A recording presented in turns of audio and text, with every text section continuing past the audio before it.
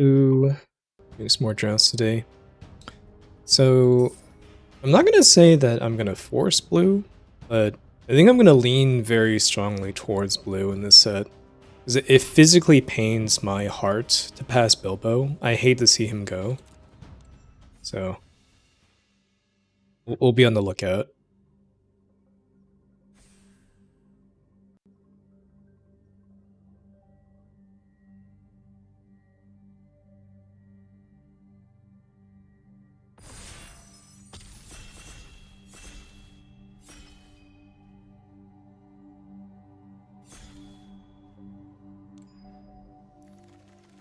What do we have? Ooh. Unexpected Party is one of the best rares in the set. This is just like almost unbeatable. So it's got an adventure side for X2 white, create X dwarf tokens. And when this enters, you choose a creature type, probably dwarves. And creatures in control of the chosen type get +2/+2. So you just make a bunch of dwarves, next turn they become 4/4s, and it's just unbeatable. There's very, very few sweepers in the set. Oh, also, Stone Giant of High Pass is a pretty good card. Makes a 3/1 wall every time it enters or attacks, and you can sacrifice any artifact to do 4 damage to any target, including your opponent's face. So, oftentimes you can just play this, and then attack with it next turn. In the middle of combat, you can throw 2 artifacts to deal 8 damage. It's pretty nice. Nothing even really comes close to Unexpected Party, though. So we are definitely playing white. Next up, there's not too much that's exciting here. We could take Sound the Trumpets, I suppose. It's an okay card. Same with Patient Instructor. Same with Dwarven Shortsword. I'm actually not that high on this card. I think I'd rather take Smog if I was going to take any card, but I'm not really excited about playing red-white. It's sort of like the Equipment Matters theme deck, which I'm not in love with. Equipment has almost never worked out as like a theme in Limited, so I tend to stay away from it. I guess I'll just take the counterspell. I think this is okay. Okay, now we can take a Magnificent End here. It's a pretty good removal spell. What is this? 3 mana +2/+2 trample. Whenever equipped creature deals combat damage, choose a creature type. Create a treasure token for each creature you control of that type. Not terrible, I feel like. I guess if I had taken Smog, I could have taken Bothersome Noisemaker here, and that would have been pretty alright, but again, don't really care about being red-white.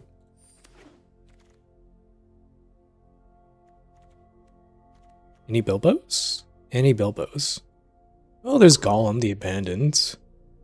This is actually a really, really good card.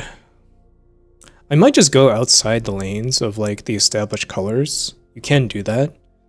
And maybe I'll be white-black. This is just such a strong card. So every time it enters, they lose 2, and you can sacrifice an artifact or creature, return it from your graveyard to your hand.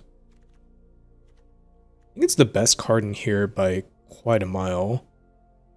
Like, otherwise I'm taking Plunder, which is a good card, but I think I'm just in for taking Golem here.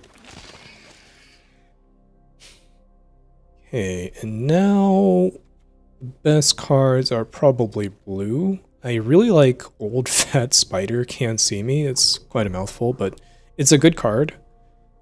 It does a bunch of things, protects a creature, prevents one of their creatures from doing damage, and draws 2 cards, which I like. There's also Lakeshore Apothecary, which is a really good 2-drop. This is a set that does not have, like, that many good 2-drops, so I'm kind of high on the Apothecary, even though the Old Fat Spider has impressed me. I'm gonna take the 2-drop. See, there we go. There's just another one here. There's also a pretty late Balin, but again, not really considering red here. Fateful Discovery. Whenever an artifact you control enters, draw a card. Not really set for it. Take a blue-green land. We could take another golem. This one's not as good, but I could take it. I'm not really impressed by these 3-drops. I mean, I guess the butterflies are okay. We could just take the butterflies or this 2/4. Sure.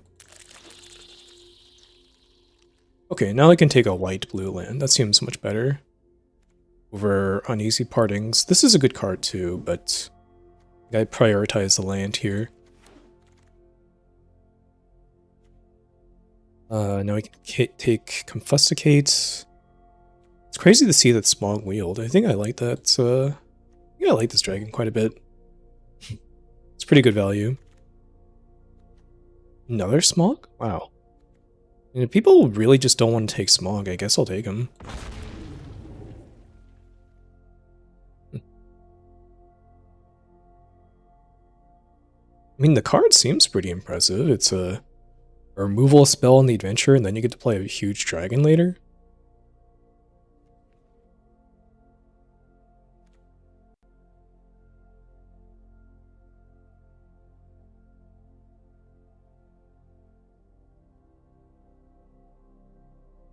So, we're probably landing in white-blue here. We could consider splashing the golem. Oh, and this one also wields. Giant's Boulder is also not a 0. It's an artifact. You can sack the golem. Scries 2. It fixes your mana, and it is a removal spell in a pinch.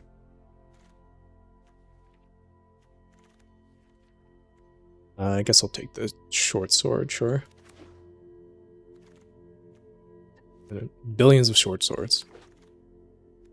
Okay. There's another golem. There's also the Mountain King's Return. This card's quite good. I think I like that over everything else here. The Lonely Mountain is pretty strong. It's just, you can spend a bunch of mana and tap this to make 2/2 dwarves. It's pretty good. I don't have that many, like, creatures to get back with Mountain King's Return, but I expect to pick up more. Okay, now we probably take Stone by Sunlight. This is a, oh my god, no. We actually have to take Bilbo. I think it's actually correct. Bilbo is a great card, and he makes my Mountain King's Return better. It's just the perfect card to go with this saga. So, we'll take that.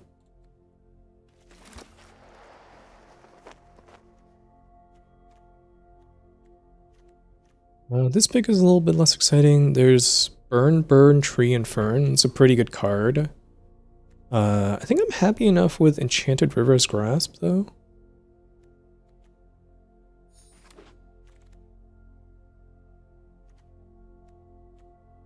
Now, I guess I could just take this 2-drop. You do need a certain number of 2-drops, I feel like, to not die in the set. And there's not that many good ones. So, I'll just take this. There's another white-blue land. There's also a Hobbit Hole. Hobbit Hole is quite good with something like Bilbo. It can also grab Gollum. He is also a halfling. He's a horror, but he's still a halfling. So it's a pretty good utility land. The other option is Bofur, which is pretty good with Unexpected Party. Okay, I do need more creatures. Let's take Bofur. I also don't think I've drafted him before, so it's good to try him out. Here we can take Hobbit Hole for pretty much free. Okay, another old fat spider. Plunder is also really, really good. I'm actually not completely sure which one is better between the two of these. Because my 3-drop slot is kind of full. It's kind of nice to have a card you can play on 2 and 4. So I think I'm going to take Plunder because of that.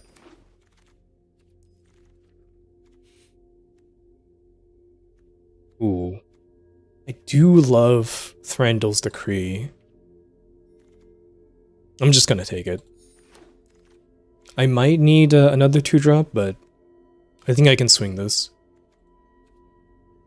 Here...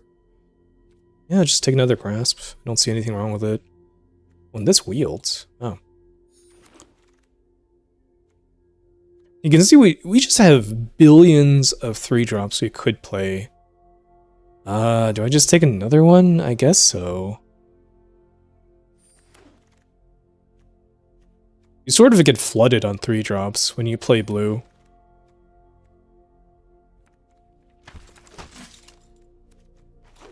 Alright. Yeah, there's another good 3-drop. I think I'm supposed to take it, even though I have so many already. You can see now why I really prioritize the Apothecary. You just need something to do on 2, and there's not that many in blue. Thor's map is also here. This reveals a basic land. This also draws and discards. It's pretty good. Might just take this to have a play on turn 2. Who knows? This might also wield this bard. I just think having another 3-drop is just not that high of a priority for me. Here, I guess I could take another Grasp. There's really no other card for me here, so sure. Grasp is a solid card. I could take another Magnificent End here, or another Bofur. Oh wait, no, there's a Bilbo. I can't pass the Bilbo. Never mind. That was close. Ooh, I settled the wreckage? 4th pick? Oh my gosh. Yeah, we'll take that. Okay, this deck suddenly got a lot better. Now there's also Celebrate the Mountain King, which is great. This is basically an O-ring, but you also get to loot, or recruit in this case. If you discard a non-land. Well, you draw and discard, and if you discard a non-land, you get a 1/1. So that's pretty good. Probably get some of these Dwarven short swords out of here. Okay. None of these are that good. It's also just more 3-drops. Sure, I'll take one of the random ones. Although I don't really plan on playing it. I think I will play Troop of Ponies. Just to have another 2-drop. Ooh, Apothecary. That is really, really nice to see this late. It kind of gives me hope that Bard is going to wheel, because it seems like blue is kind of open.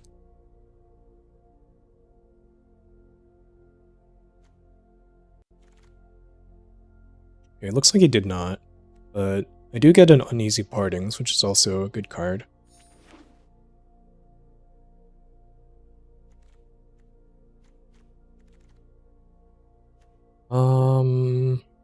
Probably not gonna play this Golem. I don't think. I think I just don't need to. I have so many playables already. Yeah, just not gonna play any of these.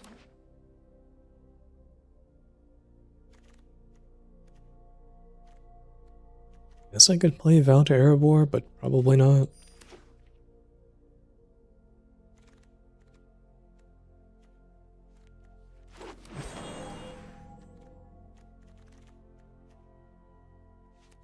Gandalf.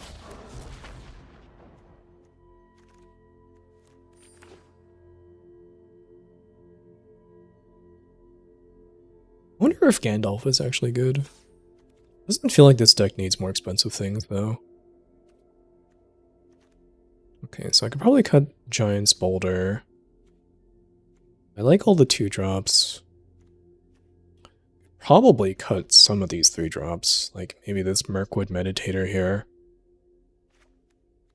Maybe one of the Confusticates. Do want a certain number of 3-drops or less for Mountain King's Return. Let me just count how many I have right now. So this is 3, 4, 5, 6, 7, 8. That's a decent amount. All right. I could also consider cutting the butterflies for something like the Mirkwood Meditator, just because it's a 2/4. Can block much better. This also looks to be mostly a control deck, so I think the higher toughness is more valuable than flying here.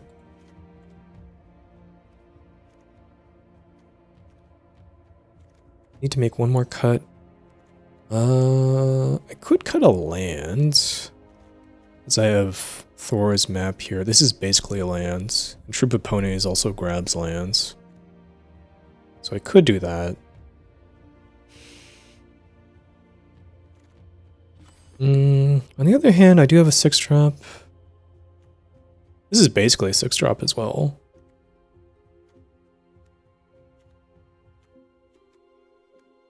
Kind of a tough one. I like most of these cards.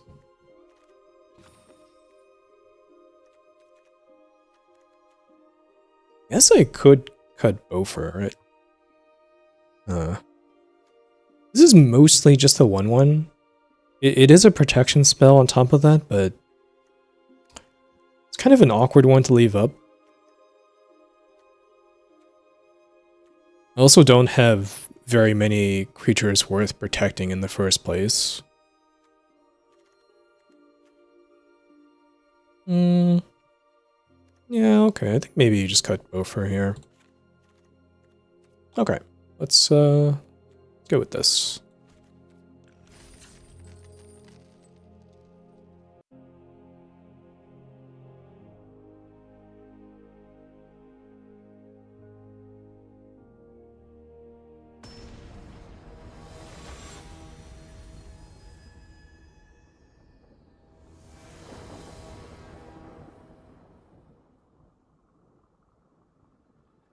Right, this is a fine hand. I get the Scry turn 1 for a turn 2 play, and if I don't find one, it's probably not a big deal. Don't want 2 lands, that's for sure. Scry these to the bottom. See, Bilbo is just so good. What a card. Ooh, there we go. Troop of Ponies. Something I can do in turn 2. This is the other reason why I kind of want to cut Bofur. It's not really a card you play on turn 2, it's like a card you keep in your hands until you can get some value out of it. Usually you don't just run out the 1/1. Okay, they're gonna kill my ponies, but that's fine. So now I get to play Bilbo. Get my card. Ooh, that's been a lot of lands. It's been 8 lands in the top 10, because I scryed 2 of them to the bottom. Wait, no, not exactly top 10, is it? It's like top 12? Yeah. Okay, they're gonna discard one of my removal spells, but it's all mostly the same to me.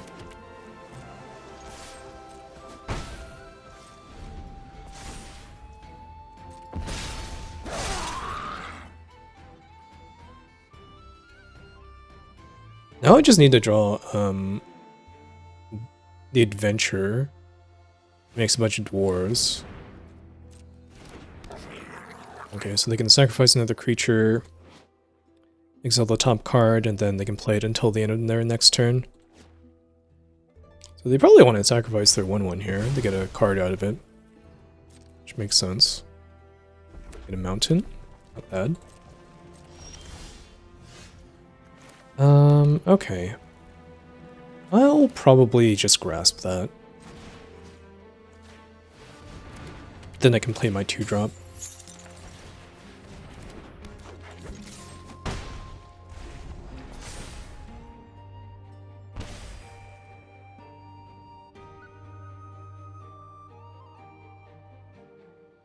I assume if I draw that rare, I just kind of win on the spot.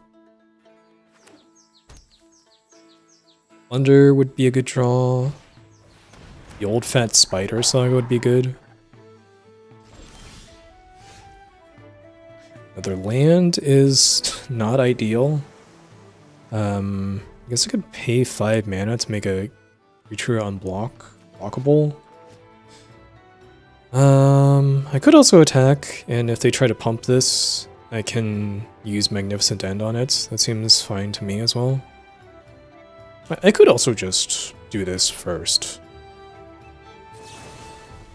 Just to get it over with and guarantee I get 2 damage here.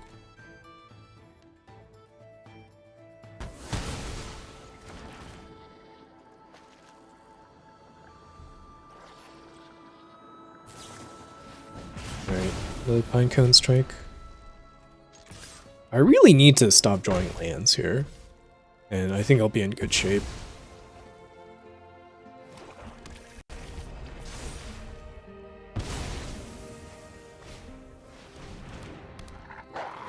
Okay, it's not too scary. Oh my god, another land? Well, I guess I just pass. This has been so many lands.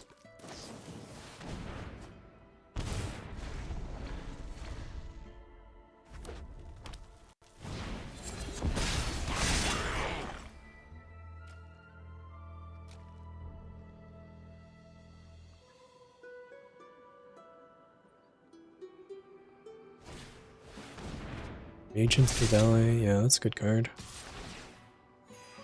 They want to trade here, that's interesting. Well, okay, I mean, this does shut down their token next turn from doing damage, and it's going to draw a couple of cards. So overall, it's kind of a good draw. I just kind of wish I drew this a little bit earlier. Oh my god. I need to stop drawing lands. There's been so many. I haven't even drawn the cards which are effectively more lands. Okay, Mountain King's Return's pretty good. We get the draw here and discard a land. Another one. Maybe I should go down to 16 lands. I mean, it's been a sample size of 1 game, so I don't... It might be an overreaction, but it's been so many. So this is 5, 6, 7, 8, 9, 10, 11, 12. So 2 lands are at the bottom. And that means there'll be like 5 more lands within the top cards. I think I just gotta get Bilbo here, draw into something else. Another land! Oh my god. There's 3 lands left unaccounted for, aside from these 2 at the very bottom. This is an unbelievably bad draw. I could cycle for the second Bilbo, but he's legendary. I think what I do is Confusticate to draw 2, discard 1. Ooh, Settle. Settle is an incredible draw here. Okay. Let's discard Plains. Play the island and pass here. Hopefully they just kind of attack with everything. It's what they've been doing so far. So I kind of expect that to happen again.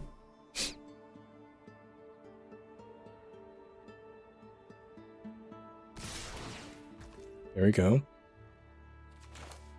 And now let's just settle here. Target player.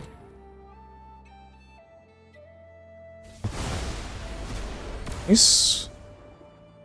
And then end of turn I can play this Plunder. Draw 2 more cards, or draw another card.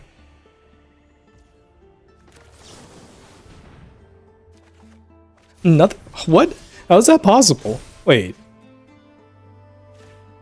This is 9, 10, 11, 12, 13, 14, 15? I guess there's 2 more lands unaccounted for? Okay, well... let's Plunder again. Trying to draw into something. There's 1 land unaccounted for. This is incredible. I guess we Hobbit cycle later.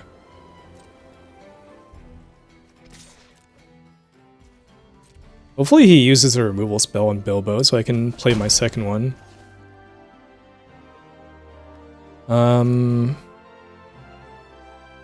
Just pass? Yeah, I think I just pass. I could cycle this and then play the adventure side of Bilbo, but I kind of want to entice him to try to kill this Bilbo. Oh, interesting. So I could actually on easy partings, and this will make the small go to the graveyard, I believe. Which I think is worth it.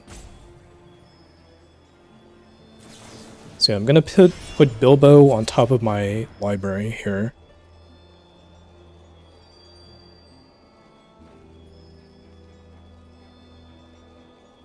This has been so many lands. This is an extreme flood. Okay, let's scry 2. Okay. I kind of don't even want the Apothecary at this point. I think I'm just gonna play Bilbo and try to keep up Thranduil's Decree. Should have the mana for it, right? Yeah. So let's draw here. And hopefully he plays a permanent spell I could steal.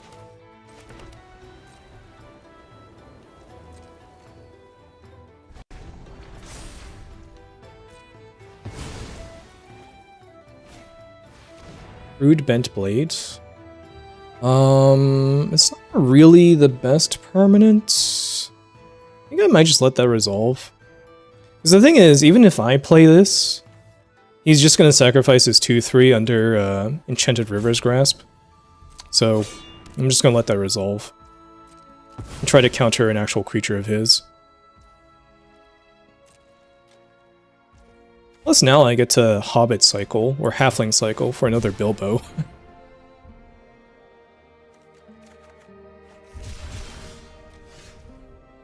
Alright, can play Apothecary, 9 mana left. Play Bilbo, hold up Decree.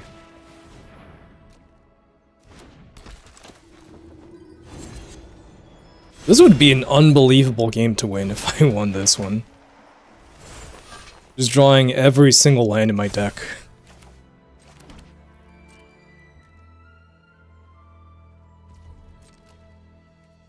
Six, 7, 8, 11, 12, 13, 14, 15.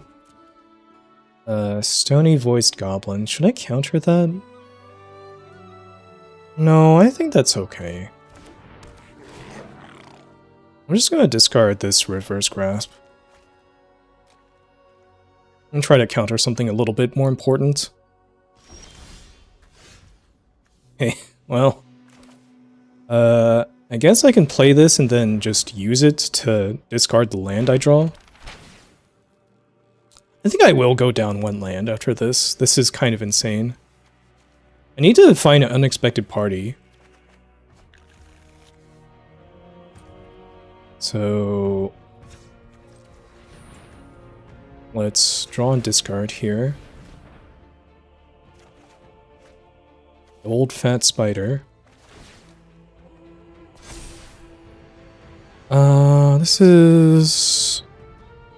7, 8 mana, so I can't play this and still hold up the decree. So let's just attack with the Apothecary.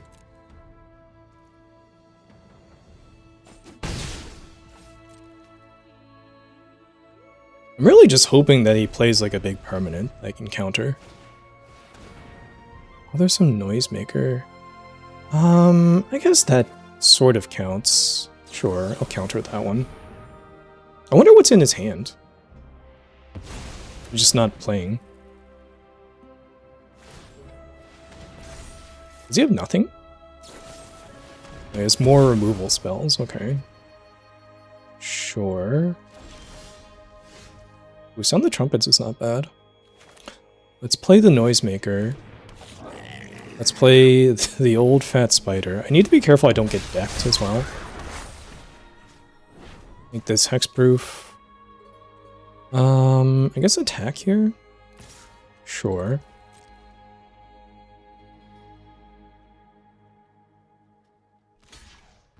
He wants to block. Okay. That's the turn. I can counter the next play he does. Although that's not really the best one because it has flashback. I guess I just let that one resolve and maybe counter the flashback version. Although, I don't really want to, I don't know if I want to draw and discard. Because this makes me recruit if it's mana value 2 or less, funnily enough. Which means I might just draw and discard the Unwelcome Guest. Just sort of my win condition. Okay, let's pass, take my turn. Apothecary. Okay. Prevent all damage from that creature.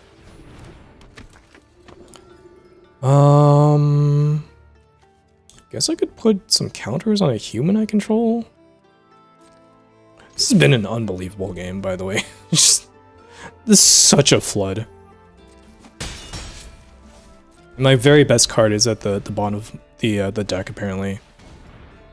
A Ravening Warg. That's fine. I don't know. Maybe I should have kept more lands in my hands.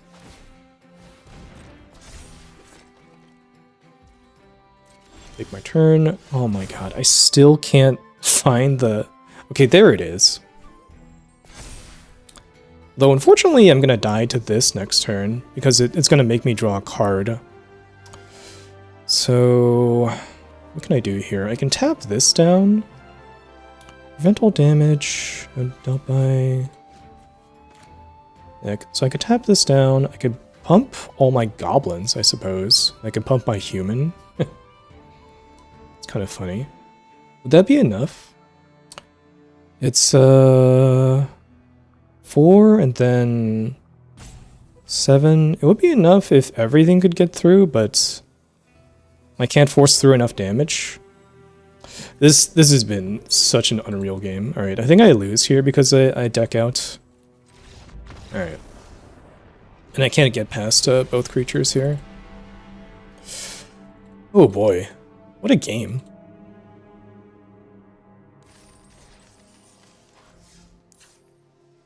Alright, well, let's remove a land. And what do we want to put in? Maybe a Confusticate? Maybe just a random creature like a Dwarven Shortsword? Could also just put in this random 3-drop.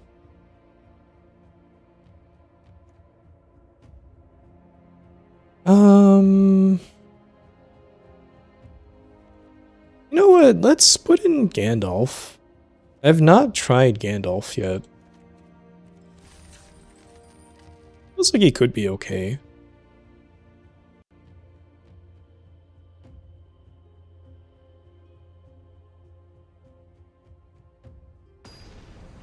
Okay, well, let's try not to draw like 15 lands this game. Okay, this hand's alright. Get to go Adventure turn 1. try and find a third land, then turn 2 play a Harper.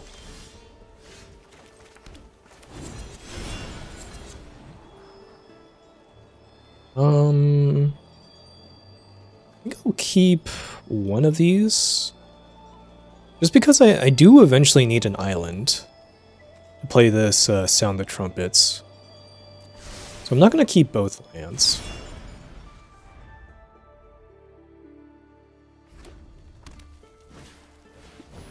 Ooh, that's a really, really good card. It's kind of concerning.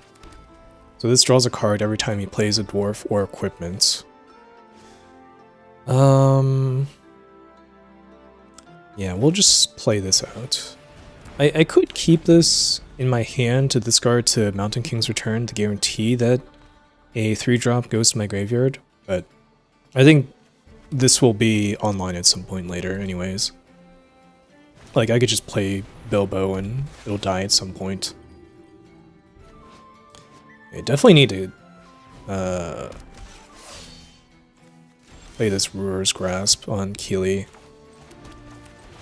I can't just have him draw an extra card every single turn. And no attacks.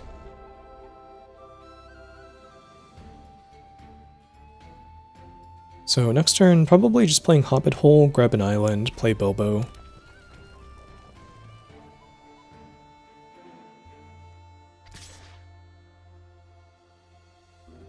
Yeah, sure, I'll trade. This creature is better than mine, so I don't mind this trade. Is it a trick to save it? That is also totally fine. I'm happy enough with that. Guess we're gonna play this anyway, so we may as well thin the deck a little bit. I'm just kind of traumatized by drawing that many lands in the first game. And we already have a 5th lands here. Okay, Subtle should be pretty good here. Seems to be a very creature-heavy deck. Guess he wants to trade the 2-1? Sure.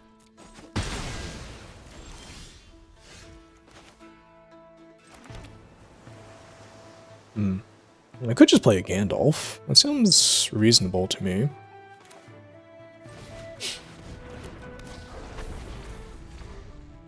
He gets to hit me with a 5-3 here, but at some point I can leave up Settle the Wreckage. Gandalf is also a little bit hard to remove because he has Ward 3.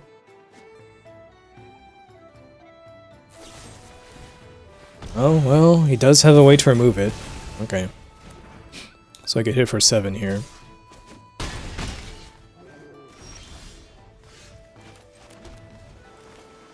So I could play this, but then I won't have Settle up. Let's just pass here and settle them.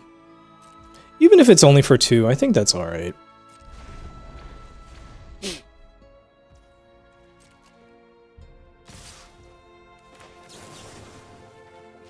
Look at you. Sort of get a 2-for-1. They do get a couple lands, but I don't imagine the lands are helping them that much. Nice, and they have no other play. Okay. So let's play Mountain King's Return. Another Bilbo. Ooh. This is actually kind of tough to decide what to discard here. I guess it could be Bilbo, because I'm likely to just grab this other Bilbo from the graveyard. Kind of makes sense to me. I could also just discard the old fat spider. No, let's just discard Bilbo, because I'm playing another Bilbo next turn. And this turn I want to hold up Sound the Trumpets. In case he plays something really big.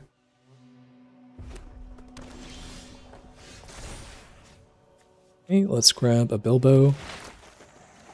Mono Bilbo control over here.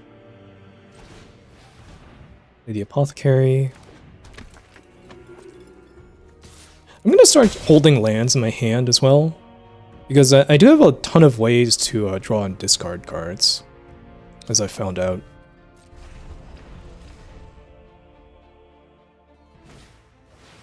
Dwarven Shortsword.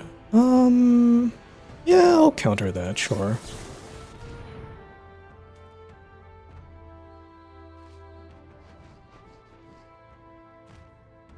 Response here? Some sort of removal spell? Actually, probably just like a protection spell is my guess. Bilbo's Gambit. What? Oh, return a spell. That's kind of funny, sure. It's not a huge deal still, because I can just play River's Grasp.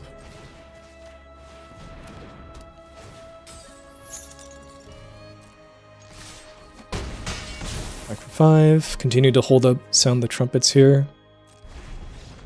And he's done. Alright. Nice. That went a lot better.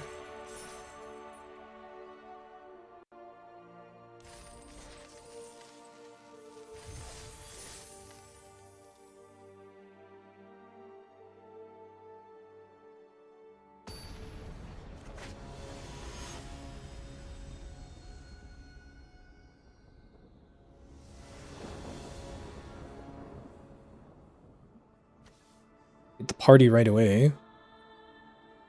This is actually a great hand, as long as I get a third line at some point. Let's go Bilbo. There's a third land. Why scry this to the bottom?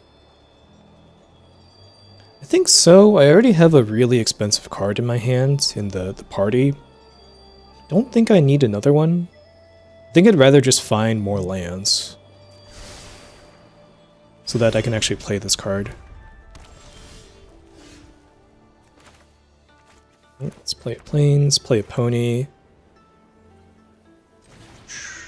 Probably still play Bilbo in turn 3 though.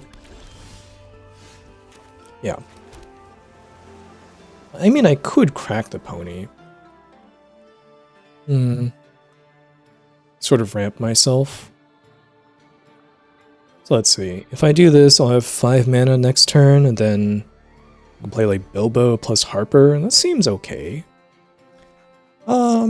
Sure. Let's do that. Got Island Plains. I guess actually Plains. I already have 3 islands.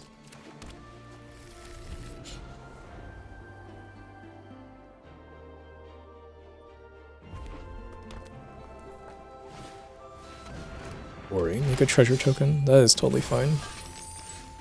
Ooh, it's a better 2-drop to play. So let's play Apothecary into Bilbo. Get a counter immediately.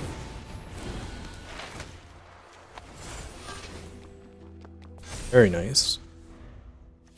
And I think I might wait for 4 dwarves here, which would be 7 mana. I could just do 3, and I think that would be good enough, but let's get a little bit greedier.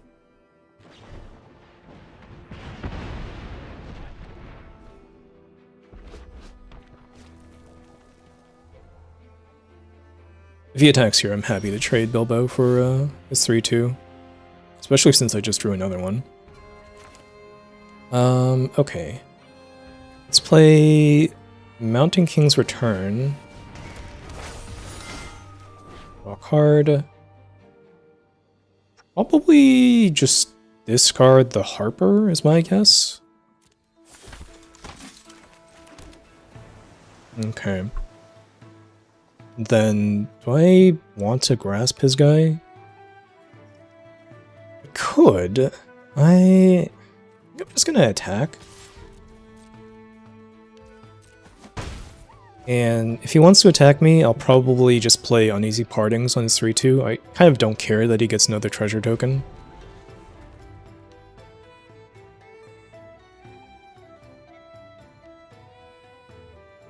And then next turn I can get like a Harper or a Troop of Ponies out. Ooh, if I get Troop of Ponies, I can sacrifice it again and get even more dwarves from this. It sounds pretty great to me.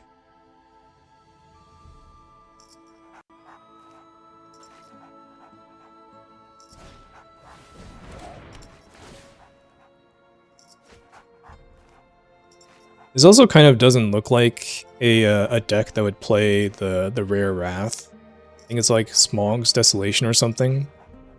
Seems like it would just kill a lot of his creatures. Alright, let's just go uneasy partings on this thing. You can draw that again if you'd like.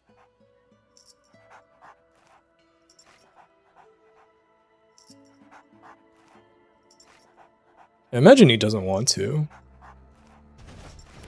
Oh, he does. Okay.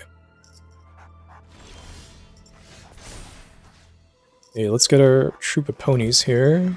Hit another land as well. And yeah, I'm definitely just going to wait until next turn, or the turn after that.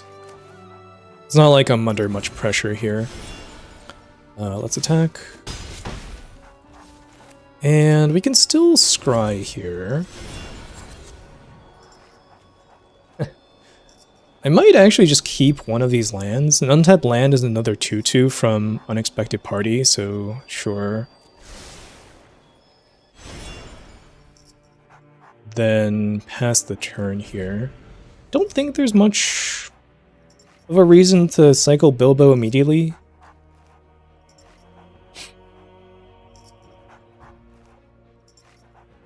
I also imagine if he has the Desolation of Smog, he would just use it on this board here. It seems kind of perfect for that card. None of his creatures on the board. He can kill 3 of mine. So if he had the card, it would be pretty tempting. Okay.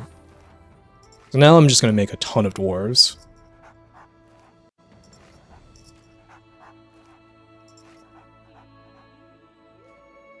I wonder what he has in his hand. Okay, it's got the Mountain Raider, sure.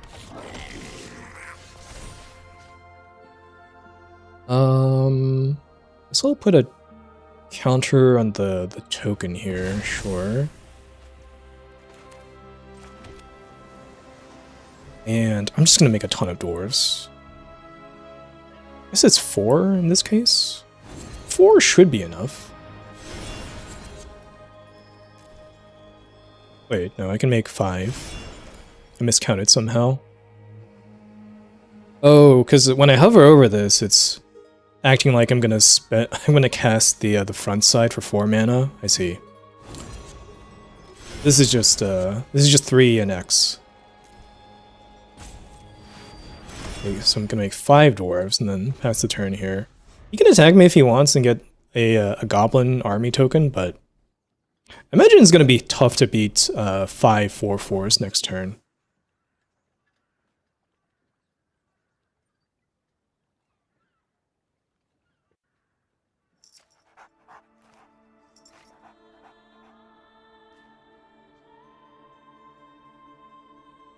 I'm also really, really happy to trade Bilbo for basically either of his cards.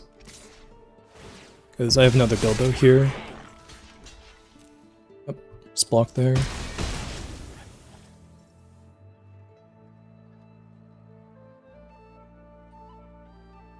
I can even reverse grasp his 4/4.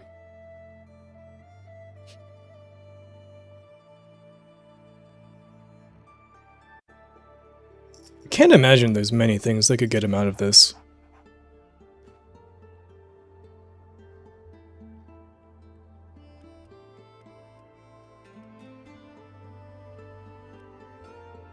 Does he have the Desolation of Smog? I'm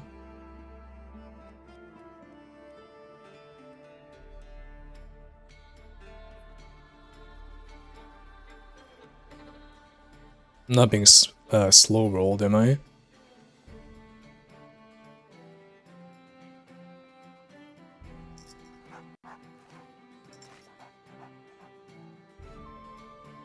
I can't imagine there's that much to think about. If he doesn't have a sweeper, he's just completely dead next turn.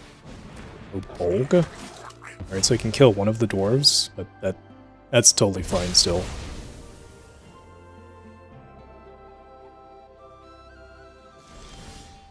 Yep, alright, so Just gotta make sure I name dwarves with this. A bunch of 4/4s, so they could block 2, take 8, 10, 12. I guess they're not technically dead if I don't cast a removal spell here, but I do have one.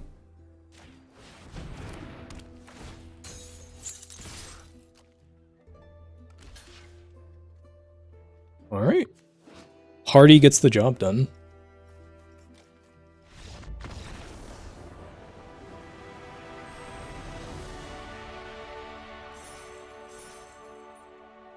Turns out 5 4/4s was in fact good enough.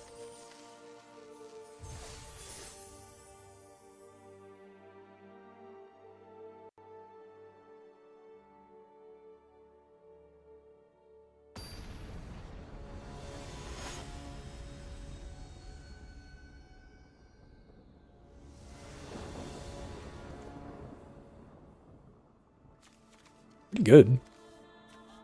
Got the unexpected party again. I've got pretty good 2-drop and ways to grow it.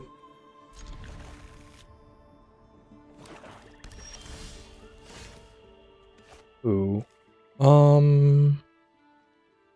Would keep this in hand to halfling cycle, but I think because I have unexpected party, I just want as many lands as possible.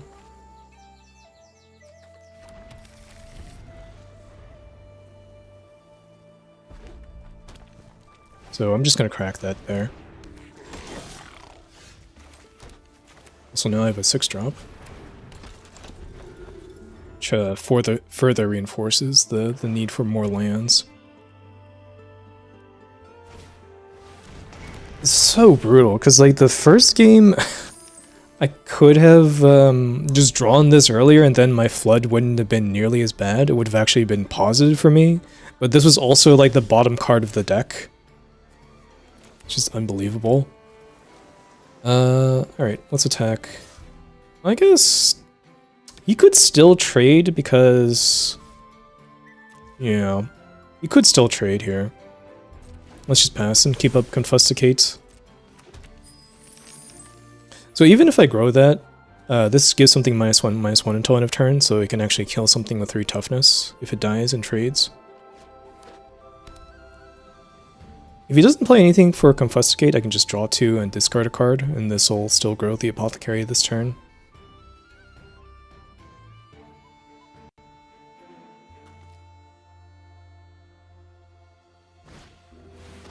Story.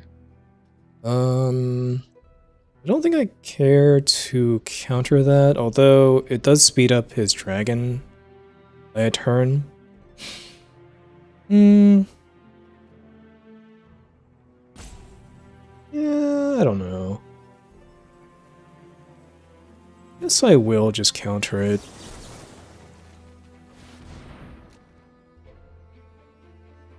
Possible I should also draw and discard to look for an answer to the dragon, but I think this is fine.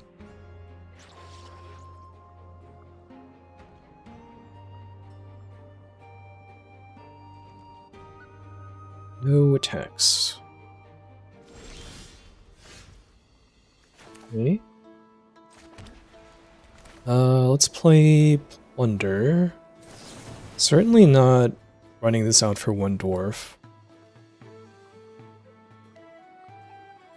Could have like a Pinecone Strike here or something, but I imagine he doesn't want to spend his treasures. That'd be quite foolish.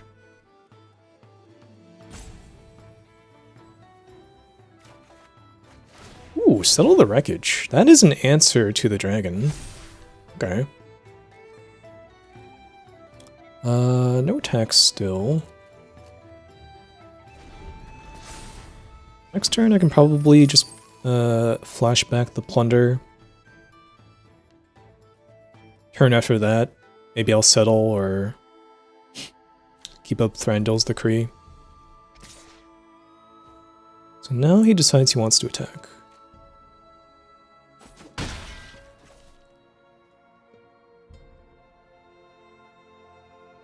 I guess he has another blocker to play.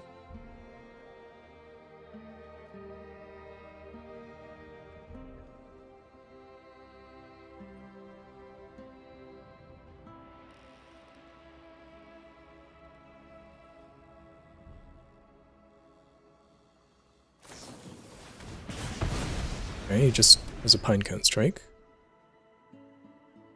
It's also fine. Celebrate the Mountain King. Okay. I mean, that's an answer to the Misty Mountains Cold. I could just play that. I think I'd rather just get like a big settle. Like, he's probably gonna get his dragon and play something else, and then maybe I'll get to settle the wreckage 3 creatures instead of 2. And this way I can hold up Plunder as well. I think I like that better.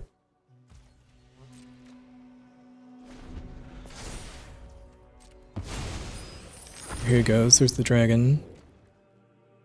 I kind of hope he plays another creature.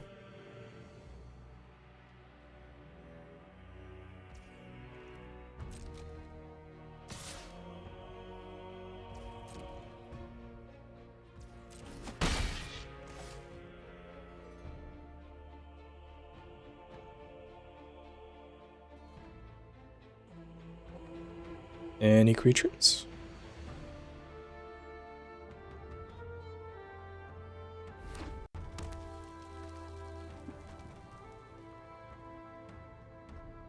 He's free to spend his treasures now. Okay, yeah, that's good. I mean, it's a good card, but it's good for me that he played it.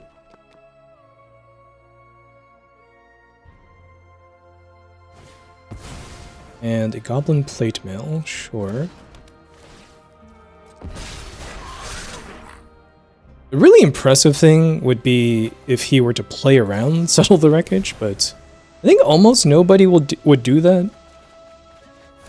I mean, it's not unheard of to play around it, but like, come on. Let's just pass here.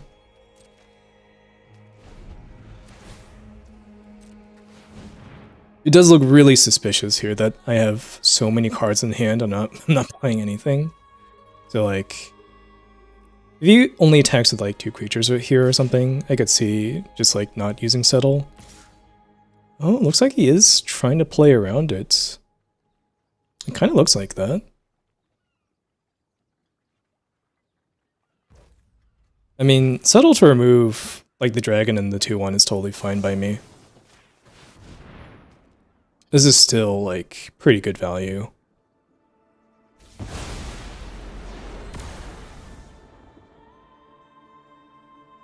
Okay, so he does play around it, but now I guess I could just make a ton of dwarves. Or I could wait a little bit longer, like I could play Celebrate the Mountain King, or hold up Thranduil's Decree.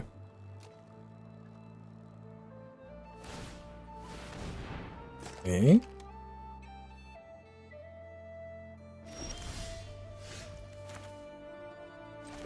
I've got 7 mana. I could play Apothecary and then play Celebrate the Mountain King. Or I could just play this for like 4 dwarves, and I think that would be pretty good.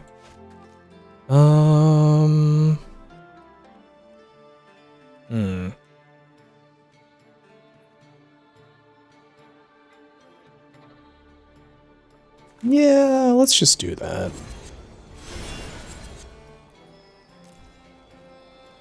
Oh wait, no. 4, not 5.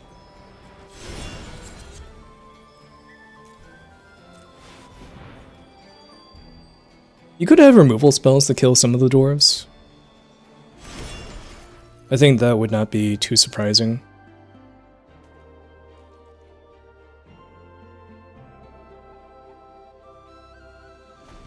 Like a Pinecone Strike or something. But I would still end up with 3 4/4s for next turn.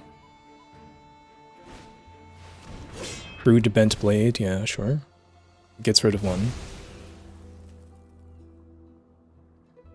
Even if he deals with a bunch of dwarves as well, I do have plenty of other things to follow this up with.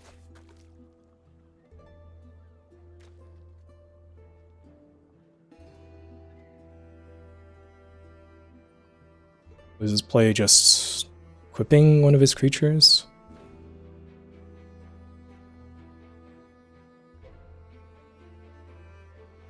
He could put counters on his goblin here, sure.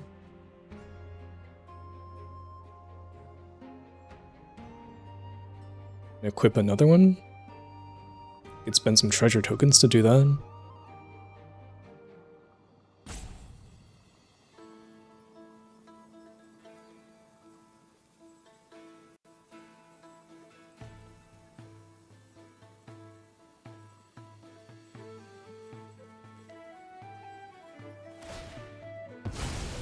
Okay, he's equipping.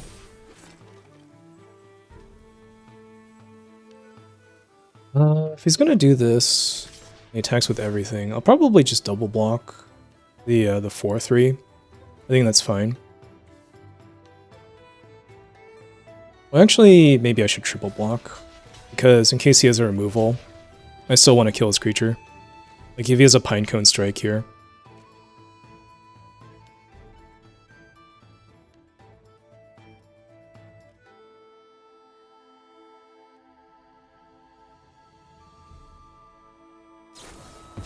Oh yeah, Smog's Fury, sure.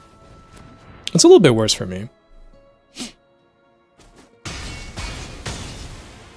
Oh, he does deal with all my dwarves there. But he did have to spend quite a few cards for it. Okay, and now I probably just kill both of his creatures is my guess. Yeah. So let's celebrate the Mountain King, exile this guy. Draw, discard. I'm just gonna discard Thor's map. Get a 1/1 out of it. And now just Reverse Grasp the other creature here. So, even though he dealt with all my dwarves, I still have a lot more cards than he does. And I have a Thranduil's Decree if he doesn't play anything crazy this turn, which should be pretty strong. At this point, I could also name Human with Unexpected Party. And that would be decent, I think. Ooh, a Bilbo. Okay, let's play Apothecary.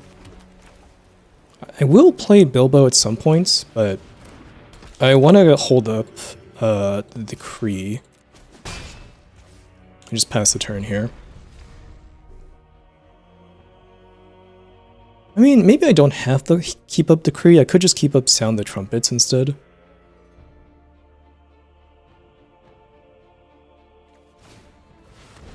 Gathering of Darkness to return Dory. Yeah, I'll counter that. I'll just counter it with Sound the Trumpets.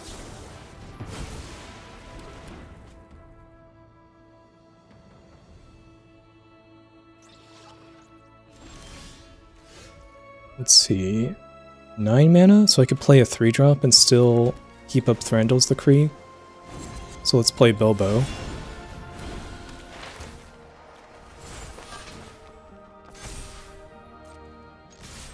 Back for 3, pass the turn. As soon as I use this, I can slam down the party, and then my humans get kind of huge.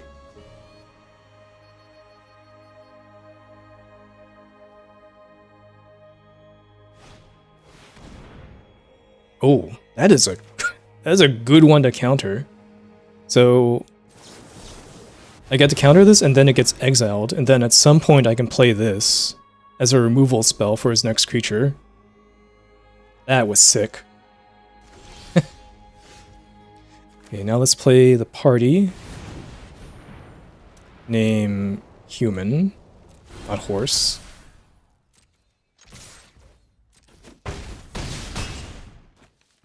And now I've just got lethal next turn. He needs to draw a removal spell immediately to not die. We've got 2 removal spells for creatures if he plays them. Alright. That's pretty sweet. It's just the case where, even though he dealt with all my dwarves, he spent so many resources on dealing with them that I could just easily win the game afterwards.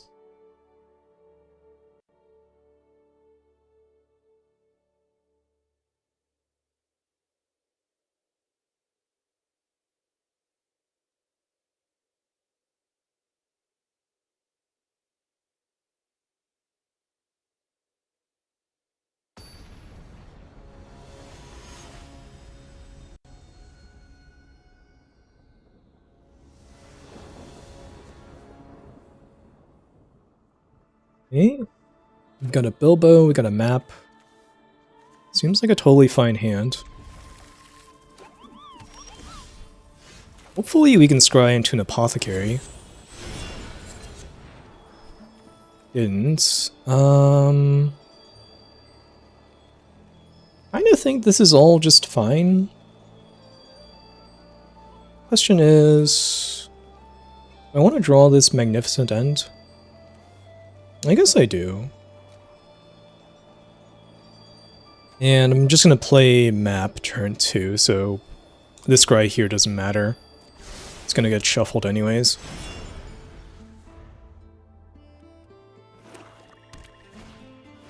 It's just a matter if I want to draw the land or the spell. Okay. So I kind of don't want to use my rule spell in either of their 1/1s. I'm just gonna play the map here. And just pick up a plains.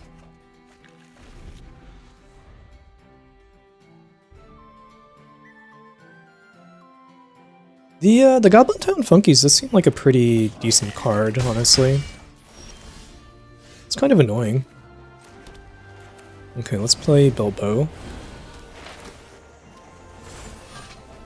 Another land.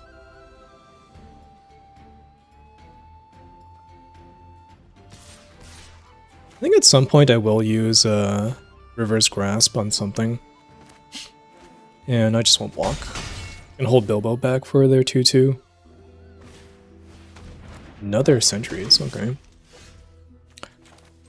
I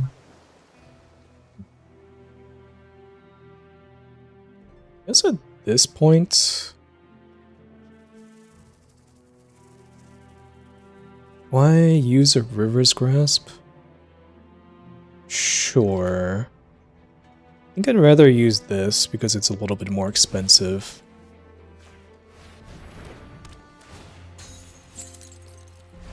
Then no tax still. Next turn I'll just play a Gandalf.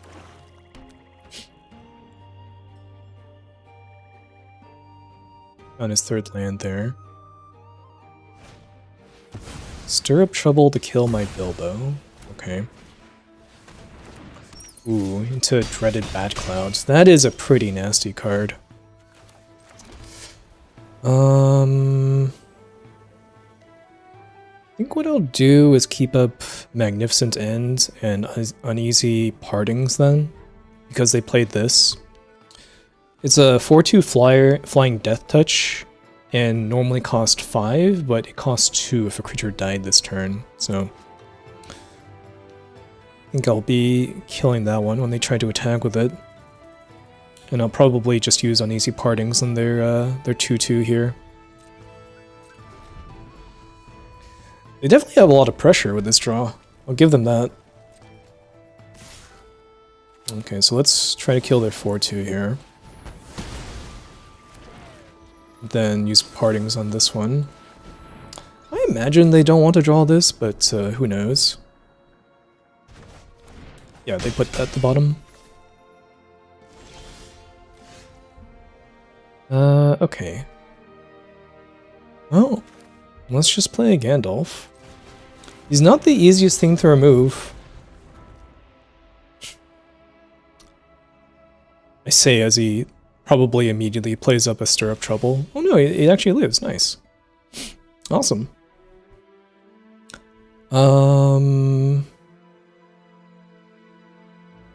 What do I do this turn? I think I can just play an old fat spider. Maybe loot with the Thor's map at some points. Actually, I should probably do it now. It's in case I draw a land. Yeah. I'm just gonna discard Meditator, maybe? No, I kind of think I'm gonna be tapping out for the next few turns, so let's discard Sound the Trumpets. Then no attacks here. I'm at a pretty low life total, so I don't want to just suddenly get smacked by like a giant goblin army, because he could amass more. In fact, he will amass more. Alright. Let's walk there. Target the goblin army, I suppose, with this. They land. I want to play. Yes, I want to play the apothecary, and I want to grasp their 4/4. So let's do that. Just get rid of it. Attack with Gandalf.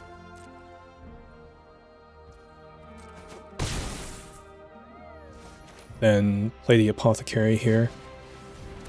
Apothecary should grow pretty quickly with the spider saga in play. They could remove it, of course, but yeah.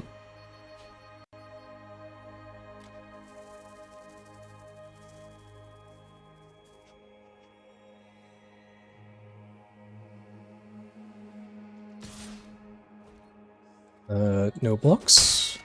Creature does no damage.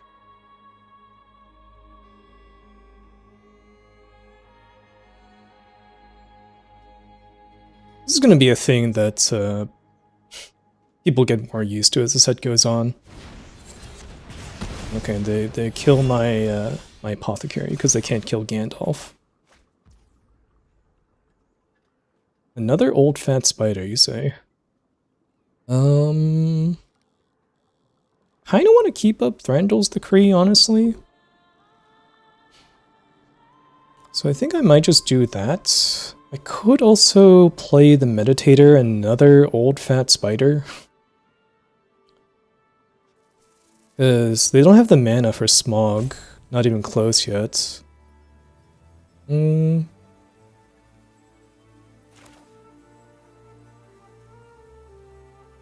Yeah, okay.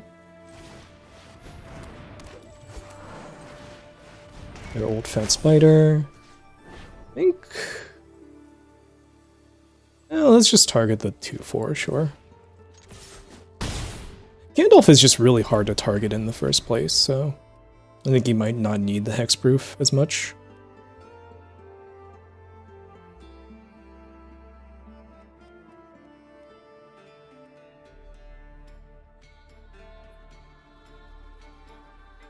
I imagine he could just be sitting on a pile of removal over there and just have a couple hexproof creatures he can't do anything about. He just leaves. That's it. I mean, the match wasn't gonna be like over or anything, but I guess he had no interest in that anymore. He's just off it.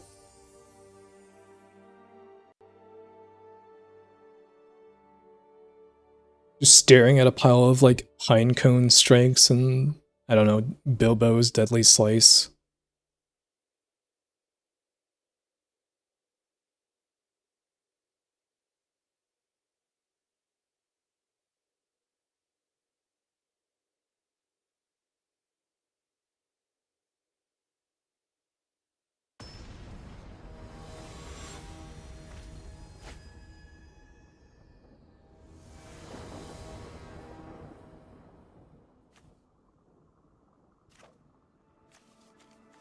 Pretty good hands. I do need to draw some card draw, but oh, there's some. Perfect. Got my best card, I've got good 2-drop. Another Goblin Flunkies, alright. Still gonna play the Apothecary even though I drew this. Okay. Well, that was gonna deal with the Apothecary at some point anyways. Even if I made it hexproof. Kinda think I just play this. Just to get my card draw going. I really would like to hit my lands, and this will eventually draw me cards here. So I think that's reasonable.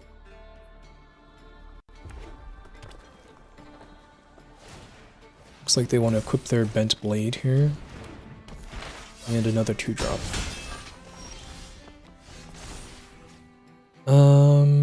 guess I'll prevent the damage that this Flunkies does. Make them move the blade around. Also didn't draw a land, that's kind of bad. Let's just play this 2/4. Doesn't die to Pinecone Strike. Actually blocks their guys well enough. Another crude bent blade, sure. Really need to draw a land here, more than anything. 4 here. Okay, there's lands. And there's Mountain King's Return. Okay. I think I just passed the turn here with Uneasy Partings up. I really just need to draw more lands, honestly.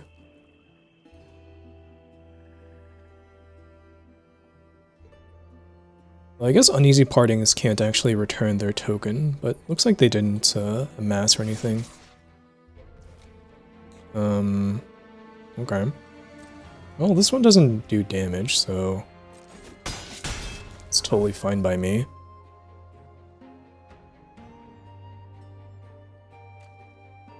There's so many people that just want to tap their creatures when it's targeted by this thing.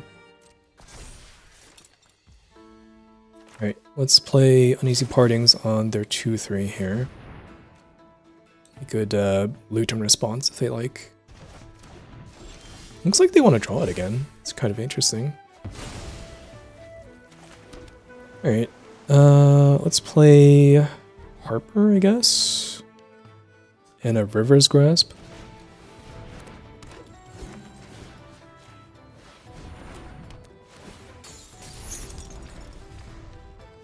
Oh, that's funny.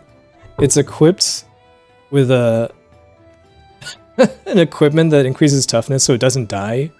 So their army token is actually locked down for as long as it's equipped with this thing.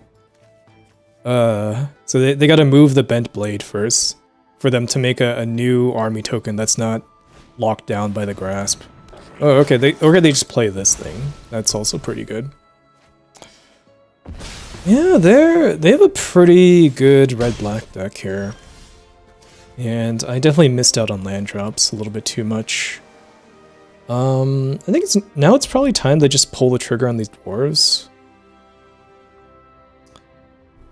Yeah, I don't think I can just play Mountain King's Return, can I? So this is how many dwarves? 3? That's not that many dwarves.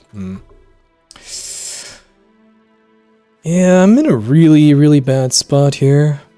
I think 3 dwarves is just not going to do the trick because they just attack with both. I have to block both. They can amass another token. Yeah, I think I'm just done here. I have to like chump this and chump this, double chump. Alright, they got me. I think if I just hit my lands on time, it would have been okay, but the little bit of stumbling was too much to recover from.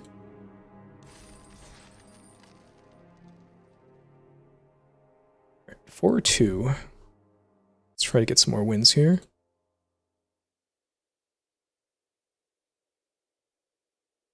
I think the deck is pretty good, so I would expect to be able to pick up some more wins.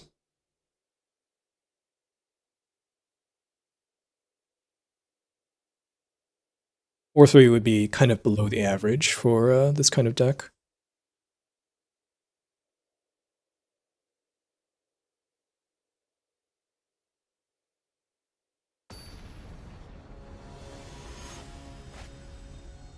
At some point, if I drew Settle the Wreckage, that would have also been pretty nice.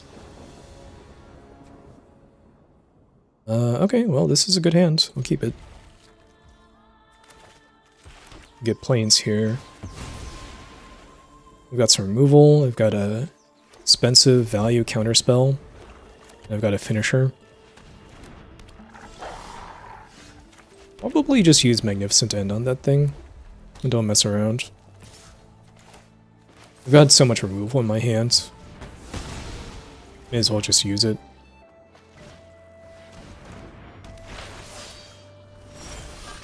One counter on each equipment you control. Unfortunately I don't have any creatures, so Might just use Uneasy Partings on their 2-drop. I think that's fine.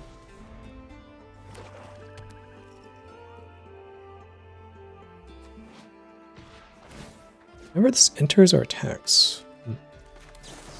Alright, let's put that on top, or the bottom if he doesn't want it anymore. He does want it, okay. No other plays. Okay. Well, now we can play Mountain King's Return, discard the ponies, then bring it back. Draw land, that's nice. It was a very good draw for me. Looks like he might have some sort of removal going on there. He just doesn't want to use it on the 1/1. Rude Bent Blade. Wow, that is really not good. Just to kill my 1/1. Alright, I get my ponies again. I'll just pass now that I have Confusticate. Next turn I can sacrifice the ponies to get some lands. Yeah, I imagine it's worth countering here. Might just be his only play. It is, nice. Well, I guess unfortunately I do have to put the counter on the pony. And I plan on sacrificing it anyways. I guess let's draw first. If I draw a land, maybe I don't sacrifice the ponies, but I probably do anyways. Oh yeah, well, now I definitely sacrifice the ponies. Let's get Island Plains. Just play both of them.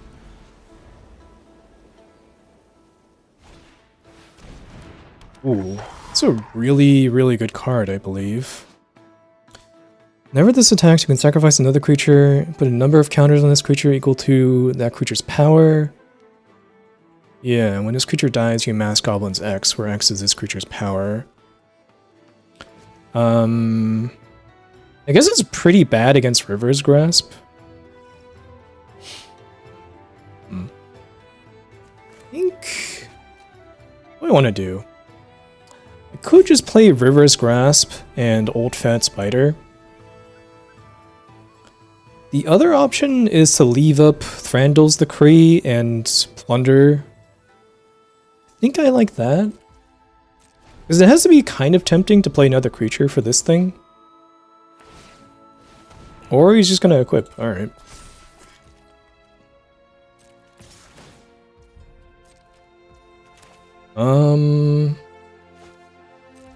Take the damage. You could play a 2-drop, I guess. Yeah, okay. I actually don't hate countering that either.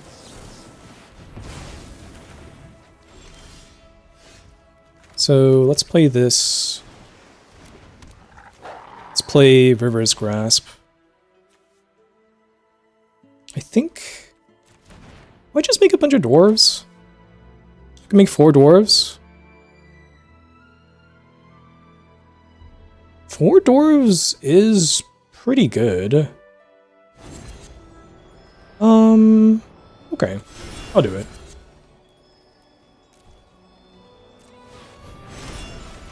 That's the turn. Next turn I can play this plus Grasp.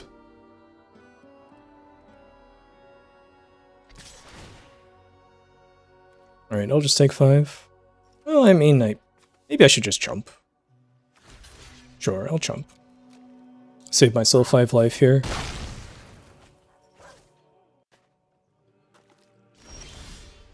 No play. Interesting.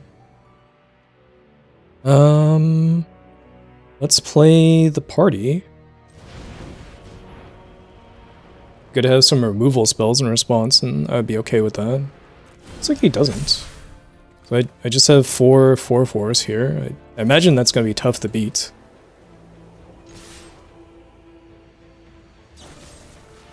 Deadly Slice, yeah, that's probably not gonna be good enough. Let's just grasp his guy.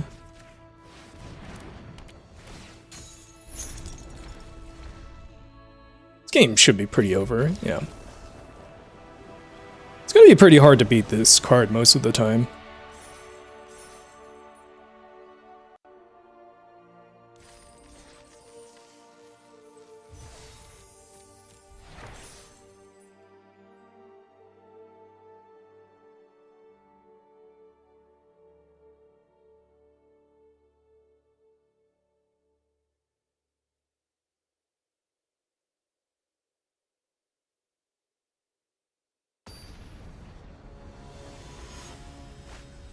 Okay.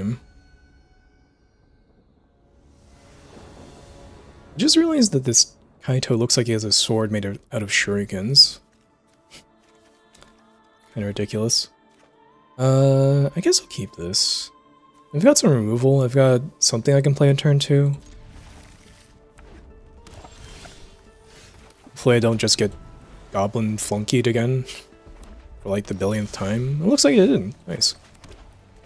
Let's play the map.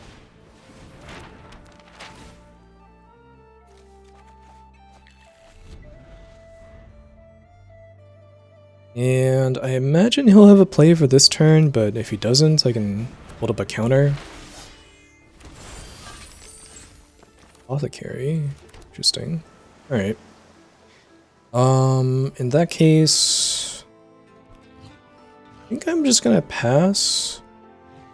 I can hold up Sound the Trumpets, or I can Uneasy Partings in the Dwarfias.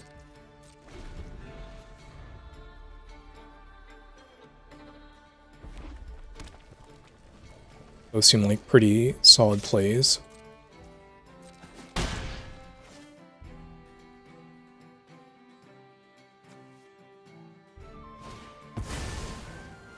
Or an Oak Shield. Okay. Guess I'll sound the trumpets on that and draw and discard.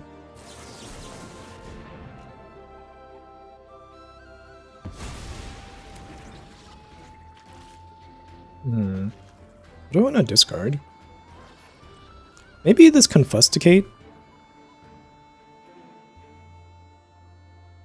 Confusticate does not seem that impressive. Yeah, we'll just get rid of this thing. I don't think I want to get rid of lands. Ooh, Settle the Wreckage could be nice. And I could play the Apothecary. I think I'm just gonna keep up Uneasy Partings, though.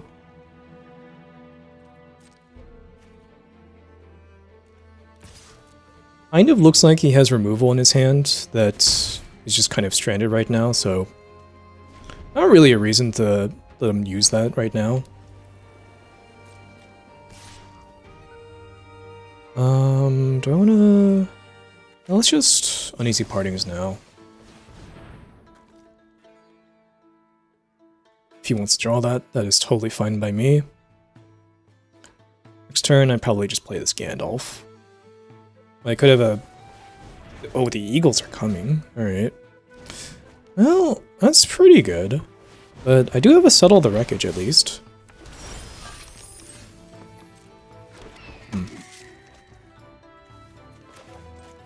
Yeah, I guess he kind of got me there.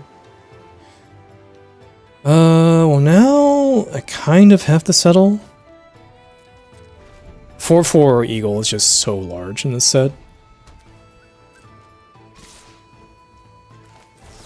Alright, let's settle.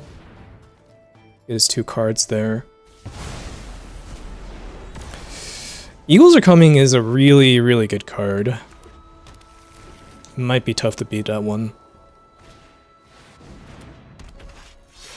It's got decent follow-up. I'm just gonna play Apothecary plus Celebrate the Mountain King here.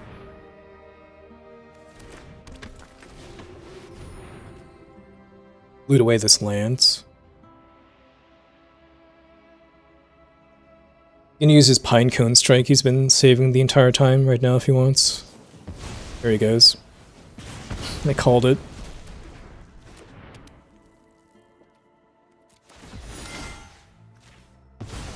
Exile that one.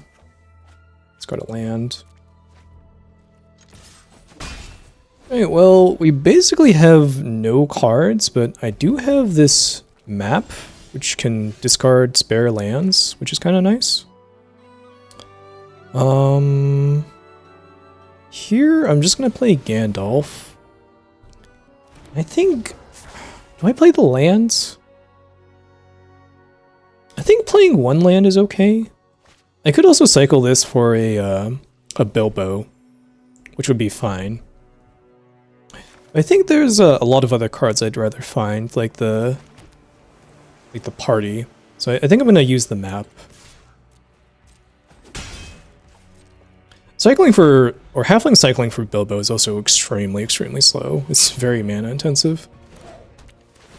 It's basically my whole turn to play a 2-1 that draws a card. Okay, they discarded Sting. Interesting. Because it's no good when you have no creatures.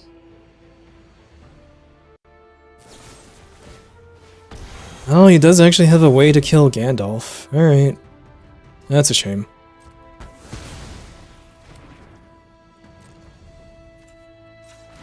I had to draw that right there, too. Alright, discard Hobbit Hole. Map again. Discard Plains. Author Carrier is going to be good for next turn, I suppose. Let's play this. Attack for 1.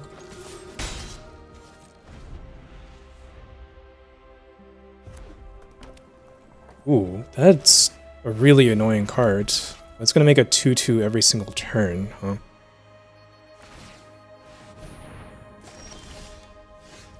Okay, let's map. Old Fat Spider, huh? Not terrible. Does he have another Pinecone Strike? I wonder. Let's play the Old Fat Spider to start the card draw going. I guess make this hexproof. Okay. And then no attacks. That land is going to be really tough to beat. He gets to make a 2-2 every single turn now. Attacking. Sure, no blocks.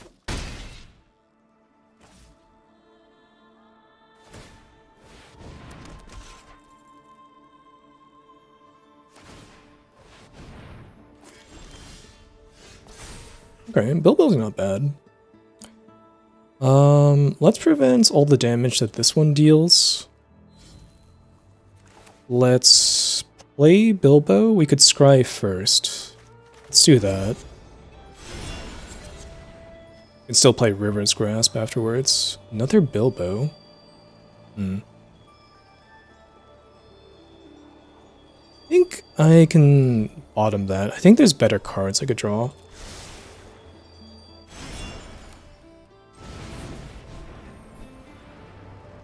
On party.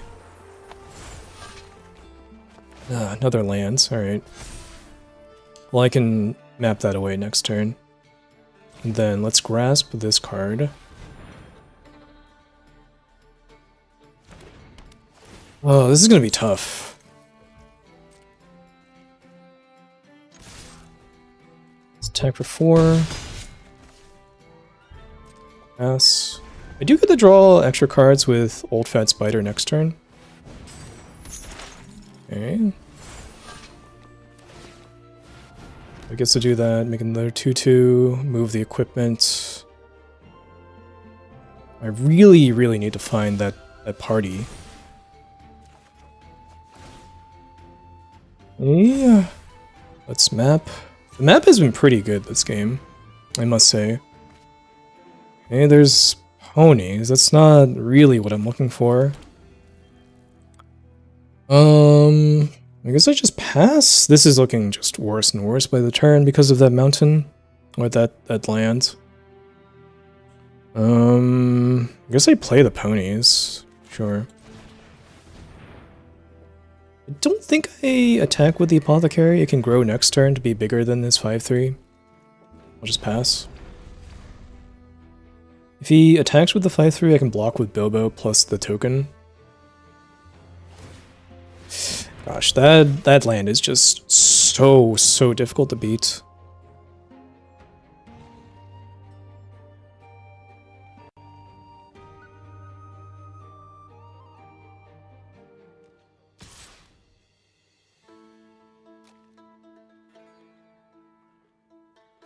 Alright, I'll just block with these two.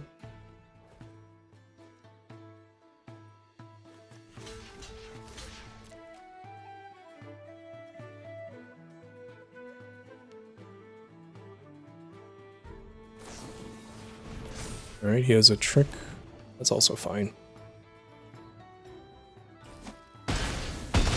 I mean, it's not great for me, but it's not the worst thing that can happen. Plunder. Okay, I mean, at least that does draw a card. Let's start with Plunder.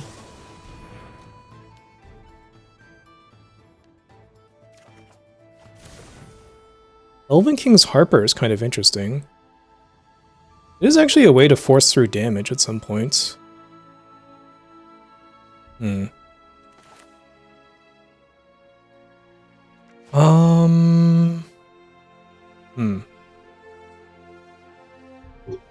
Yeah. What do I do this turn, though?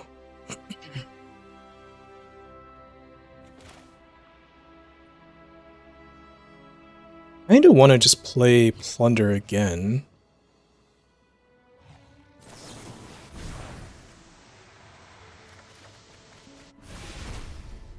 Okay. Now just play Grasp and a 7/3.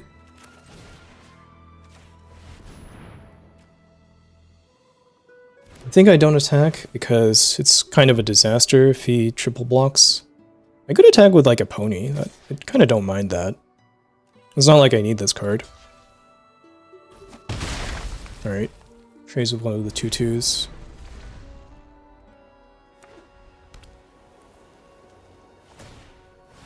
I just need to draw the party. That's really all I need. Oh, he's attacking. Interesting. Draw like a combat trick? This is kind of weird. There's not that many things that boost power by like 4, though. I guess he could have Magnificent Ends? Sure. Ooh, there it is. Okay. Now we're talking. How many dwarves is this? This is 6, 9, 10 mana, so 7 dwarves? I could take 7 dwarves. Alright. All we're missing is Snow White here. He's definitely made a lot of dwarves, but I've suddenly caught up by quite a bit. Alright. There's some give +1/+1 if he pays 4 mana. Definitely not blocking. Don't know if he thought this one through, because I think he might just be dead now.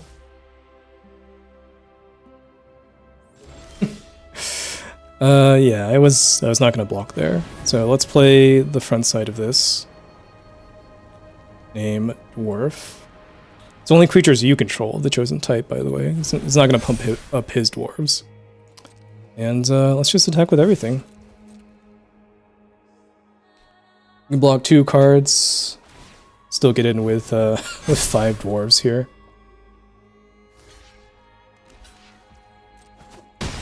Boom. Didn't even need all these cards. Alright, sick.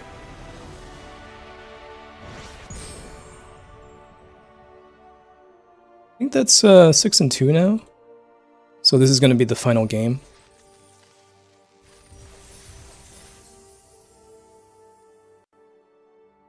Let's see if we can get the trophy.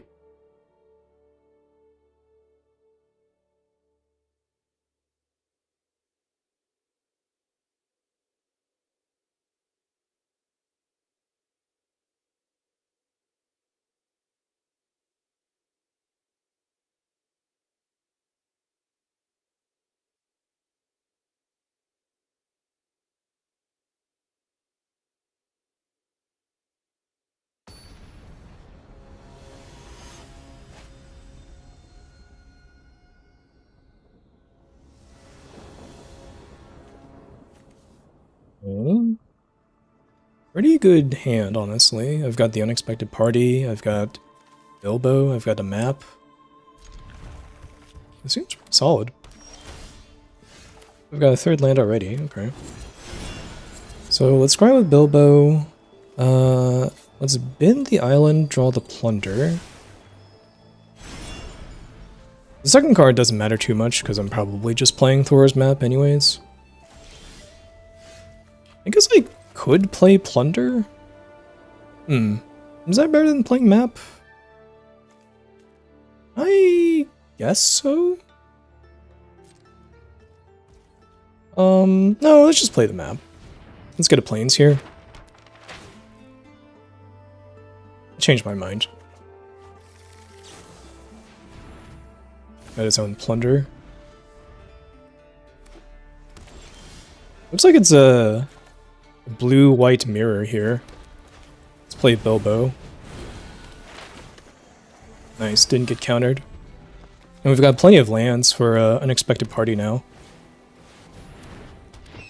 Long Lake Nuisance. Sure. Probably just grasp that. Discarding another Nuisance, wow. It's kind of bold. Just play Celebrate the Mountain King? Sure. It's the most expensive card that still removes their flyer. And I kind of don't want to discard land, so I think I'm going to discard Plunder the Troll Shaws. It seems fine by me.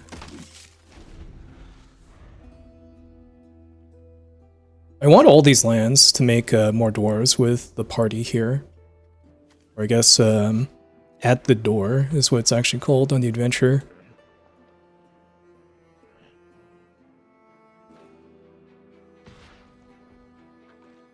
Alright, I'll trade here. Seems fine by me. Bard's Company. Yeah, that's a pretty good card. So this is basically a lord for all creatures. And when this enters, he recruits. And he's got his own Bilbo, sure. I'm probably going to grasp his 2/3. And might also draw with the map here. I do have a lot of lands. So let's grasp this. What did he discard? Confusticate and Be Bother. He's kind of discarding a lot of non-lands over there. I guess no attacks. I'll just save my Bilbo to block his Bilbo.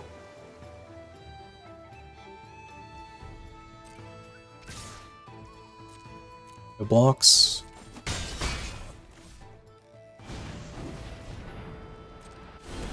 Here's his own Bilbo. And that's it. Okay. Let's draw out the map. Settle. Settle is actually not that good here. It's just a bunch of tokens and a Bilbo which has already drawn a card. I might just discard Settle. Don't think it's that great here. Yeah, I think I will just discard Settle.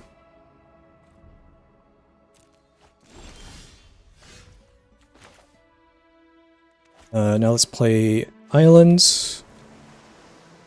I want to keep up Thranduil's Decree.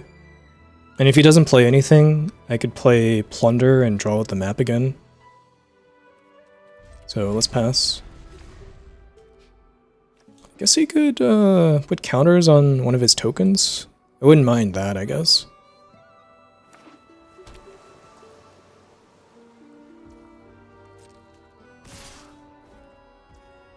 Okay, let's block his Bilbo.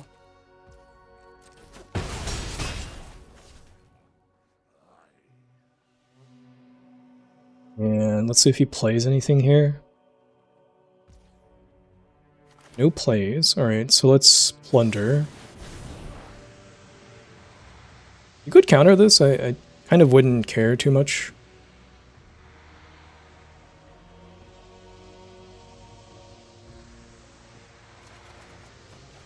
Okay. Then let's use the map. Jeez, this is a lot of lands. Let's go to plains, I guess. I kind of don't want to go for the party when he has a bunch of open mana. So I think what I might do is just play a Bilbo. And keep up Sound the Trumpets. I guess I could scry first.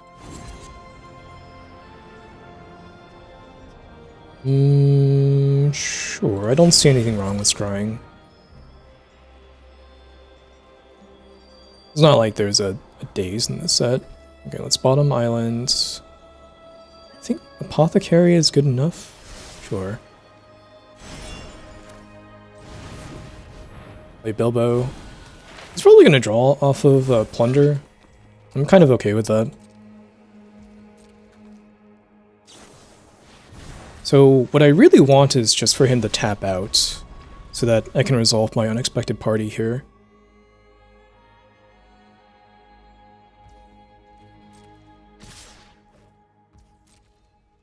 No blocks. Make Town Lookout. That is not really worth countering, I feel like. Just let that one resolve.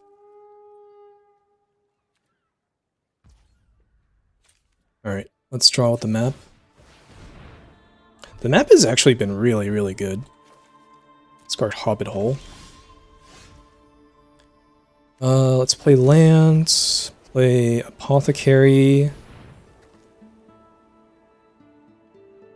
Is he gonna counter this? I wouldn't mind that either. Okay. And then let's pass. No attacks.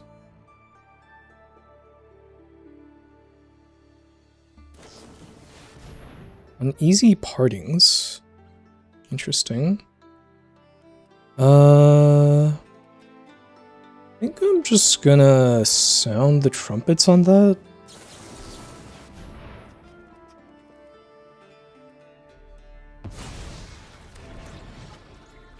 Then use the map to grow my Apothecary. Discard, I guess, Troop of Ponies at this point.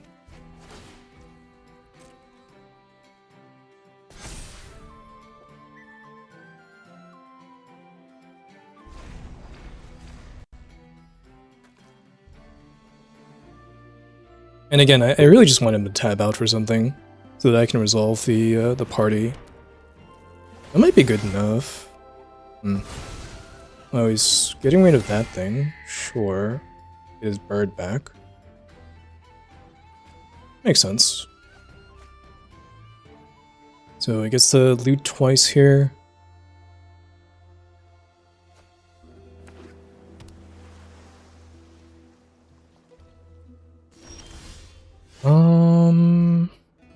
What do I want to do here?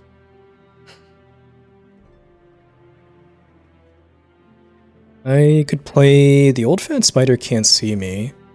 Give my Apothecary Hexproof.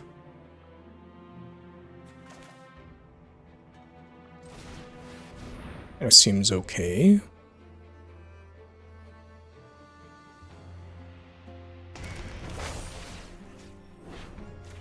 So this is hexproof, and then let's grasp the nuisance, I think.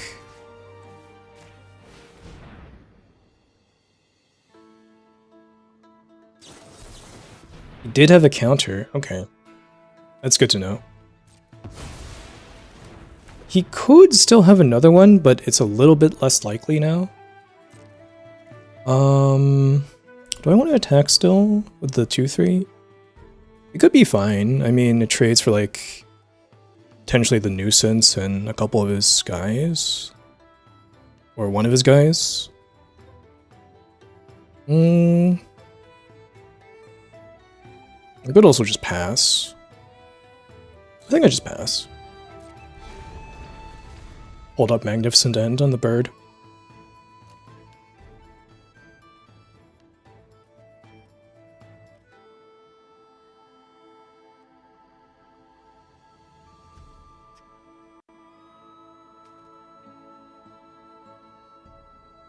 If I play this on the bird and he counters, I'll probably go for the party next turn.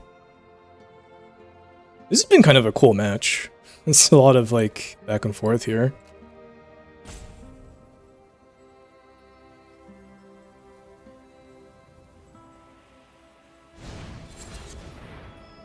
Bilbo.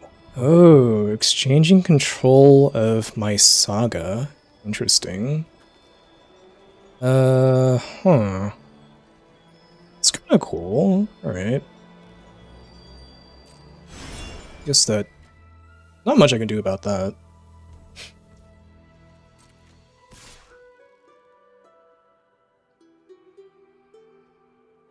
Alright, then let's kill this guy.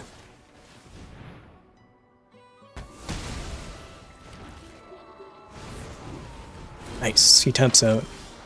So now I can just resolve this. Or 5 dwarves. Make sure not to play the front side. Should I attack first? I guess I could attack first.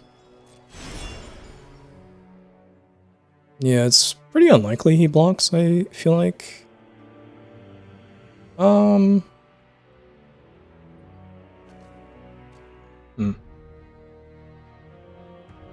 I guess he could triple block. It would be kind of bad for me, honestly, if he blocks, so let's just cast this. Make 5 dwarves. No attacks.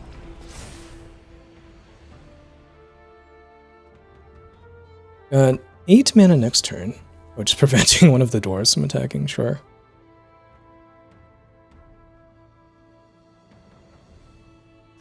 I think I've got this locked up. I mean, even if he has a counter for this, I still have a ton of creatures.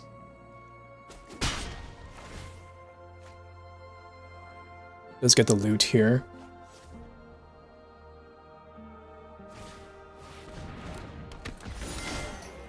Oh, that's fine.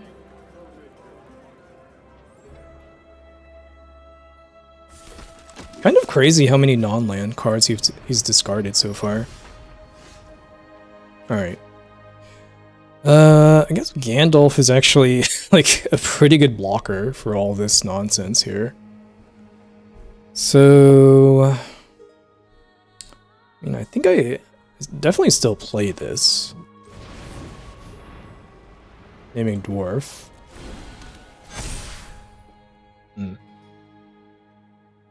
So I can attack with everything. Could make some blocks. He can block with Gandalf. Eat one of the 4/4s. I think instead, I kind of like just playing an Apothecary, drawing with map and passing. Maybe next turn I use Uneasy Partings on Gandalf.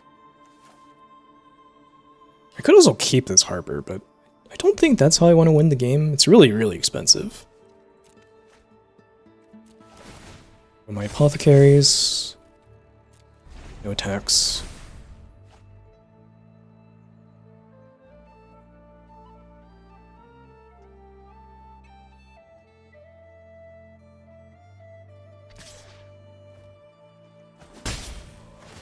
Both getting pretty low on cards in deck, honestly.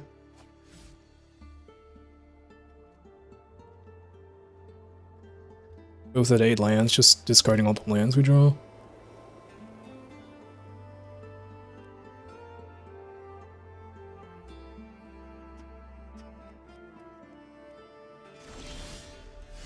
No plays. Okay.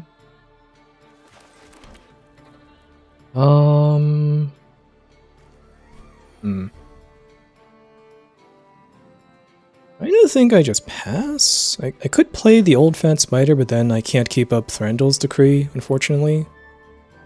I could also just use Uneasy Partings on Gandalf. He spends his entire turn doing that if he wants to. And drawing 3 cards is not necessarily even like a good thing for him right now. So yeah, let's do this. Let's pay the ward. So he could shuffle it in if he wants, but drawing 3 cards puts him really, really close to decking, honestly. Then let's attack with all these dwarves. I think just the dwarves. I could attack with an Apothecary as well, but those are gonna keep growing bigger, so I think this is fine.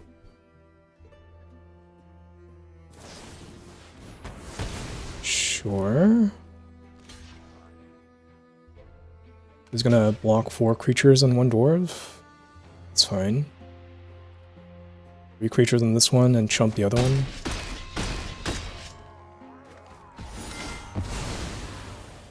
Now he's only got 7 cards left in deck. He's gonna draw another one with Old Fat Spider. This might have actually not been like a great thing to take in the context of what's going on in this game. I think he's in real danger of decking.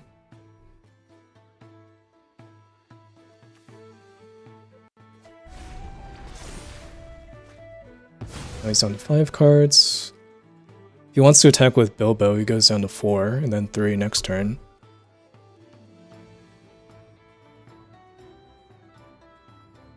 He's still under a ton of pressure here. So before he even thinks about trying to like kill me, he has to kind of deal with my board first. Still attacking with Bilbo.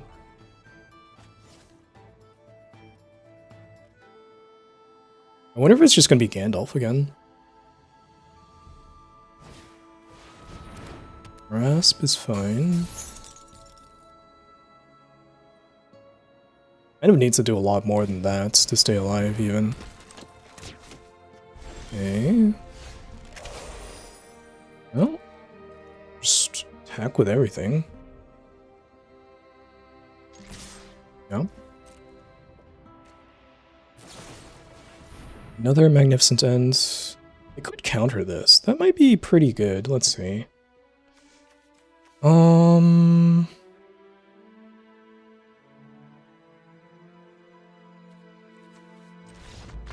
Okay, he said enough. The the lethal rumination. This was a sweet deck.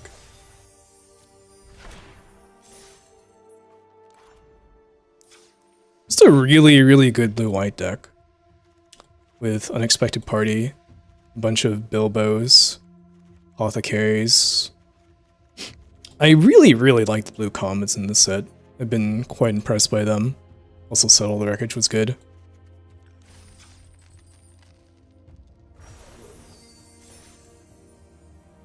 Alright. Let's up these packs, and then I'm gonna take a small break. Do some more drafts after that.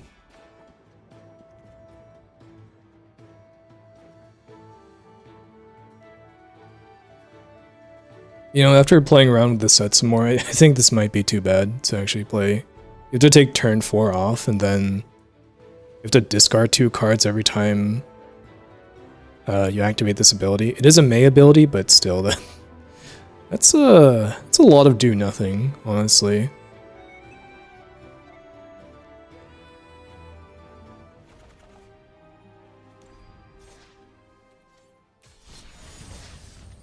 Alright, be right back.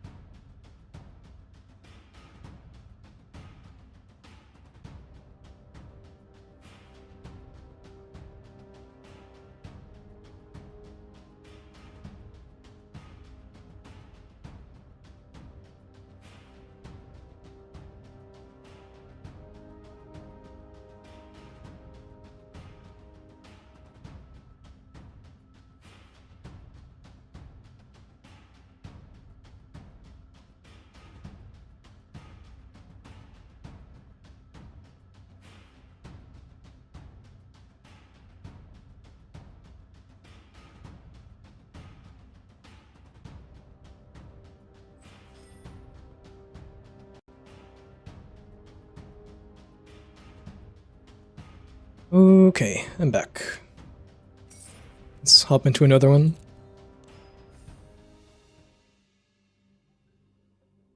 I gotta say, I have been enjoying this set so far. I just really liked playing the blue cards, honestly. Just playing Bilbos and Apothecaries.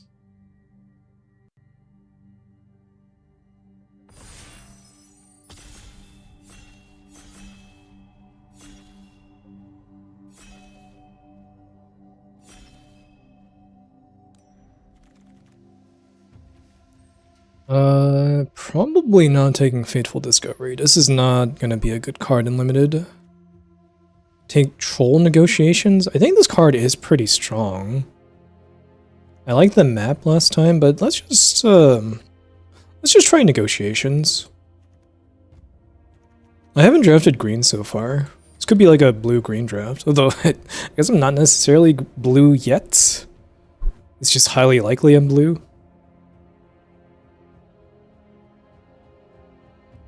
Basically, if I see a Bilbo in this next pack, I'm locked in.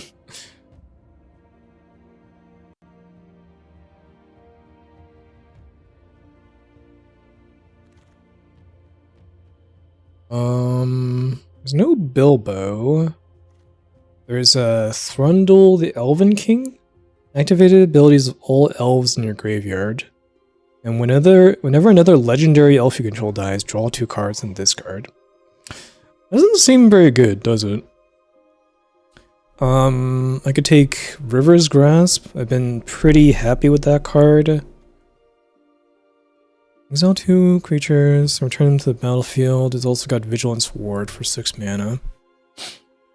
That card's okay. I think if I was going to take a blue card, I would just take River's Grasp, though. Or maybe Addercop, if I was going to take a green card. Yeah, let's just take the Grasp.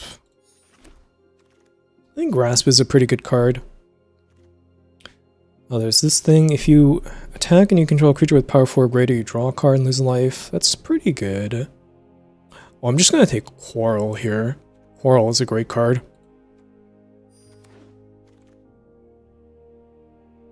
Okay, so we probably have some outs to be green here.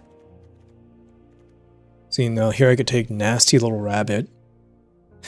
It's a 1 mana 1/2, but it grows at the beginning of each combat if you have Ferocious enabled.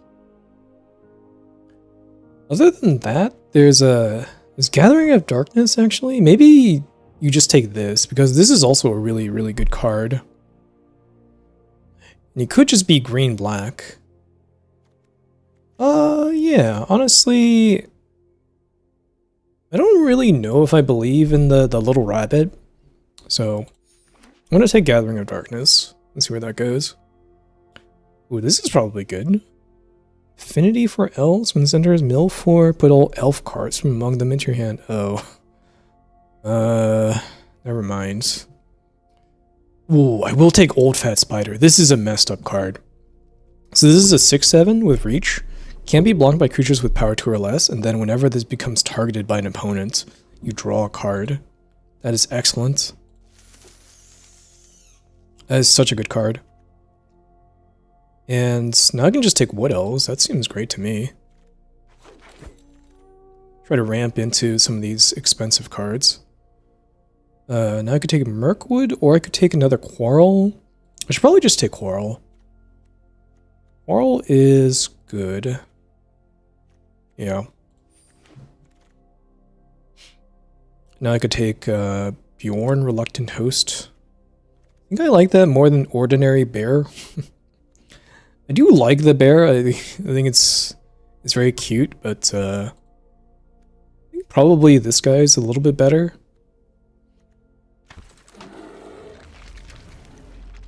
Okay, well no, I could take a bear, but I'm just gonna take Hobbit Hole.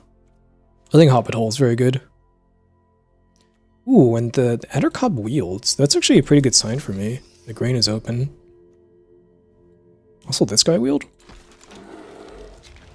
Okay, so I think I'm in the right color.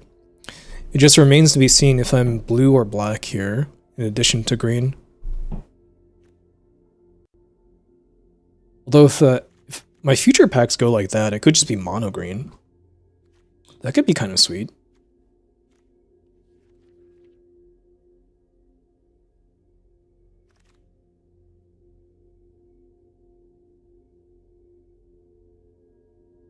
Alright, here I'll just take the little bear. Very late on easy partings. So maybe I lean towards blue. Okay, there's Desolation of Smog. This was the card I was worried about in the last draft. There's Galleon. Whenever this attacks, choose up the one other creature you control. Its base power and toughness become equal to this guy's power and toughness. That's pretty good. I think I'll take that guy. Yeah. The other card I'd be sort of interested is Regent of the Valley or Warg Tactics or maybe the 6-drop. So yeah, let's take Galleon. Ooh, Stone Giant of High Pass? That is such a good card. I could splash for it. I've got a Hobbit Hole and a Wood Elves already. Kinda just want to take the Stone Giant over Troll Negotiations or what, Celebrate the Mountain King or whatever. Yeah. We can try it for this. Okay, now there's another Galleon. There's an Old Fat Spider, which I've been pretty impressed with. I think this might be better than the second Galleon. These are legendaries, so you can't have two of them. Yeah. Let's take the Saga. What is this? Search your library for a basic. Saga gains landfall whenever land you control enters. Make an elf. Elves you control gain +1 in vigilance. Okay, yeah, that could be good. Oh my god, there's a Bilbo here too, though. Can I pass a Bilbo?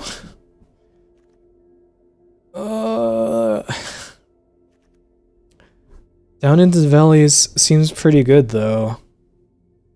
I'm gonna take this card. None of you saw that. I guess I take another Bjorn here. It seems better than any of these other cards.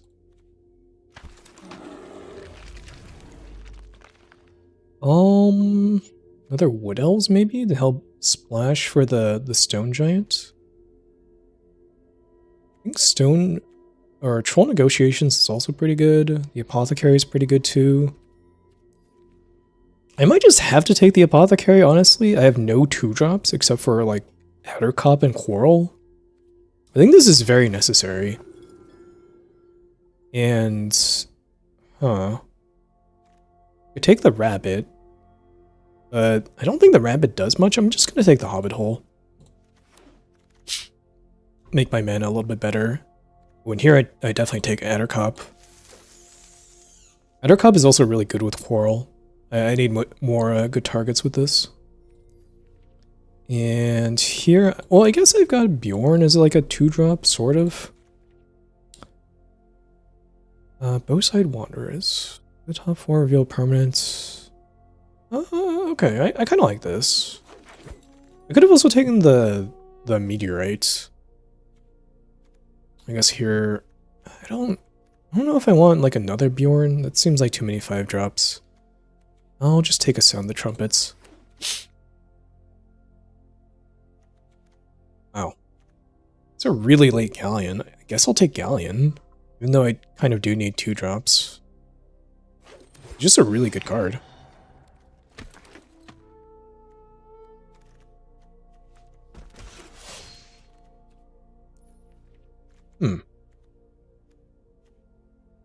Probably not playing this Gathering of Darkness. I wouldn't mind more Wood Elves. Some more dual lands. Obviously, like, busted rares would also be welcome. Nope. Just a getaway barrel. Don't think I want this. I take the pony, I guess. It's like that or Uneasy Partings.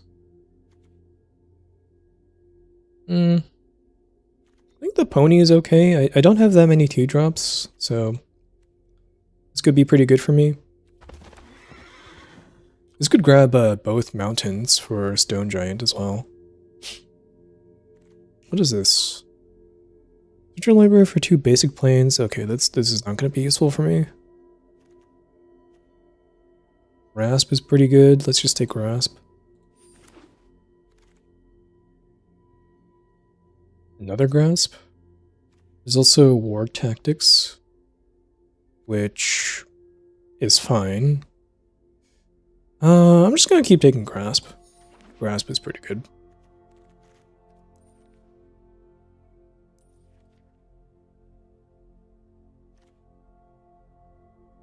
Kinda nice, this thing has Reach and Death Touch. It also kinda works with Hobbit Hole. You can play Addercop and then turn 3, crack a Hobbit Hole, and then it attacks as a 4/3.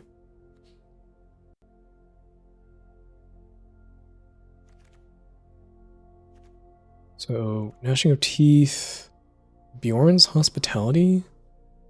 It's got Landfall, put a counter on a creature control, and then it pays 7 mana, it becomes a bear. I guess I'm interested in trying this out. I don't think this is the greatest, but I don't like any of these other cards either. Wizard Staff.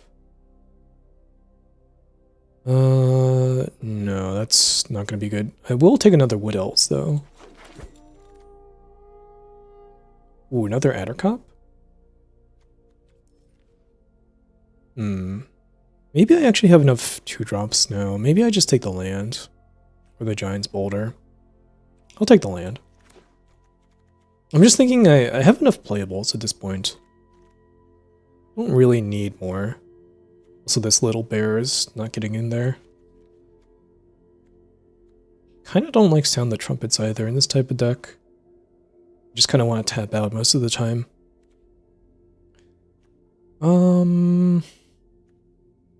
Guess I could play the dog. It's kind of unlikely. No, I'll just take the rare. Oh, interesting. This is still in the pack. Oh, I do like the negotiations, sure. And I'll just take, what, random 2-drop? Or Uneasy Partings? I'll take the random 2-drop, sure.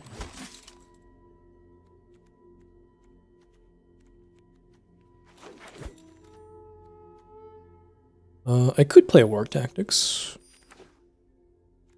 This is not the worst card. You can destroy a flyer, or you give something trample hexproof and a counter. Basically like a big Snakeskin Veil, but costs 2 instead of 1.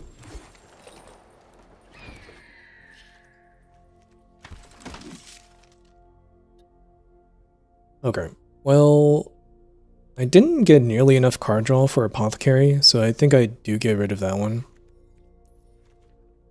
It also makes it so that I only need green early. I kind of want to get rid of Sound the Trumpets too. It's just double blue and it's kind of hard to cast for me. I'm not going to leave up my mana very often. So now, what else do I cut?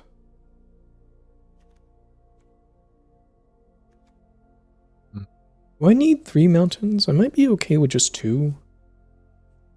I have a lot of ways to find the mountains.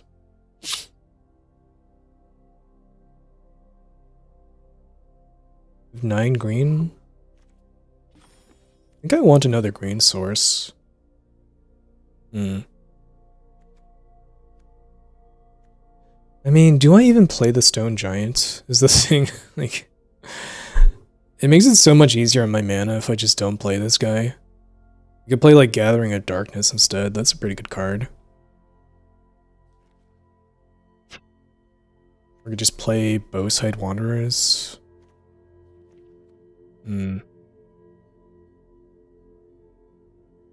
It's just like, this is a double splash, which makes it pretty awkward. I don't have like a mana rock or anything.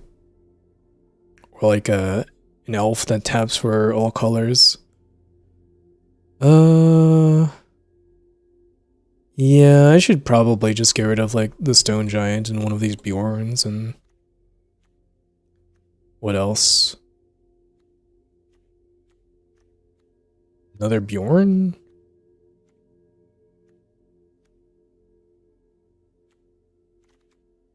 Maybe the ponies, honestly. Ponies are kind of cool for landfall.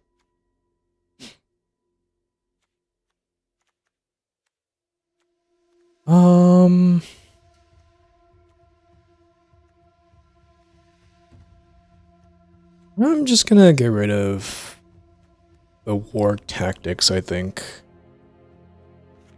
I have too many I have too many cards already that rely on me having a creature on the board. Even though this could pick off a flyer, they don't always have a flying creature. I've got a lot of reach creatures too, so I'm not even that bad versus flyers. Also, do I cut a land?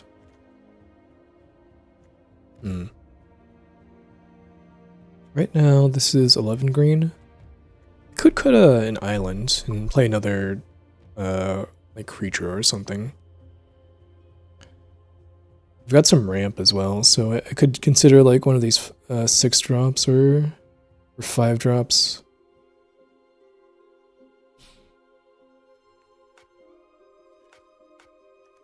Like a second Bowside Wanderers.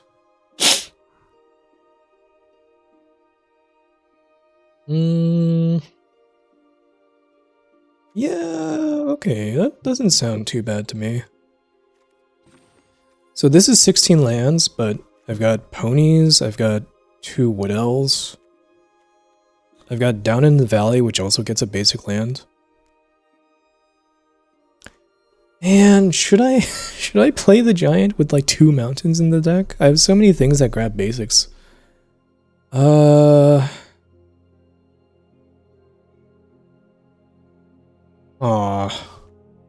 I'm so tempted. You have no idea how tempted I am. Let's do it. You know what, let's have some fun. This is probably bad, but I want to try. I want to live the dream.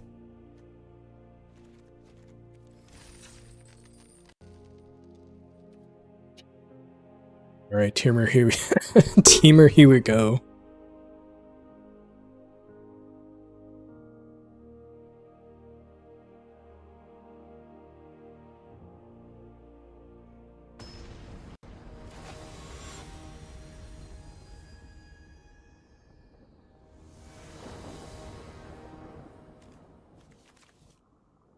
Oh my god.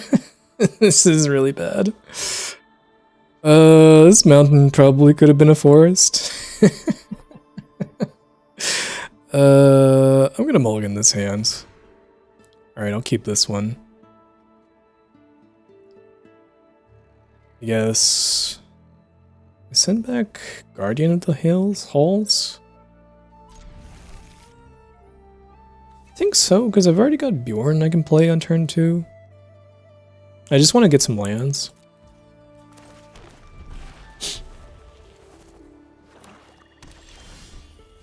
There we go. Alright, let's play Bjorn. Play a second land this turn. Alright, this is kind of working out. There's another there's another 6 drop.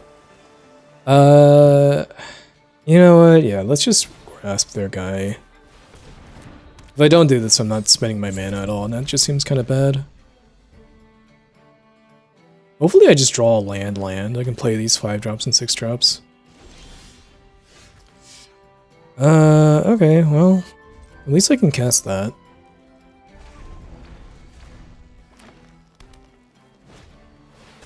Chief Warg, sure. Just partings that. We probably want to just redraw that. Oh my god. Come on, just 1 land is all I ask. 1 land. Oh my god, it's a tap land? You've got to be kidding me. Alright, just go.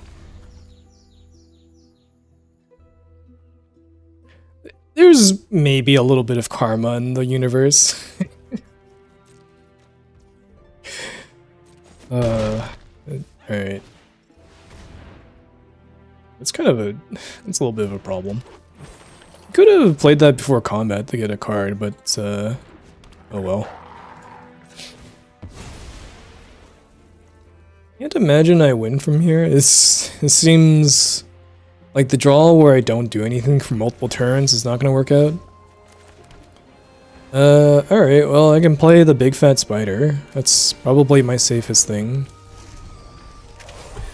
It could still remove it, in which case, yeah, I'm just kinda dead here. Alright. Well, let's get a better draw this time. Oh man. The island mountain draw is like the first thing. Is so funny.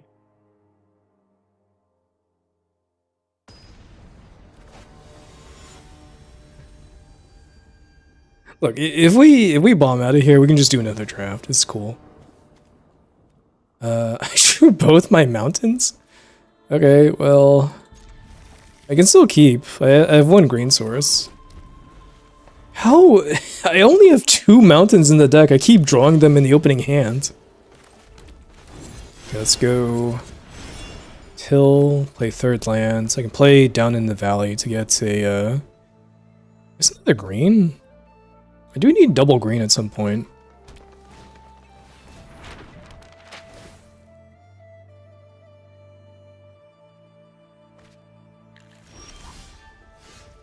Oh yeah, especially now.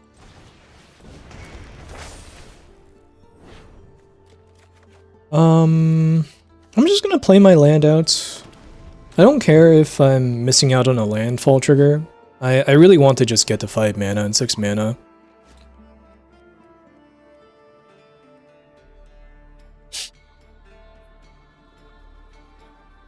So what did he get? He got an island? We're looking at Bant here?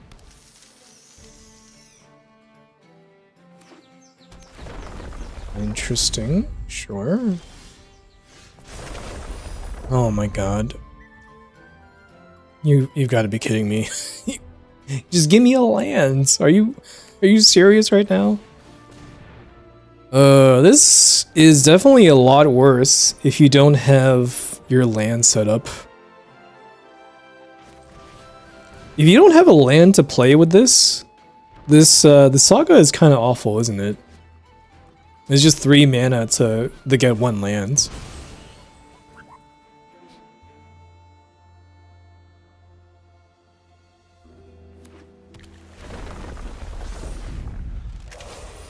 The attacks I'll probably just block. The Troll Negotiations is not really at its best on an adder comp, because like, it's got such low toughness it probably doesn't survive the fight anyways. Even with the 2 counters.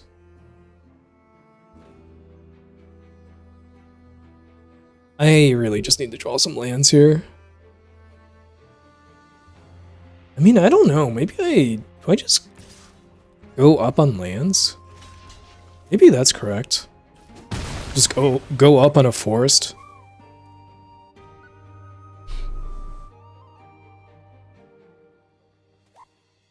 These have been some shockingly bad draws from the first 2 games.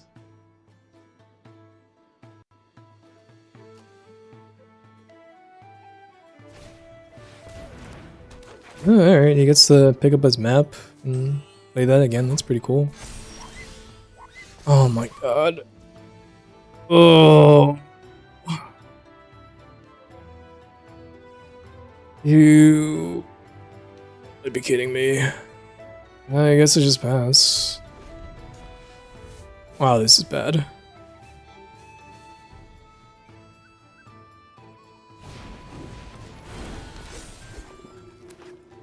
I just want to play a regular game where I draw like lands on time. Oh my, no, that's just way too late. All right, well, that was horrible. I don't know. I guess I'll. Do I cut the mountains? No. No, I'm sticking with my guns. I've learned nothing.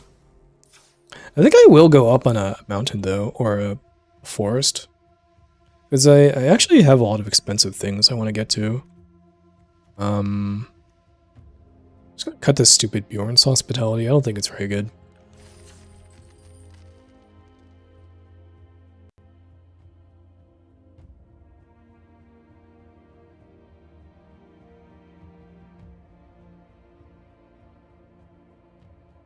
Look, you don't understand. The giant is sick. If you get to cast it, it's so cool.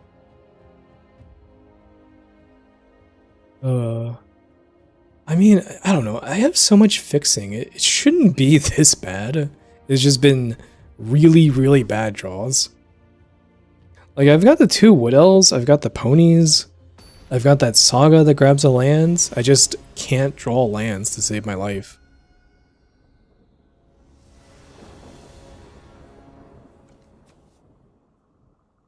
Yeah, see, like this. This is basically a 5-land hand. I think I'm supposed to keep it, but like it doesn't feel great. I need one of those expensive cards.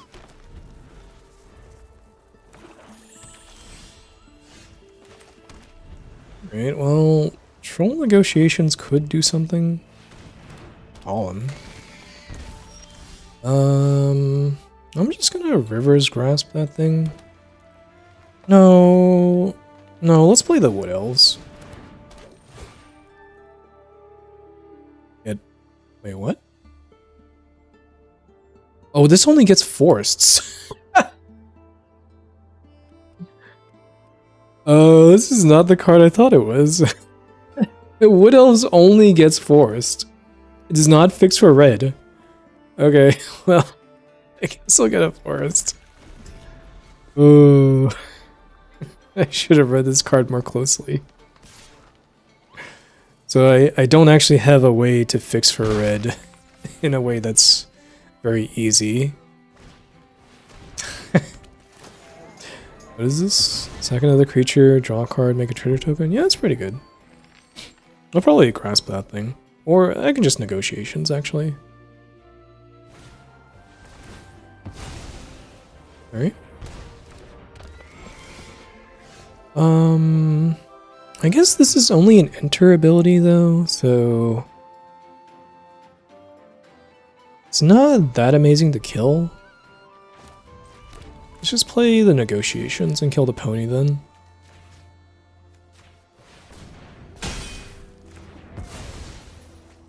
Then pass.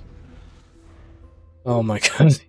I didn't know Wood Elves only got forest cards. I probably should have, but I just assumed it was like all the other like basic land fetchers like Skittering Surveyor or whatever. They just grabbed any basic. Okay, so I definitely shouldn't play the giant then. Oh, this is a funny one.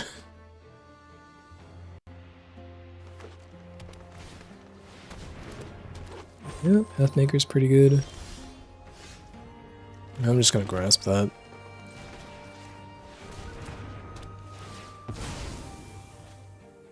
Do I just attack at this point? No, I think I just hold on still. At some point I'm gonna draw an expensive card that I can play. Down in the valley. Well, it's pretty good with this thing, this Sackville. Might even just keep the land in hand. Because he already has 5 lands, and he probably doesn't need that much more. Yeah, this is another Wood Elves. Yeah, alright.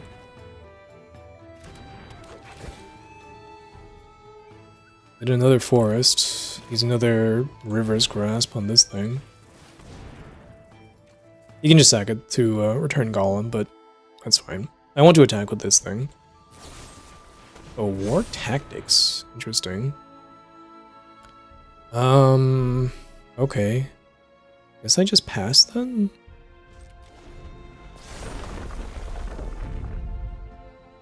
He's gonna make a token and then sacrifice that to Golem. I mean, this guy also has like a really good draw.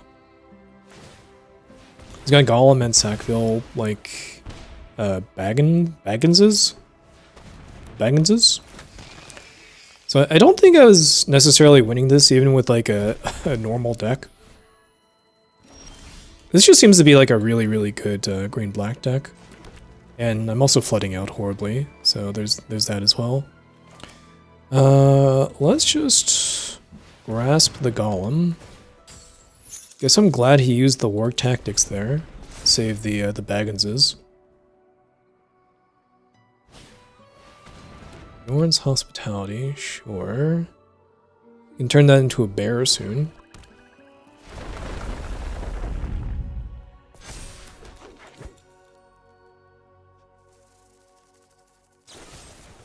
Oh, he's got a removal for my 3/3. Alright.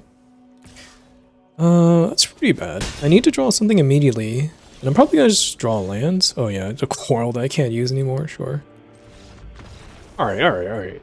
We're gonna take the giant out. We're gonna take the mountains out. I really got tripped up by the Wood Elves. I thought Wood Elves were much better than they were. Oh wait, no, that's 0/3 anyways. Okay. We're just gonna pretend this didn't happen. Go again.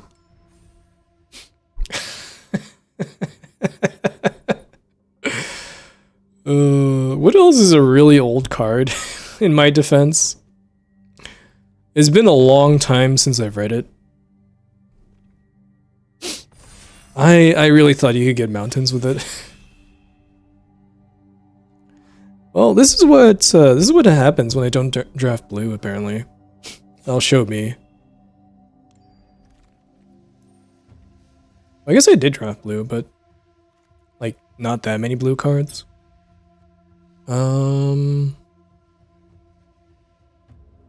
Yeah, I think I'm just gonna take the Counselors. I think I like this card best out of all these. It's kind of funny. The Wizard Staff actually does work with the Counselors. You get like a double mill off of this. But I'm just gonna take Counselors. Seems better than anything else here. You could also take Pinecone Strike, but I like blue more than red. I wasn't really that impressed by the old bird, to be honest. I really like Apothecary, though. There's another Pinecone Strike. So, you could have just gone Pinecone Strike, and that would have been a pretty good start to like a red-black deck. But I'm just gonna take Apothecary.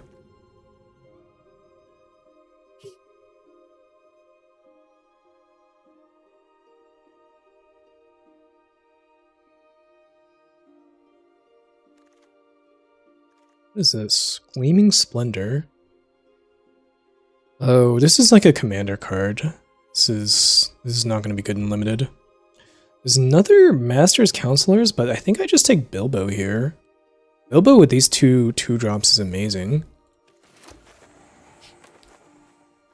We didn't come here to pass Bilbo, that's for sure.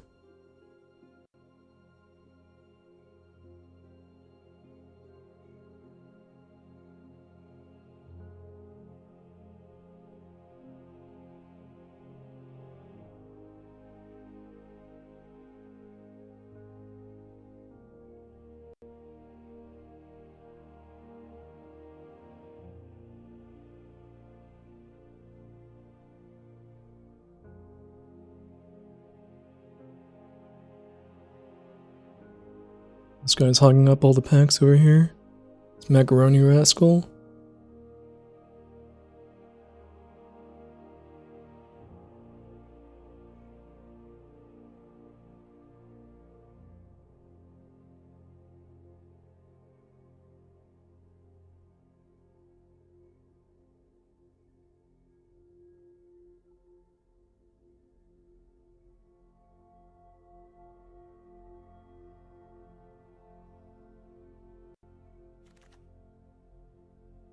What do we have? Well, there's a fat spider. I do like the card overall. I think it's really strong. I've had a bit more success with blue-white So I could just take the Lake Town Toymaker. I don't know, I think the Spider's really good if you can get the 6 mana.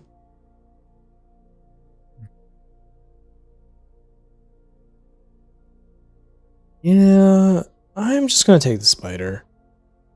You could also take Sound the Trumpets, but I think Spider's better. Another old fat Spider? Oh, wow. There's a Plunder the Troll Shots, which is good too, but I'm just gonna take second Spider. This seems like a great start. I'm just gonna get the 6 mana and win the game with these spiders.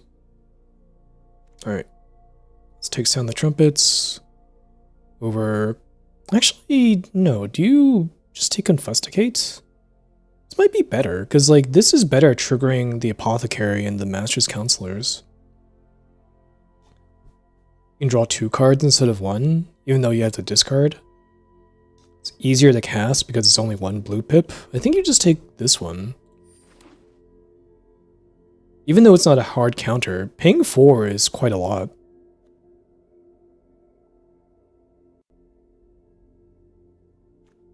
It's also just much more versatile if they don't play anything. Okay. I'm just gonna take Grasp, I think. Really, really like Grasp. There was also a green-blue land there, but there's actually a chance I move away from blue. Like, oh, look at this. 8th pick Roads go ever on? I think this card is pretty good, and seeing this 8th pick is a real signal. Maybe I just go blue-white then. So you play this on 2, you exile 2 planes, gain 2 life, then 2/3 you get the planes back, and then whenever a creature you control attacks, you get +1 for each planes you control. It sounds awesome to me. What do we have here? Well, I guess I just take Galleon.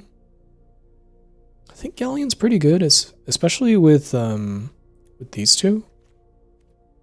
Yeah, I'm not that interested in the wizard stuff. So, we have 3 pretty good green cards, 1 really good white card that went really, really late. So I'm not sure what to make of that. Oh, this is good too. This Elven King Hall's Wield. Okay, so I'm leaning a little bit more and more into green-blue. But it does kind of seem like white is open.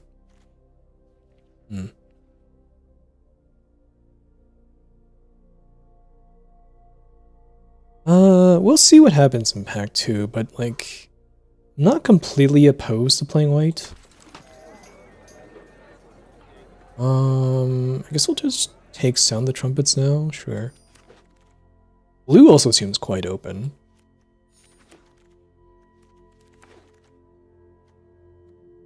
I don't think I need another Sound the Trumpets. Don't care about Dane. I'm not gonna play red. Could just take a Magnificent End or Uneasy Partings. I'm kind of leaning more towards Magnificent End, honestly. Is that crazy?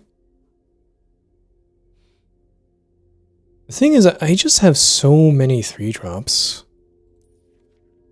I don't know if I need another one. But like, I'm guaranteed to play blue, so that's the reason to take Uneasy Partings. The end is a lot better as a card if you're going to play it, but I don't know if I'm going to play white. So let's just take the Partings. What is this? Notary Hobbits? If they're not token, create 2 tokens. You add colorless for each halfling you control. Okay. I'm just gonna take Plunder. I really need some card draw. I would also like more Apothecaries and Counselors, of course. Okay, here I can take Sylvan Reveler. This is a pretty good card. 4 mana 3/2 that draws and discards, and if you discard a land, it enters the battlefield tapped. and landfall, you can return it from your graveyard to your hand. It seems pretty solid to me.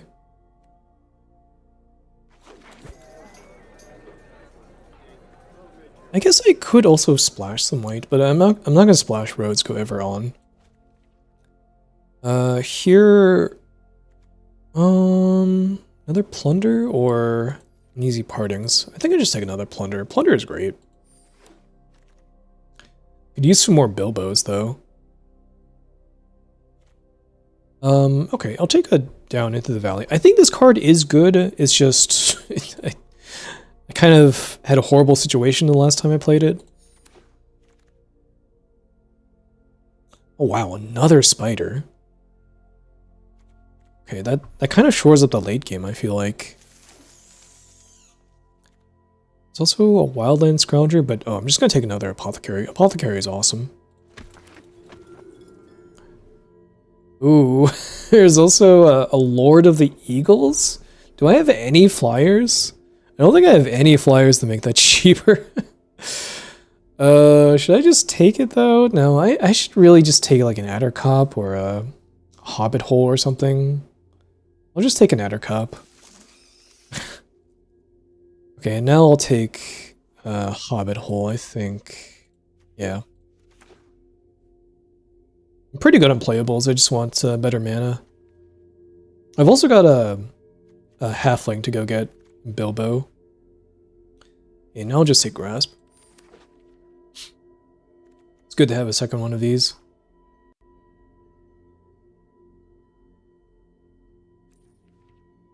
I mean, I kind of like my spot. I just have like a bunch of good 2-drops. I've got card draw, I've got counters, I've got good top ends.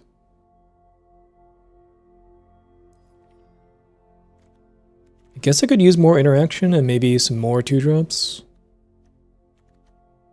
Better lands, maybe. Sure. I'll play Bjorn. I don't know if I'll main deck him, but he seemed okay. Ooh. I like Uneasy Partings. Let's take that over the 2-drop there. Okay. Now there's another Grasp.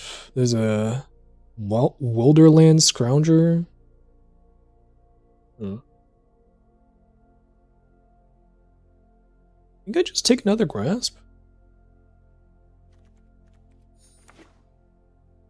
Seems better than taking another 6-drop. I already have 3 of those. I think I prefer the spiders over the other 6-drop. A 4th old fat spider. Oh, but there's also another Apothecary. I should just take the Apothecary. This is just... this is too important for me. Ooh, and a Bilbo? Perfect. Okay, this seems like it's going to be a good pack for me. Another Apothecary, awesome. I'm just going to have tons of Apothecaries and just grow them to be for like 5/6s.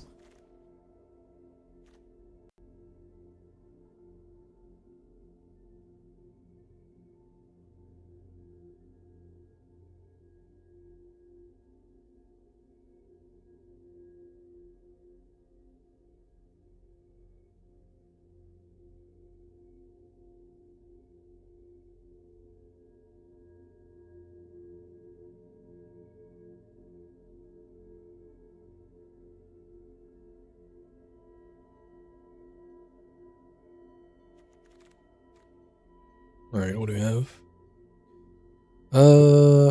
Work Tactics actually seems kind of okay with all these Apothecaries. Could protect them. There's also another Uneasy Partings. Or Gandalf. I guess I'll take a Work Tactics. I've got a lot of creatures, don't I? I've got 14 creatures? Sure.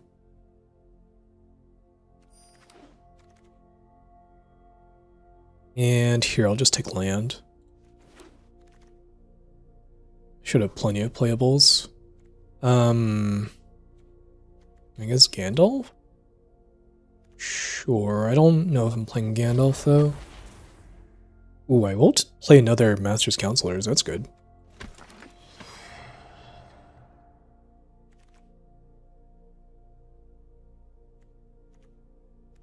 Don't need any of these, so I'll just take the uncommon.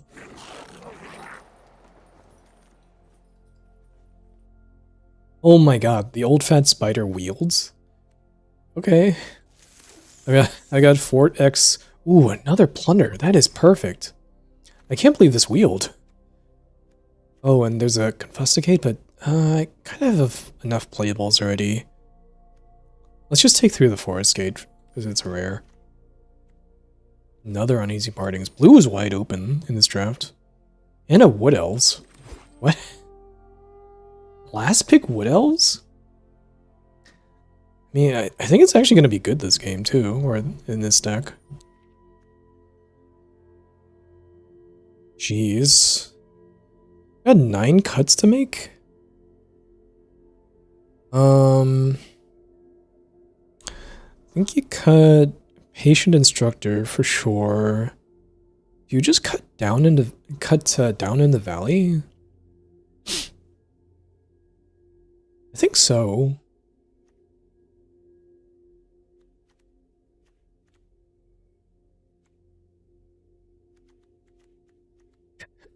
I kind of want to keep in like all the cards I have multiples of.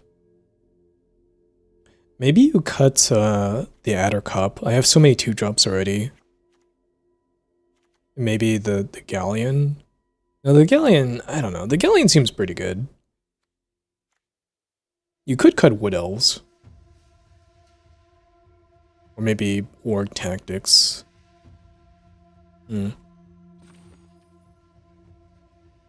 6 cuts. I mean, I guess if I'm just thinking about cuts, we just cut all of these then. I think I can go down on 1 Uneasy Partings.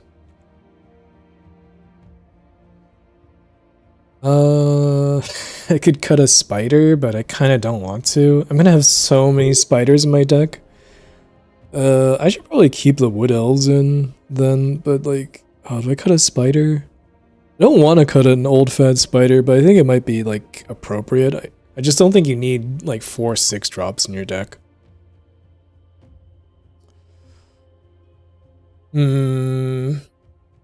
Alright, I'm gonna cut 1 spider, but that's it. And I'll cut Galleon here. Alright, this looks pretty sweet to me. We've got 11 blue, 9 green, that seems about right. Alright, let's get in there.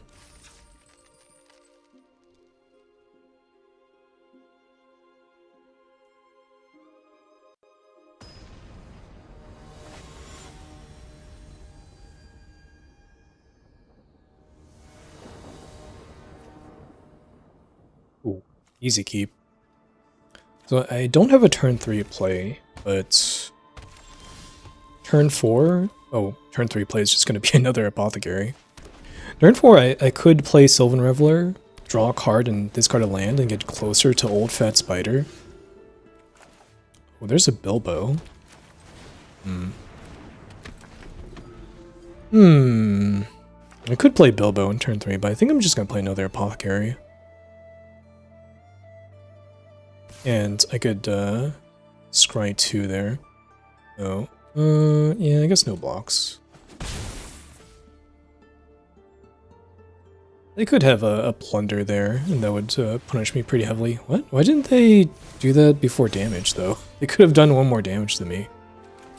Yeah, that's definitely not ideal for them.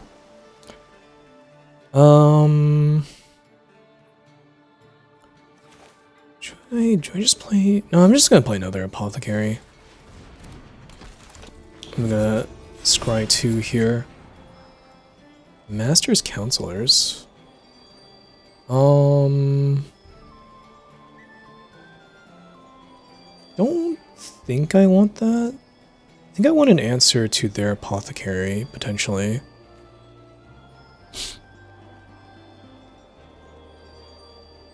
And do I want the lands? It's a 2nd green for the Old Fat Spider. It's also a 6th land. Yeah, okay. No attacks. So they're probably going to attack as like a 3/4 is my guess. If they just want to play their plunder again. No blocks. Looks like they want to do something else. They want to play Ordinary Bearer, sure. Let's play Reveler.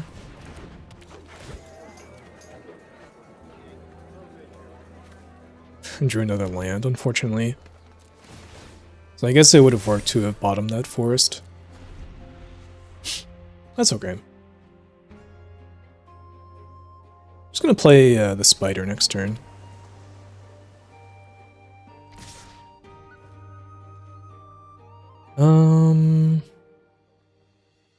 Just double block their apothecary with my 2 apothecaries. That seems okay. There's not much that can go wrong from doing that.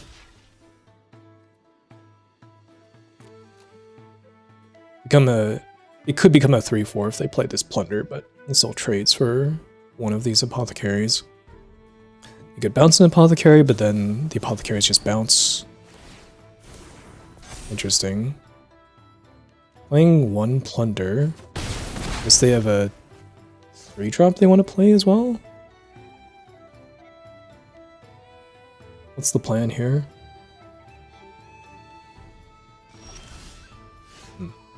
Don't know. I guess they could be leaving up mana. Alright. Let's play... I could play the spider, but if they're leaving up a counter, I'd rather play 2 spells here, so let's play Bilbo first. It could counter this, potentially. Then I just play River's Grasp on the 4/5. Yeah, that's fine. Grasp that. Hack 5. Okay, well now they don't really have anything on the board. I'm glad I didn't play the spider. That would have been pretty bad.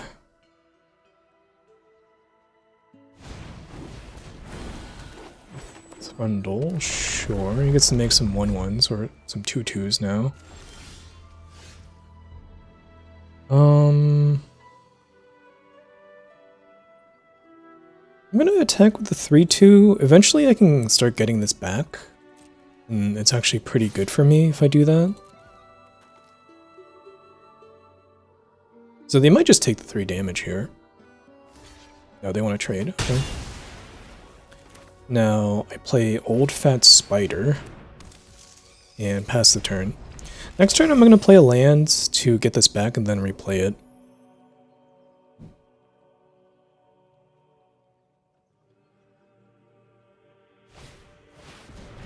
Side Wanderers, okay. So they don't actually have a way to deal with the spider, it looks like. Seems pretty good for me. Ooh. Uneasy Partings is a fantastic draw there. Alright, let's just attack with spider first. Well, they can't even block here, because this can't be blocked by creatures with power 2 or less. So, this is just free damage here.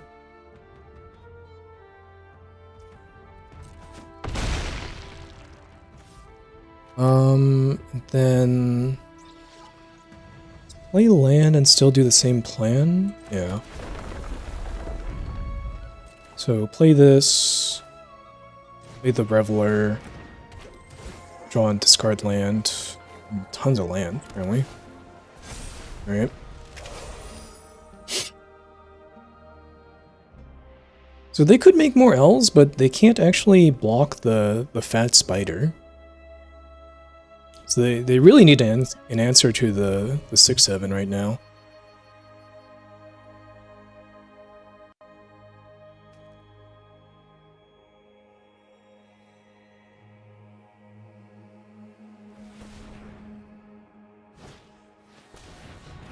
Okay, they can pick up their bear. It's pretty good value. Oh, what? They pick up a lance? I guess they have something to do with 4 mana? Sure. I mean, they do get to make a token, but I imagine the bear was a slightly better thing to pick up, but I don't know for sure.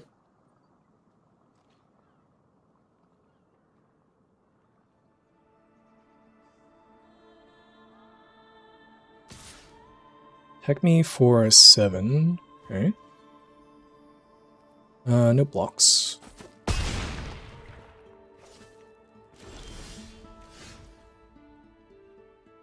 Okay. Yes. I just attack with the spider. They could chump with the nurturer, and that's fine by me.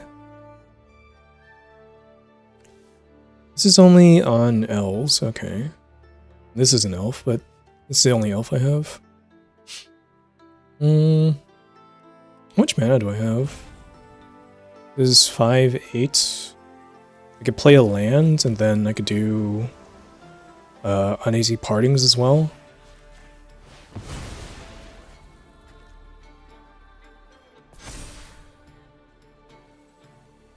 Do I uneasy partings now is the question. Get a better attack, or do I save it for later? I think I just do it now? Oh wait, no. But also uneasy partings, they get rid of their Thrandle, honestly.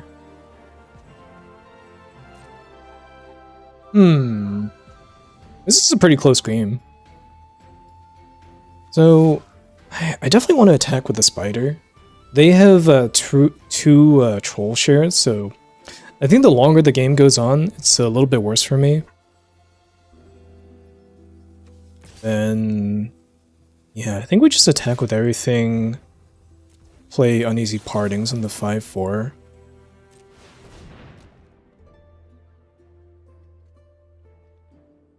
I could have done this before attacks, it probably would have been better, but I wasn't quite sure what I wanted to do with this turn.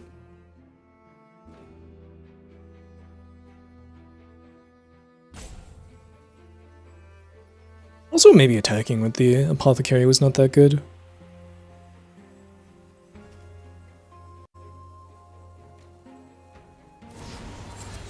Okay, they have Laketown Mariners.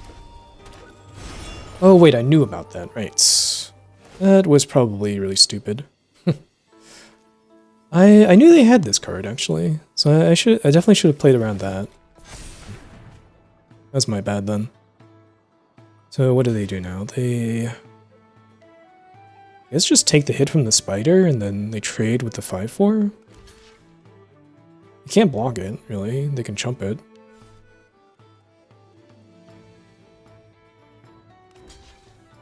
You want to chump that one. Okay. Alright, well I guess I do die here. So, there's that. I probably could have played around the Mariners, but I think I was pretty dead that game. It's just the 2 troll shares in the graveyard meant that I wasn't going to be able to play a longer game. So if I wasn't able to kill them really quickly, I was just going to get really far behind.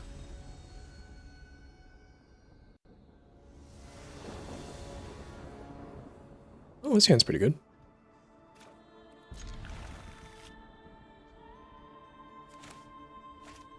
So, play Elven King's Halls. I kind of hope I draw a 3-mana play here. Or another Apothecary would be good. Okay, we've got Apothecaries on both sides again. I think the word's out on how good this card is.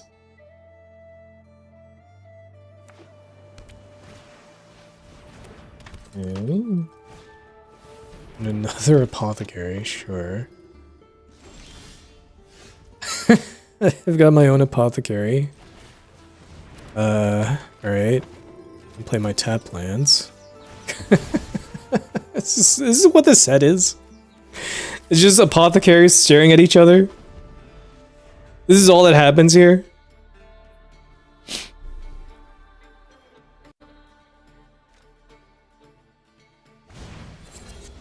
Oh god, what? Why didn't they cast that? Well, I guess they could have a fourth land in hand. Then this would make sense. But if they don't have a land, surely you just cast the 2-1. Be kind of crazy otherwise. Okay, yeah, they do have the lands. Oh man. Okay. Bilbo is pretty good. They get to hit me for 4 here. Blocks. Another apothecary. I'm gonna play Reveler. Man, whoever goes first has such a huge advantage here, honestly. Getting the first apothecary triggers.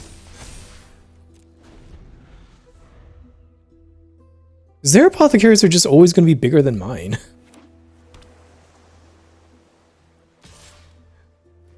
Alright, definitely not blocking that. A Gandalf, sure.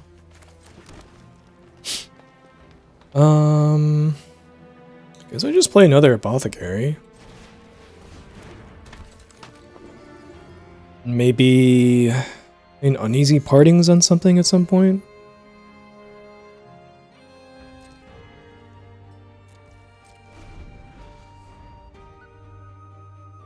Also try to block the Gandalf with my my 3/2 here. Bird is fine. I can go with their 1/1 again.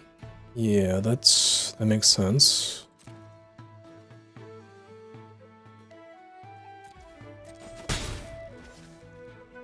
I'm just gonna return their bird, I think.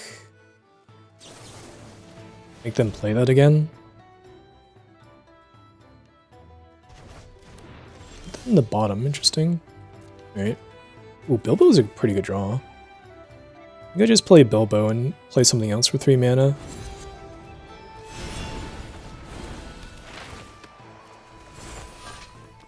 Wonder is a great draw. Okay, well now I'm starting to get the advantage in the Apothecary War. Let's enchant one of the apothecaries, I guess? Does that even make sense? Like, it's not that great, is it? No, I don't think it's that great. Let's just pass. I'll probably play this Plunder end of his turn if he doesn't do anything.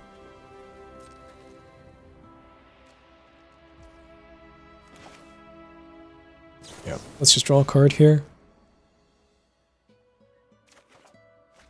A land. To another land.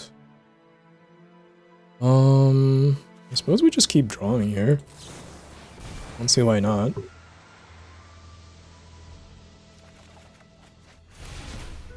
Okay, into a Confusticate and an Old Fat Spider. Nice.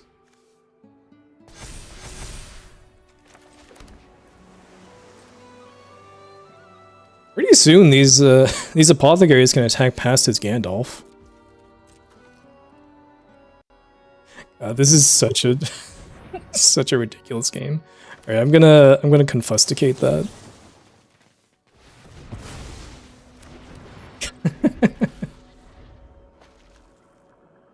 All right. I guess I could start attacking with the 3/2, and eventually I just get that back. I could also just bounce his Gandalf, but like, he might just do that anyways. For 6 mana to grow his apothecaries. Yeah, let's just play the Old Fat Spider. I think that's gonna be good. You could counter this, and oh god, that's the kind of the worst way to counter it, but I can return it to my hand at least. So it's not gonna be his forever.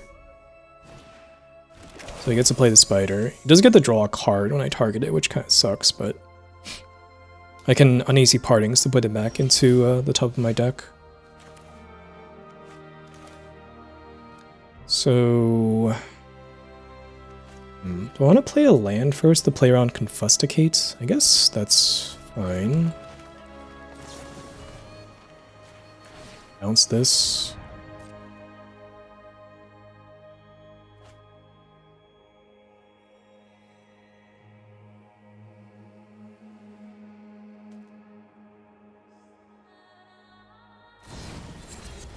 Ofer. Hexproof indestructible. I guess I'd do another one then. God. The spider is so brutal. My own spider turned against me. I'll put that on top. Does get rid of his Bofer at least.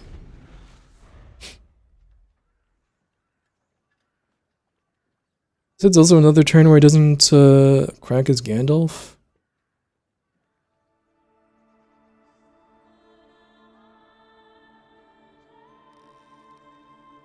This has been a weird game.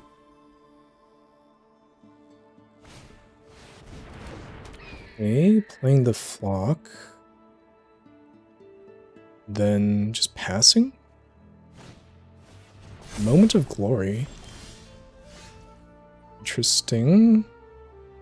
Well, I can just play a spider in response to that. It's gonna be pretty hard for the flock to get bigger than that.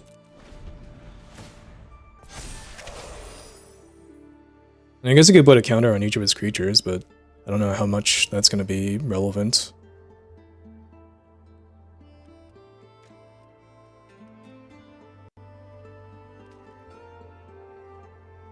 Probably just gonna grasp his flock at some point.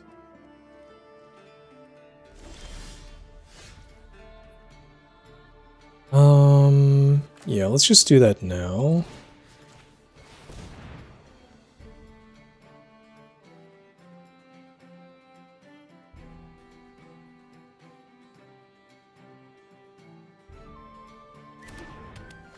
I could grasp one of the apothecaries, but the flock is going to become much larger soon. And then let's attack with the Reveler. Just get it back.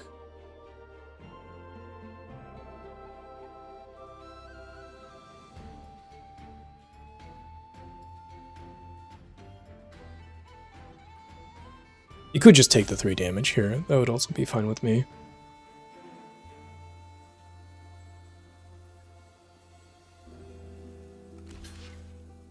Okay, blocks with Gandalf. Sort of unsurprising. Then let's get the card back and pass.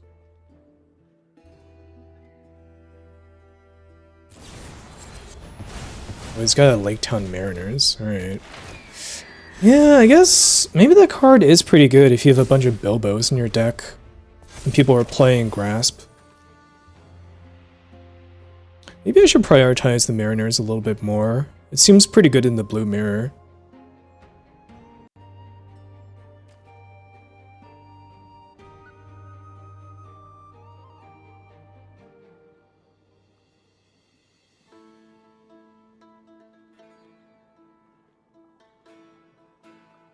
She's also just taking quite a long time on his turns, isn't he? Really, the Pathfinder? Oh, that card is really, really good. Doesn't this gives every creature +1/+1? Then every time a dwarf enters, he makes a 2/2 dwarf? Yeesh. Okay, so I think his deck is much better than mine, unfortunately. Yeah, I'm just gonna block here. I can't just take 2 every time. He gets to recruit here and grow his creatures, but there's not much I can do about that. Well, now I need another answer to the flock. Eventually it's going to be so big that I can't block it with my spider.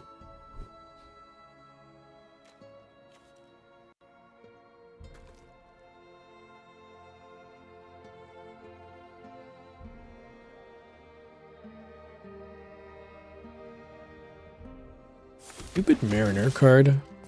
This Pathfinder is so good too. Alright, let's play the Reveler.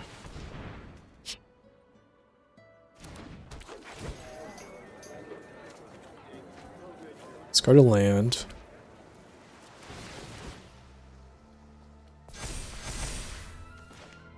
And let's play another spider, I guess. A counter for this? It does. Alright, that's kind of a disaster. Yeah, I don't think I'm winning this one. It's not, like, next turn is Flock is going to be big enough that I can just attack past my spider. Actually, it's going to be big enough this turn. You can just give all his creatures +1/+1. Yeah. Alright. His deck is just a lot better than mine, unfortunately.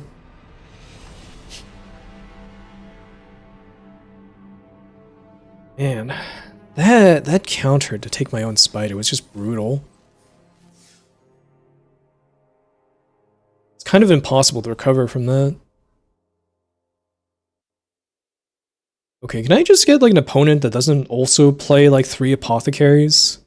Can I be the one, just the only one playing these cards?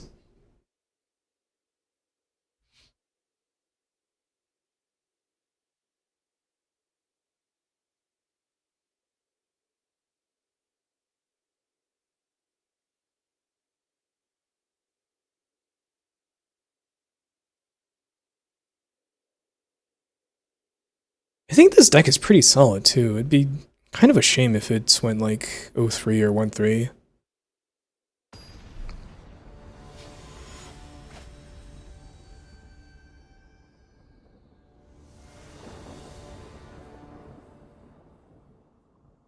mean, it could just be that the spiders are not as good as I think they are.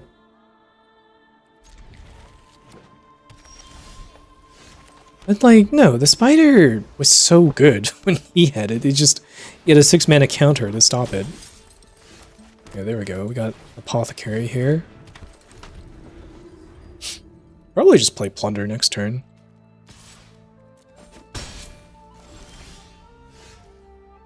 Yeah.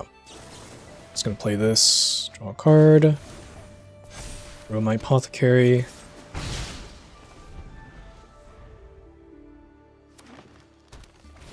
Triple Forest, okay. It's gonna pick up his lands. Wow. That is kind of crazy. But sure. I'm just gonna grasp his 4/3. Heck again. Setting yourself back a turn on land drops is kind of unreal. Here we're just gonna plunder before combat. Draw a couple cards.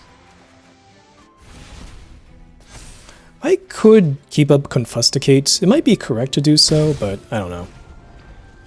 I think this is fine. If he plays something, I can just play a spider. That's gonna be good. Part of me wants to save these Confusticates to draw 2 and discard as well. Ravening Morg. Okay, so he's got a bunch of Death Touch creatures. Another spider, you say? Yeah. Alright. Well, the good news is that these guys can't actually block my spider because they're too small. So that's pretty good.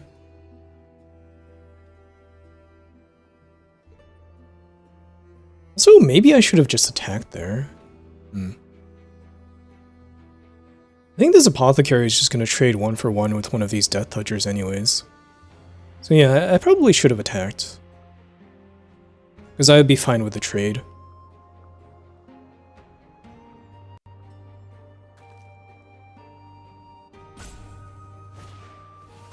Okay, stir up trouble, but I do get to draw a card here. Oh, Bilbo, not bad.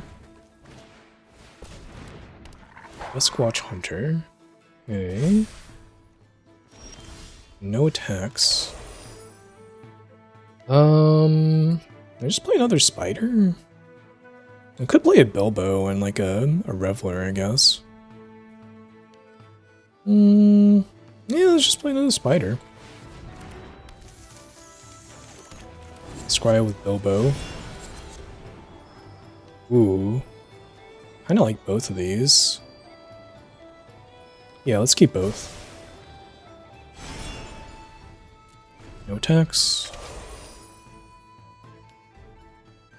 No attacks this time, because he could block with the 3-1 and the 2-2, and I wouldn't be as pleased with that. Alright.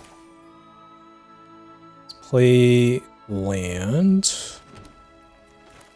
Let's grasp. Oh, I maybe should have ordered this the other way. Yeah.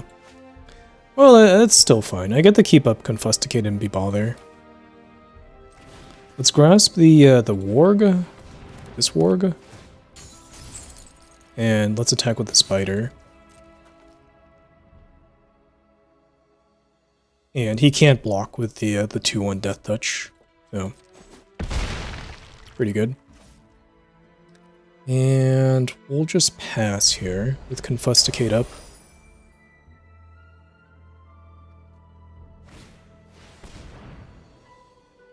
Sure, we'll counter that.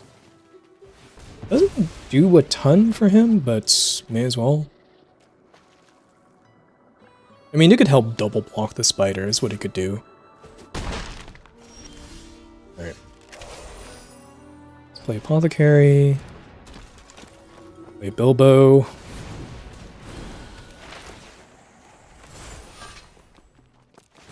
Go the Apothecaries. Then let's attack with both of these. He's gonna get the block with the spider, but that's fine.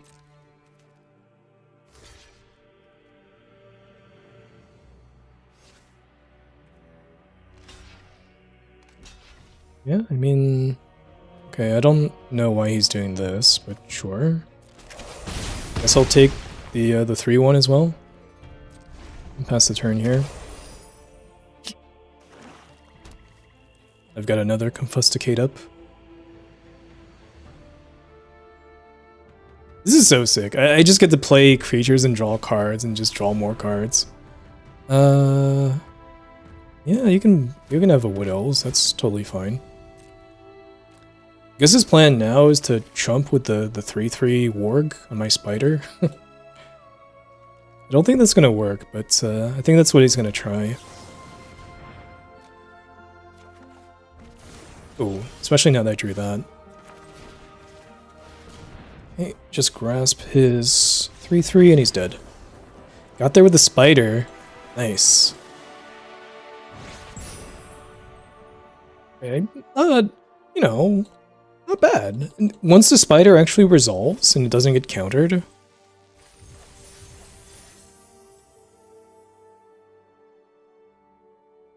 Hello, Delta. GG's indeed.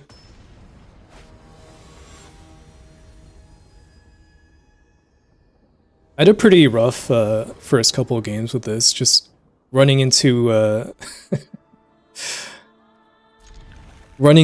fellow apothecary enjoyers, and they just had better apothecaries because they went first.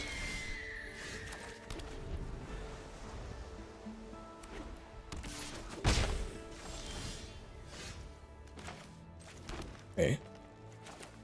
No apothecary is good. I get to play mine. Salesman comments. I appreciate that.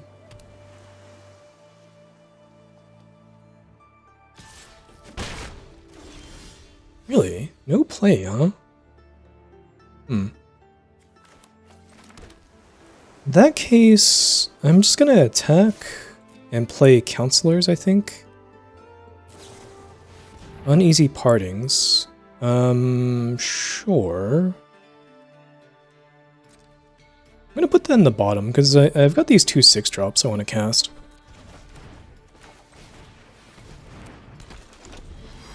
That was still kind of fine for me, because he spent 3 mana on my 2-drop. And now I just get to play Reveler next turn. Okay, well, that does get rid of my Counselors, but he's spending his entire turn each time to deal with my 2-drops.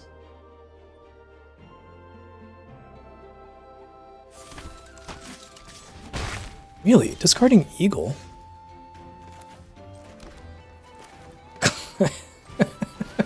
The triple old fat spider hand. Do I discard one of the spiders? Probably. Yeah, let's discard one of these spiders. Kinda wanted to draw a land there. Oh, what is this? I'll block the token, I guess. This could be the Bard card. Yeah, Bard's Company. I'm kind of fine with that anyways. So it trades with the 3-2, but the 3-2 is not bad in the graveyard anyways. Okay, let's play Apothecary. Play Plunder. Hopefully you get a 6th land here. Alright. It would be nice to play the Spider next turn.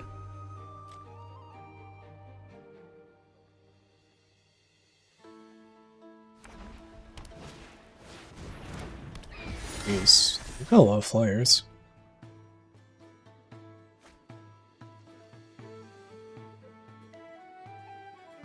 So I get hit for 2 this turn. If I can play a Spider, I'll feel pretty good about this game.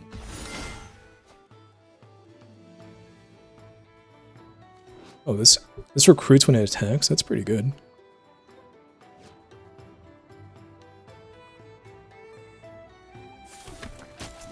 What?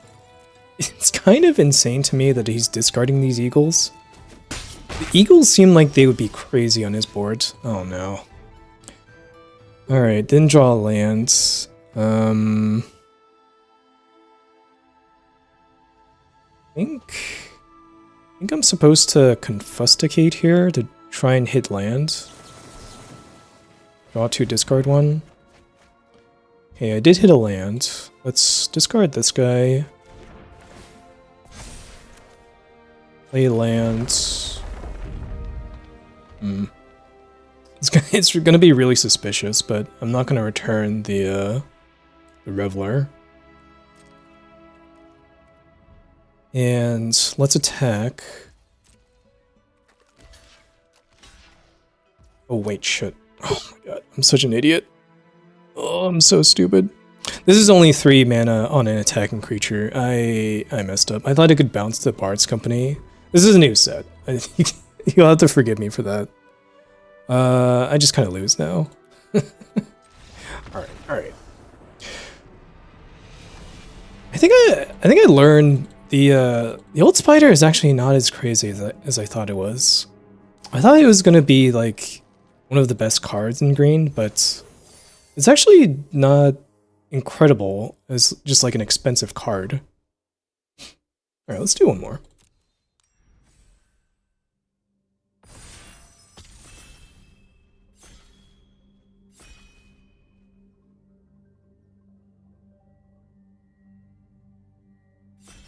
I guess it would have been good if I hit the land, but that is always the problem with 6 drops.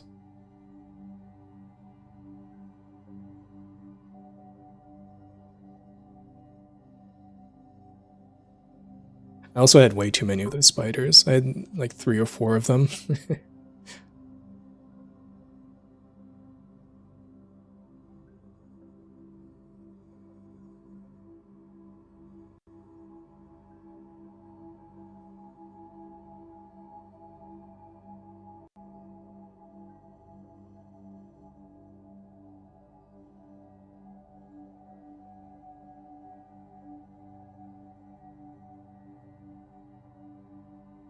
You're an old elf player, if you're worried about lands, yeah. Unfortunately, the mana dorks in this are pretty bad in this set. There's wood elves, which is okay, but like the only mana dork only taps to play other elves, which is kind of weird. Okay, definitely gonna take the Great Goblin. This is a pretty good start. So every time you put counters on a goblin or army you control, it deals 2 to each opponent. And then whenever a goblin or army you control dies, exile the top card, you can play it until end of next turn. And there's a ton of cards which amass goblins. So this is going to ping them for a lot of damage, assuming it sticks.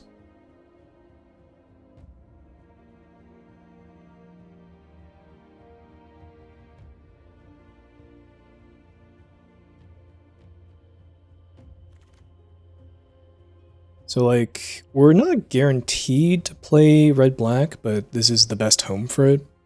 I think now I just take... Honestly, do you take Dwarven Mauler here? No, I think it's better just to take the Goblin Town Flunkies. I've been kind of impressed by this card.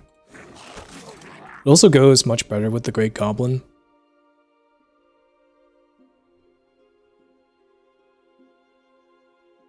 Dwarf was a 1-mana 2/1, but it just doesn't really have any synergy in the red-black deck.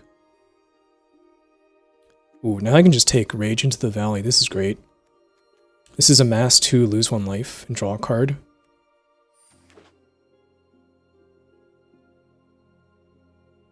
It's basically a Phyrexian Rager, but a bunch of goblins instead.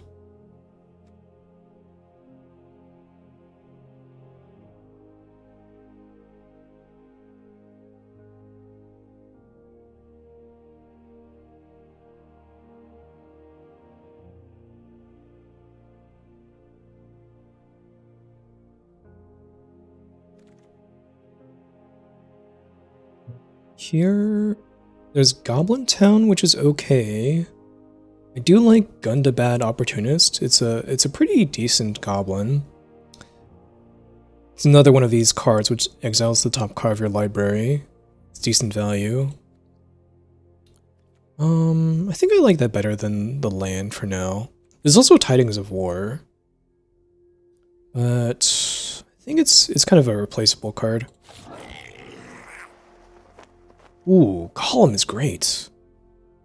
Golem is excellent. So this guy, when he enters, makes an opponent lose 2 life, and you can sacrifice artifacts or creatures to return him from the graveyard to the hand. So this is kind of a good way to sacrifice like small goblins, like the Goblin Town Flunkies, for value. It's also pretty good with the Great Goblin.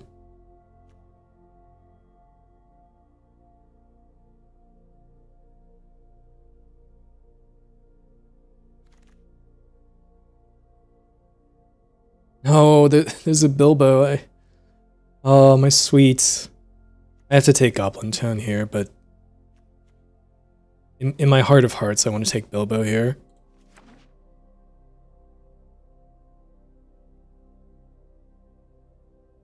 Draft is so much fun. It is a lot of fun, yeah. I always love doing a few drafts at the start of a new set. Yes. Guess you take a B here? Sure.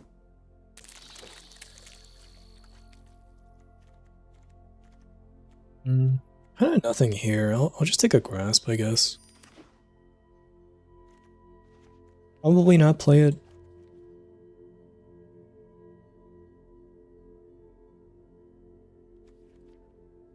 I am kind of interested in trying blue-black in this set, even though it's not really a supported color. But this seems like such a good red-black start. I guess I'll take ponies here. Sure, I'll take the red card, but probably not playing that one.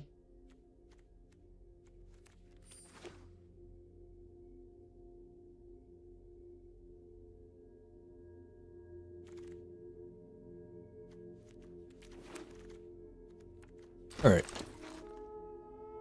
Just need some more Rage into the Valleys, some more Mass cards. There's basically like a Gravedigger, a Mass card, which would be perfect for me right now. What is this? Tom, Bert, and William. Sack a creature, draw cards equal to its power, then discard a card. When these die, if they were a creature, return them to the battlefield, they're an artifact. Oh shit. That's a really strong card. I might try to splash for that. The other card I could take here is like a crude bent blade, but it's not that exciting. I think it's a good card though, but like this troll seems crazy. Let's try it. Ooh, I love Misty Mountains. This is also a treasure generator for Tom and Bert and William. There's also a second Golem. But I'm going to take Misty Mountains cold. This is a saga. Every turn you make a treasure token. And if you control 4 or more treasures, you make a 6/6 dragon. So it's got quite a bit of a timer on it, but after you make the dragon, you can spend those treasures.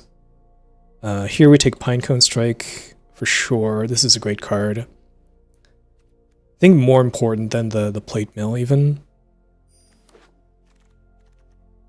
This is just deal 3, exile a creature if it would die. Also destroy an artifact token. Love another Rage into the Valley, taking that for sure. I guess now we take Tidings of War. Yeah. Nothing else really stands out. Ooh, this is fantastic. Bother some Noisemaker. Every time you cast a non-creature spell, amass goblins 1. This guy could really snowball. Kind of already have a lot of non-creatures too to cast. Like this has flashback. This is good. Rage into the Valley counts. Another Rage into the Valley. Okay, this is going really well so far.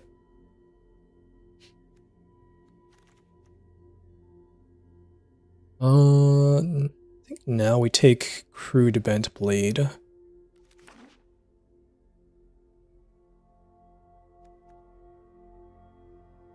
This card is kind of good and bad, because like it's kind of bad versus the recruit tokens and the goblin tokens, but if you can kill a regular creature, it's great because it leaves around this equipment, which actually matters.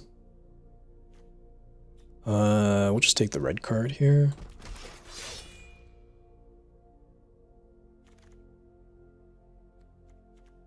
Oh, Wars Map is actually really good.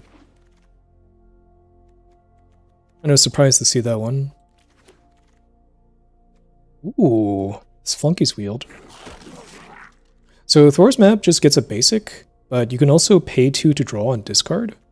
So it's really good flood protection. Oh shit. It's the Mythic Golem. This thing is crazy.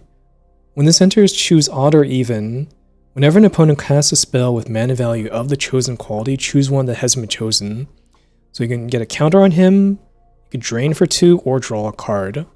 And he's a 2 mana 3/1. Would love to wield this guy. I don't think it's going to happen though. But yeah, we're going to take Golem. That seems great.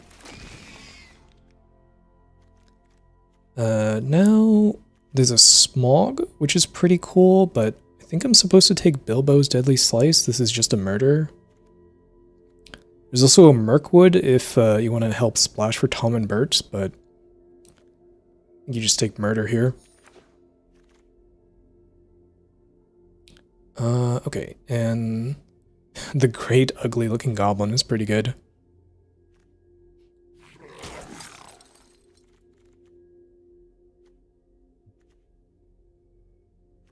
So at this point, we have the map, we have ponies, and we have treasures to try and splash for Tom, Bert, and William.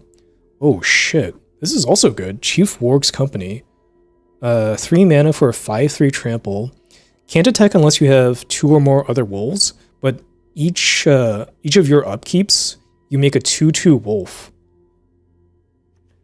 That is a crazy, crazy good card. We definitely take that. Okay, now we're pretty serious about splashing for green.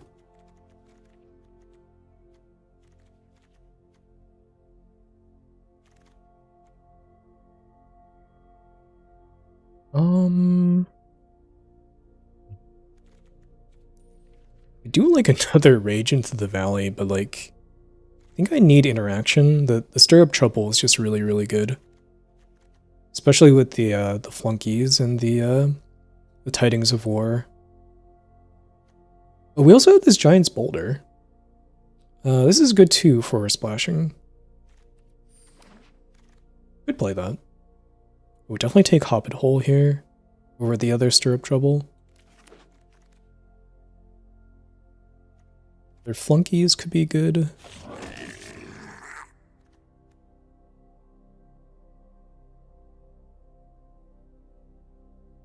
Hmm.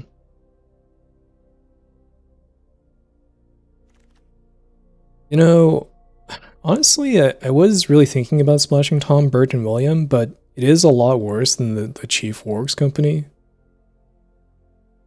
Maybe we only play one green card to make things a little bit easier on us. Get in here, Bilbo.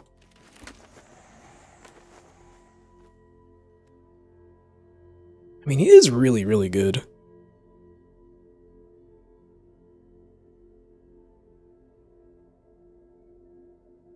This just makes removal so miserable against you. Because even if they kill this guy, you can just, it comes back as an artifact. Then if they try to kill, like, your Warg's company, you draw 5, discard 1. Which seems incredible. Didn't they get turned to stone in The Hobbit? Yeah, I think that's what the artifacts references. Like them turning into an artifact. Which is kind of cool.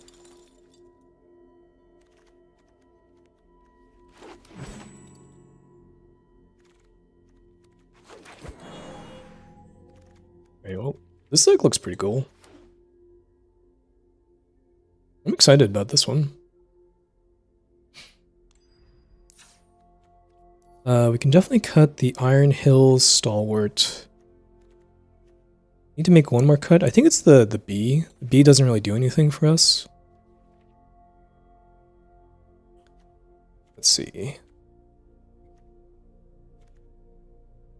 We've got Mirkwood, 2 Hobbit holes. We only need 1 green source. Right now this is 5. We also have ponies, boulder, map. Technically treasure as well, but the treasure is going to be very late.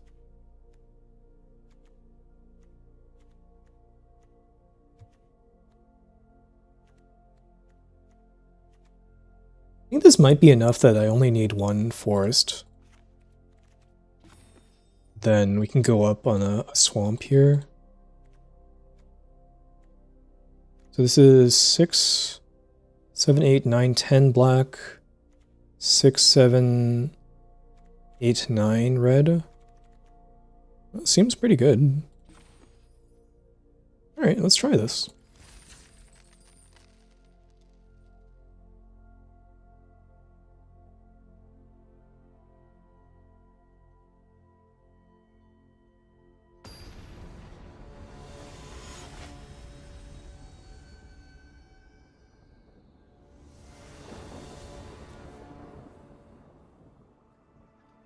This is pretty good. We've got green already. We can play ponies into Rage into the Valley.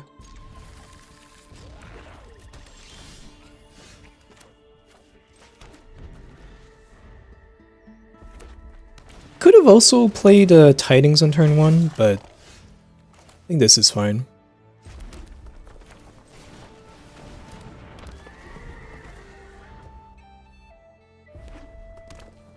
Also, I might Halfling cycle here. This can get my my golems. It blocks, I think. Ooh, okay, they have their own Misty Mountains Colds.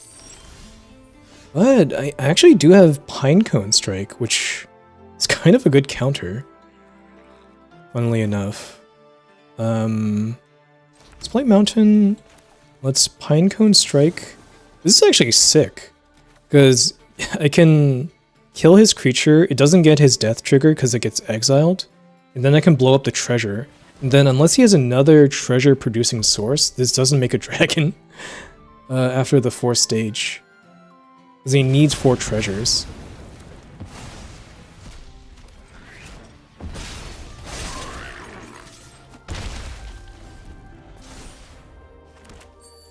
So he might have gotten screwed by that pretty badly.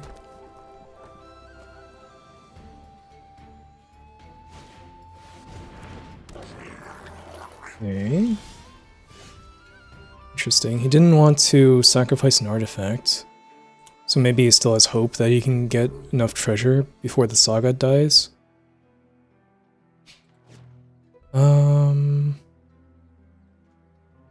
I'm just gonna flashback Titans of War, I think.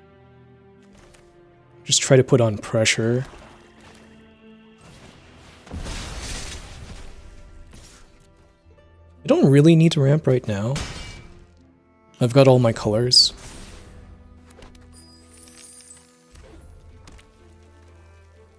And this guy eventually does draw a lot of cards, so I think I want to be the aggressor in this situation.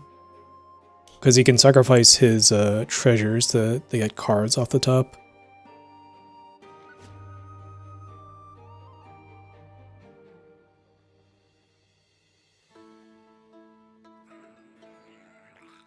Hopefully I just draw like one of my great goblins or golems.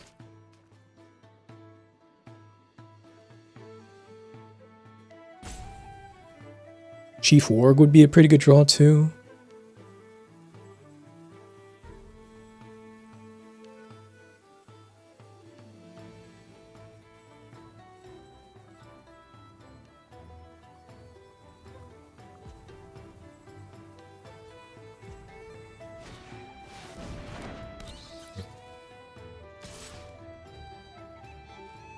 Blocks. Well, that can block my goblin army, I suppose.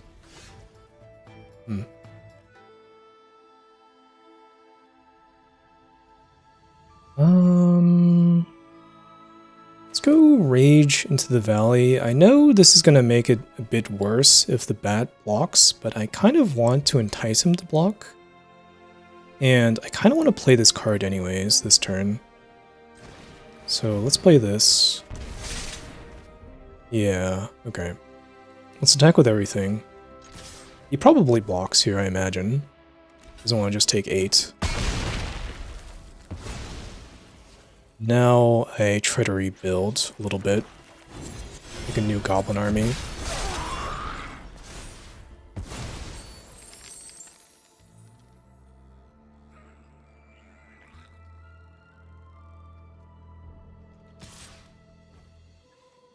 No blocks. If I were him, I would be sacrificing these treasures a bit more aggressively. Oh, that's a really good card too. Okay, well, so when this attacks, you can sacrifice a creature and he gets counters, and then when this dies, he amasses Goblins X, where it's this creature's power. I think what I do here is play Goblin Town and play the 2 flunkies. Next turn, play Great Ugly Looking Goblin.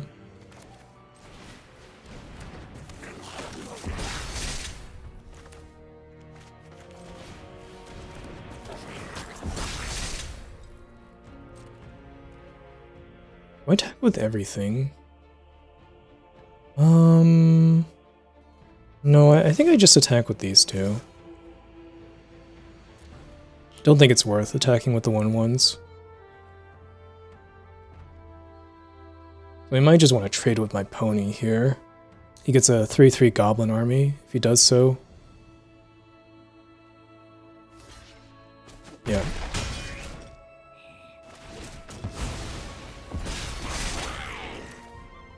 Goblin Town.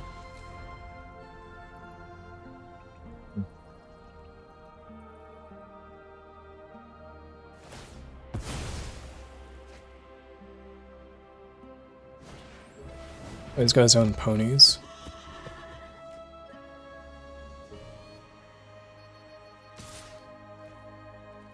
Blocks. I guess he could double block my 4/4, I'd be kind of okay with that. And now it's a 5/5. Hey, why didn't he just do that before? Ooh. The Great Goblin. That's a great draw. So I could do this. It would give my army menace, but still wouldn't be able to attack well into the 5/5, so let's play the Great Goblin. And I think we still save this.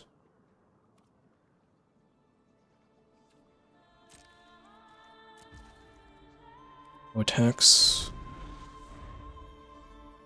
I mean, maybe I should have attacked with a 1-1. I think I want this back to potentially chump, though.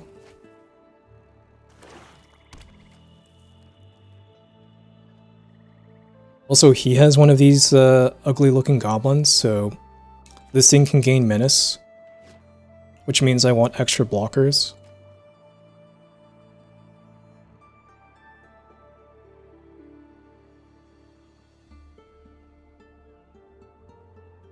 It's actually a really close game.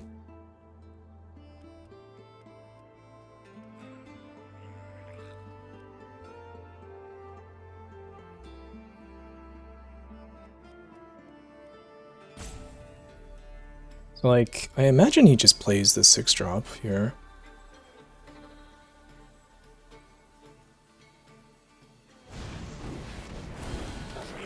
Okay. Oh, he's attacking. I kind of like that. So I can double block here and then get 2 cards off the top.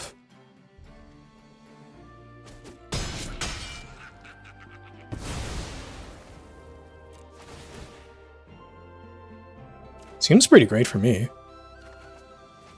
Ooh, there we go. Rage into the valley and a swamp. Into another rage into the valley. Okay. He gets hit for 2 here and then another 2.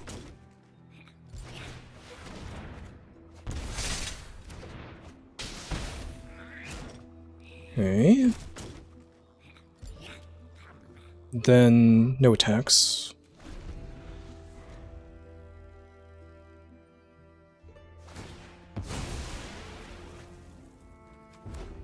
Oh, he draws into smog. Okay. That's pretty scary. So I could kill my goblin army token.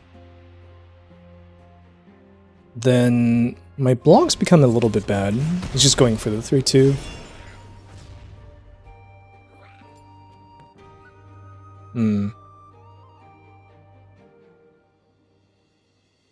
He is at 4 though, so he needs to be a little bit careful and not attack with like everything.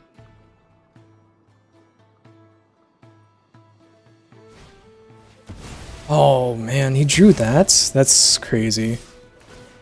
That is such a good draw for him. Well, I have to block here, or else I die.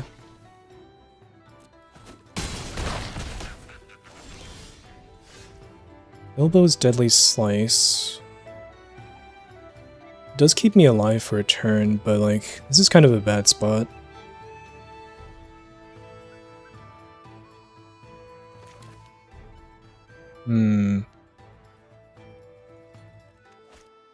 There's not much I can do here.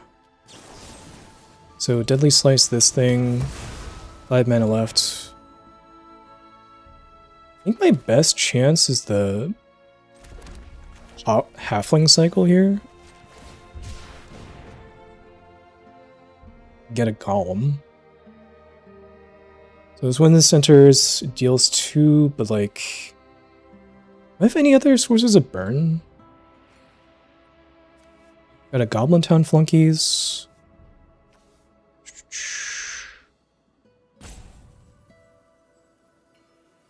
Not really. And there's also this guy, but like... Can't play the Golem in the same turn as I cycle this, so I think it's just this one. So now I live at 1, unless he has more damage. This was a brutal draw for him to get, this stir up trouble.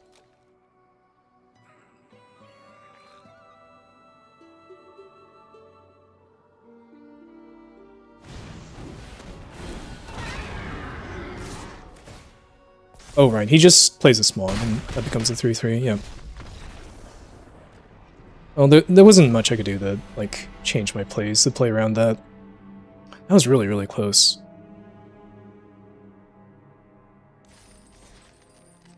Alright. Go again.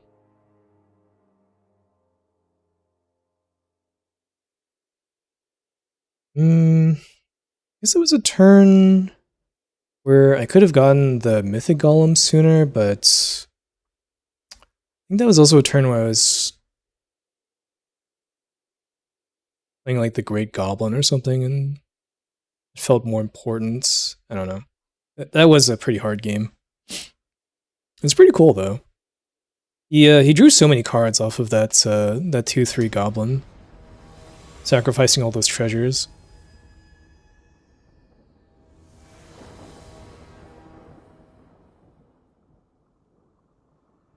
Okay, this is pretty good.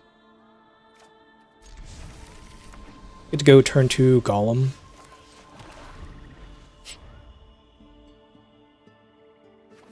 Or honestly, maybe I go turn 2 ponies. I can get a swamp and a forest and kind of set. Maybe that's even better. Okay. Let's activate this ability. Get forest, swamp. Just play the forest. And I've got a few different options for this next turn. I could just play Tom and Bert. Or I could play like Golem and play Stir Up Trouble. I'd probably just play Tom and Bert though.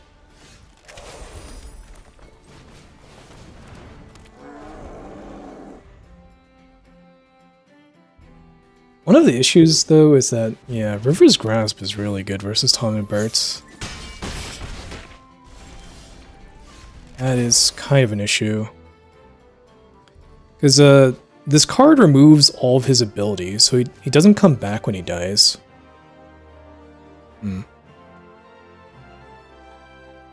It's actually kind of a big problem.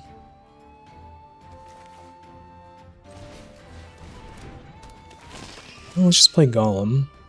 Exile his card, I guess.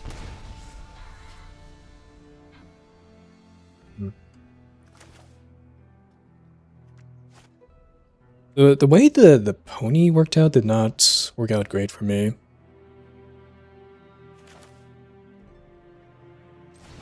Play this. Try to take Rage into the valley. Now I can Deadly Slice.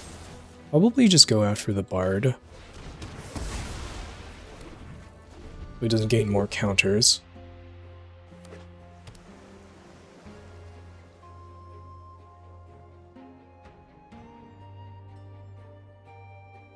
Yeah, I think maybe it's just not worth splashing for this guy. He's really vulnerable to the blue commons, honestly.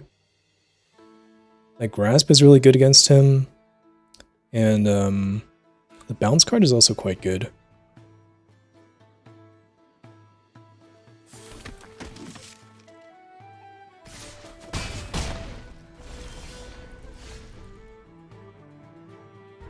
Alright, let's play Rage into the Valley.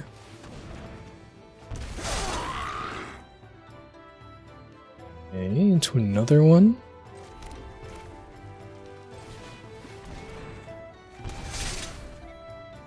Then let's Stir Up Trouble, sacrifice a creature,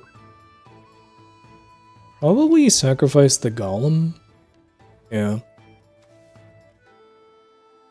Oh, target this guy. Then I can sacrifice an artifact as well, but I actually might use this ability.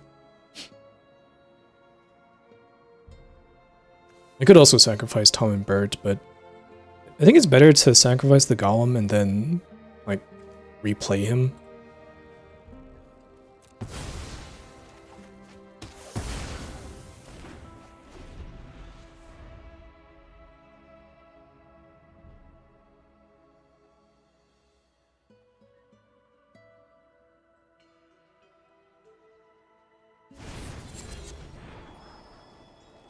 Okay, there's a Bilbo. Might just be forced to take some damage off of this garrison too.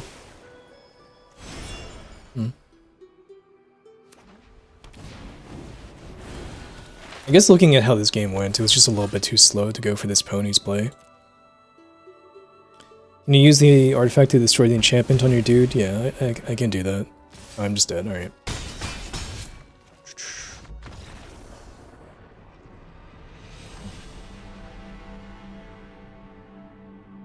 Yeah, I don't know, maybe it's not worth splashing for the Tom and Bert. It's kind of a rough game.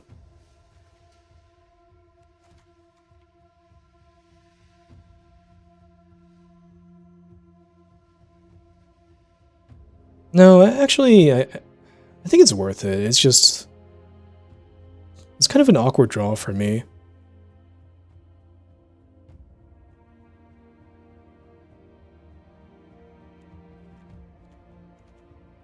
There's not really like a much better card I would put instead. Like, I don't want to play Well-Worn Spatula or anything. Let's just go again.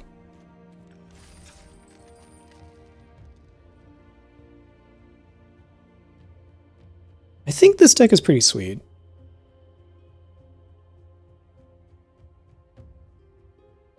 The first game was so close too. That's how it goes sometimes.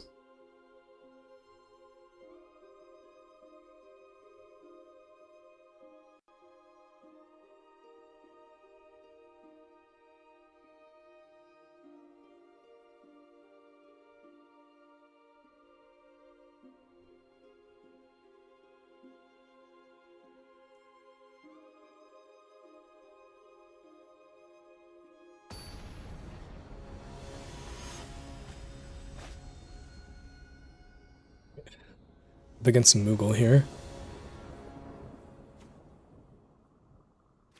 I mean, yeah, I'll keep this. Oni's actually looks pretty good here. It guarantees I get my 3rd and 4th land drop. Oh, there's a 3rd land there. Does that change my play? No, I think I still play the pony, honestly. Because I could play these amass cards, but I want to play them after I play the Great Goblin. Get the extra damage in. And if he uses like a Pinecone Strike here, that means he's not using it on the Great Goblin. So that could be perfect for me. Seems like he's thinking about it. Yeah, there he goes. So hopefully he doesn't have another one for this guy.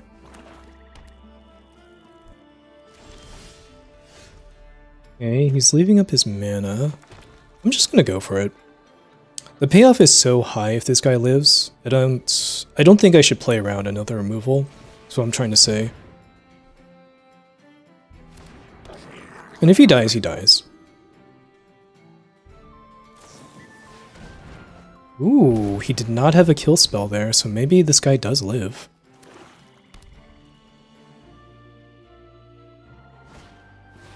Alright, there he goes. That's fine. We'll just play Rage into the Valley here. Ooh, Tom and Bert. Might actually be good this game.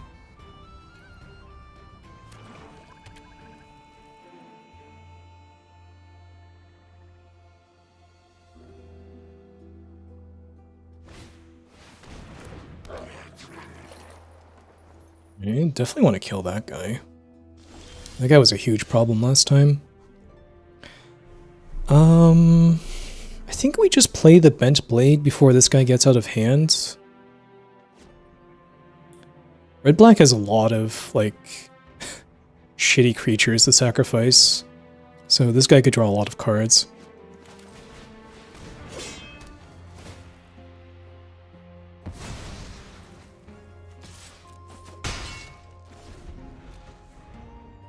I hope I just draw a land next turn for Tom and Bert.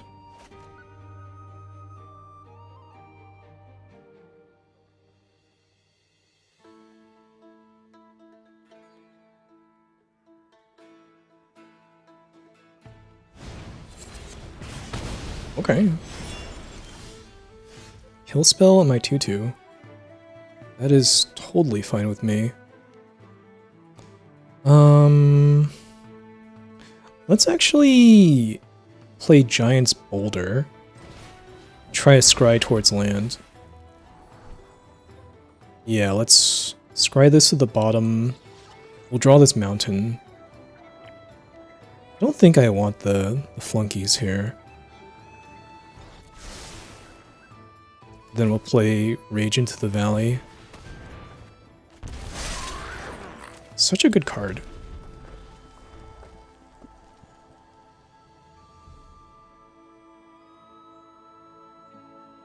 Do need to find an answer to Smog at some point, though. He's kind of close to casting it.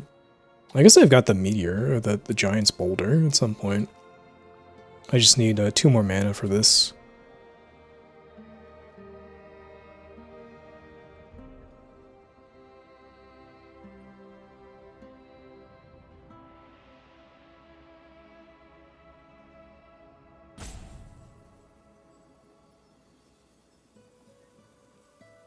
It's my next turn. Probably just these guys. Oh, Crude Bent Blade as well. Just summon a Blue Eyes White Dragon. That'd be lovely. Ooh. Okay. This is gonna take a little bit to actually make a dragon, but I'm kind of down for this.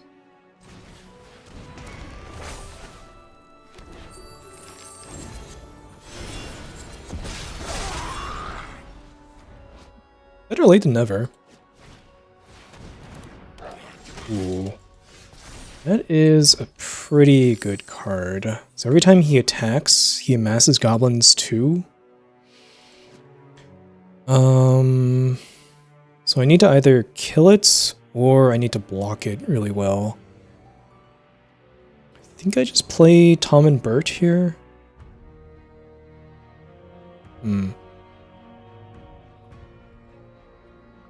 I could also play the Opportunist. So it does also trade with the Raider, but it's easier to kill. Could have Pinecone Strike. I think I just play Tom and Bert here.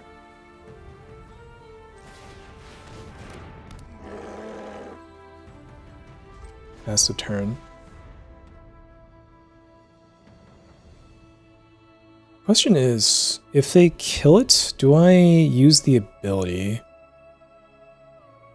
Draw 5, discard 1. I give up on a treasure though, which means I don't get the dragon. But it could be worth it. It's kind of a tough question.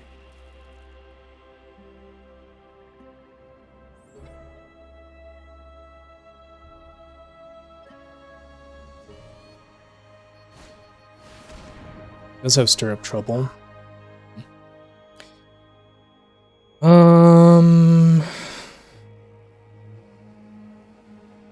This is a really tough one. Kind of need to find more stuff is the only issue. Maybe I do use the treasure.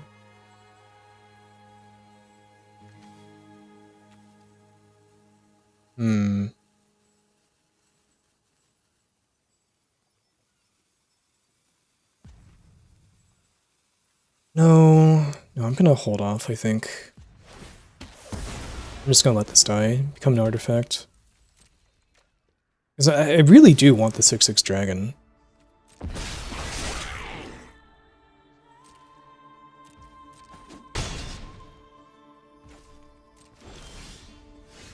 Okay, now I have my own stirrup trouble. It's not so bad.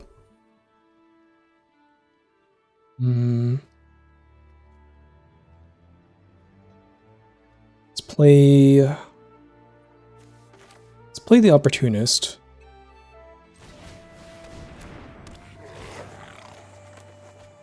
Nice, hit a land. Now let's play Stirrup Trouble. Sacrificing... I guess the Giant's Boulder? Oh, sure, let's add mana this way, it's technically correct.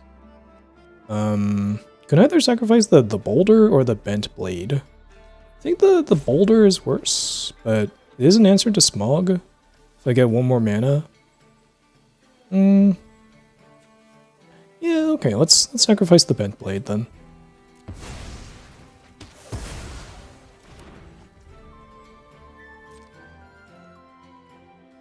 And no attacks. Sorry, I'm taking a little bit of time on these turns, but they feel kind of complicated. Next turn I get my dragon and I can start using these treasures.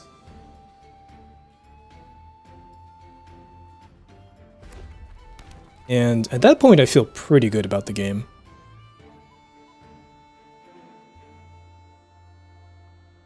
It's like, even if he plays Smog, I have a bigger dragon.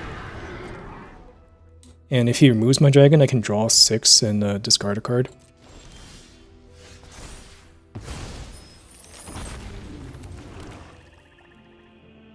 Okay. Yeah, we're just gonna use the boulder now.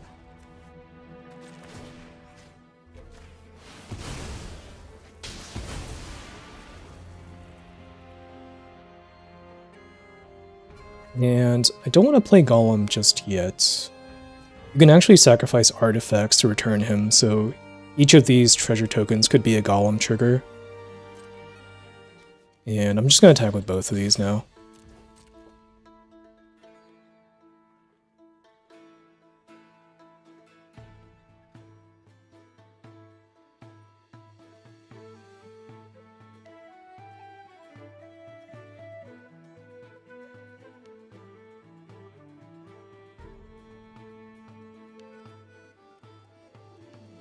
Thinking of not blocking.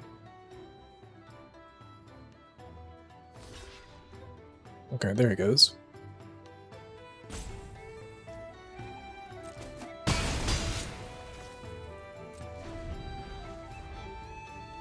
I think I just have such a advantage in cards. Getting anything off the board is good for me.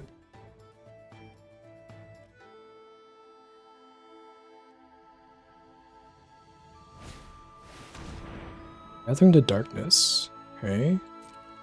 So he gets to get back Smog and get a 3/3.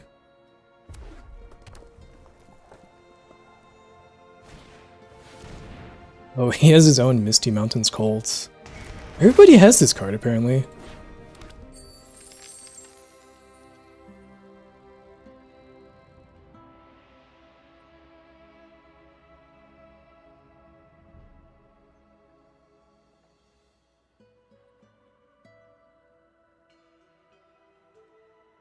What does he have now?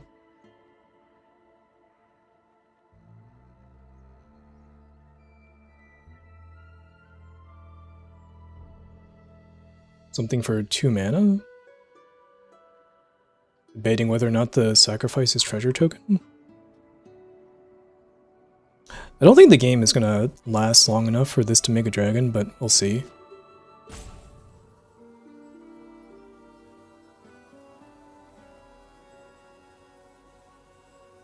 Next turn, I do get to play Rage into the Valley. Potentially attack for 10. I could play the Great Ugly Looking Goblin so that it has Menace as well. And then Golem kind of seals up the game as well, if I do that much damage.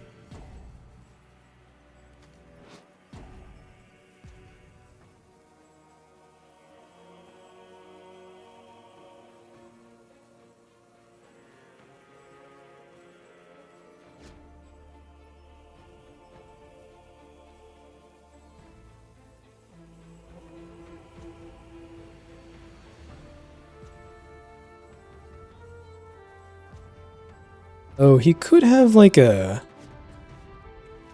Could have a stir up trouble, and he's really like...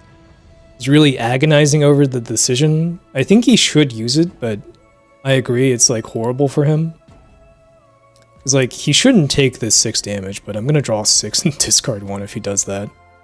And he's never gonna get his dragon. Okay. Ooh, and the other golem? Holy shit. This is just like an embarrassment of riches over here. Let's go Rage into the Valley. Attack for 10. takes all of it. Now, this is pretty much checkmate. Play the golem. I guess eat his... Okay, he's just done anyways. I was gonna play the other golem and name Odd, and if he wanted to play his Smog, I was gonna drain him for 2 to do the last 2 points. That was sick.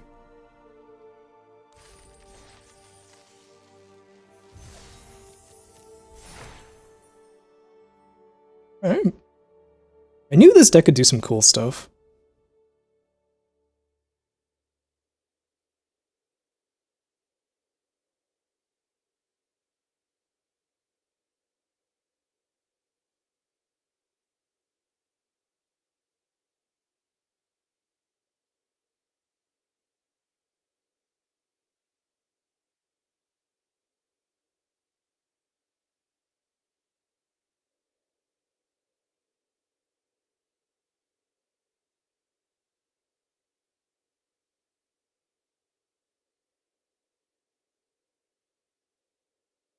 I kind of hope this next game we get to draw that War Company on 3. Just run away the game with like a flood of 2/2 wolves.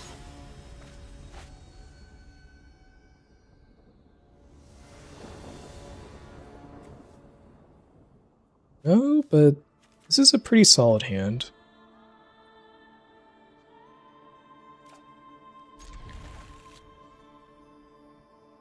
Get to go flunkies on turn 2, kill their 2-drop presumably, and then at some point play this opportunist.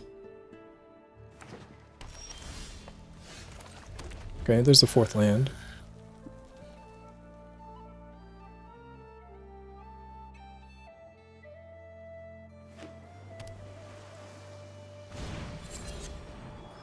Scrying with Bilbo, sure. Oddly enough, of all cards, Bilbo is kind of bad against the flunkies.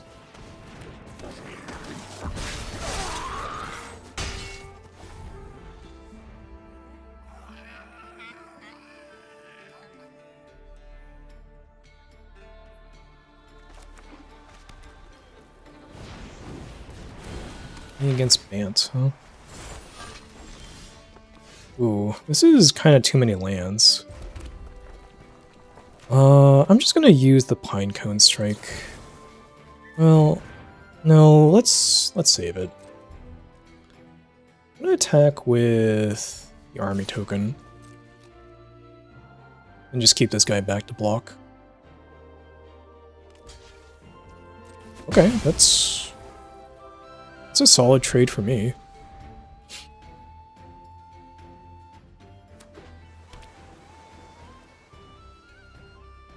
Let's see what else he has.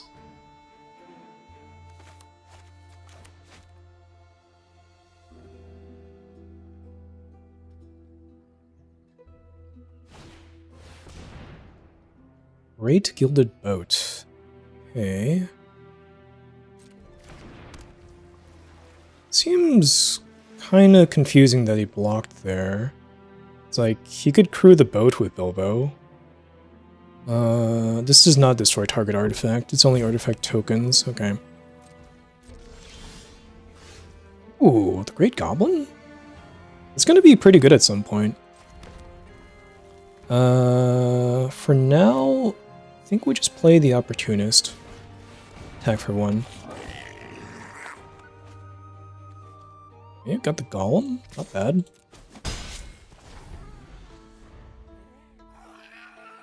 I would like a second black source at some point for this Deadly Slice. But next turn we can go Golem into Great Goblin, and this should be pretty good.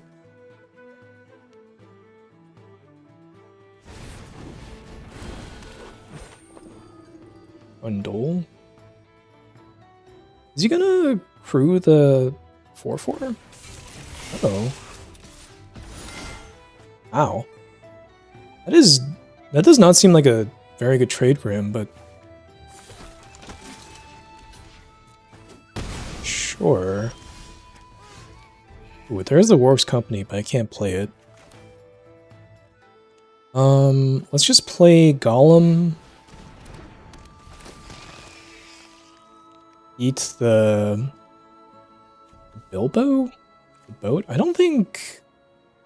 There's not that many ways to get back creatures or permanents in these color combinations. I guess I'll just get the boat. Then I'm gonna Pinecone strike the Thrundle before he makes any tokens.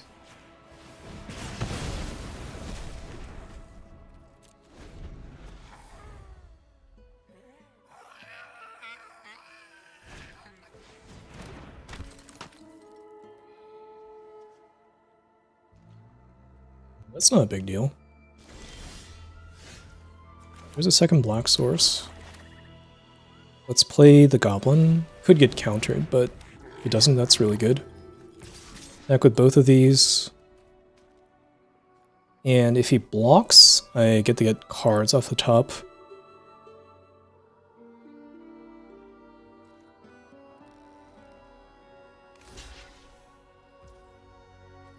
Wait, I guess this isn't the Goblin, but I can sacrifice a Goblin to get a card, basically.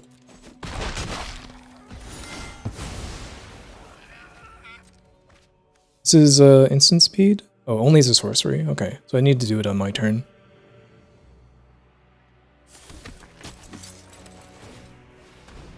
Sacrifice my 1/1.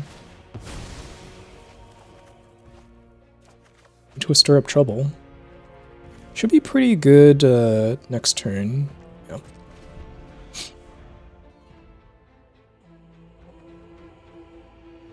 It was kind of incentivized not to even play a creature here.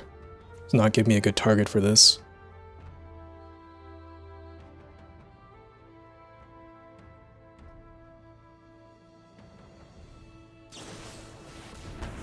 Alright, just spending 5 mana on that.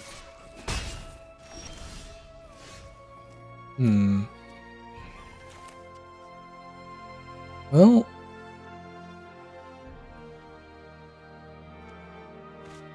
I think instead of playing Stir Up Trouble, I'm gonna play the Warg's Company by playing Thief's Map or Thor's Map. Because I still have a land drop. Get a green. Play this. Play my Golem. Exile, I don't know, Gandalf. Seems better to me than spending 5 mana on this to destroy a 1/1.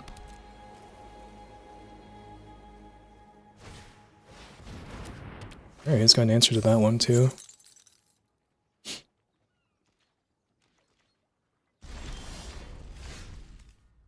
Let's draw. Ooh, the other Golem.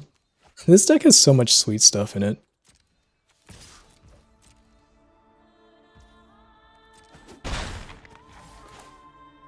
And let's play the other Golem. Naming Odd for sure.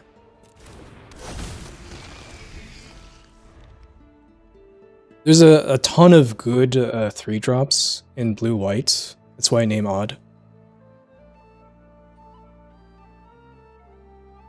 He could play an even card, of course, but like, I think the odds are much better on Odd. See, there you go. It's already a card. Could get a counter instead. I could attack past his 1/1. Maybe that's better. Because I can just Deadly Slice his Eagle. Okay, let's draw again. Ooh, it's a Tom and Bert. But I'm just gonna Deadly Slice the Eagle. This'll be pretty good next turn. I can play this and then sacrifice the company and draw 5.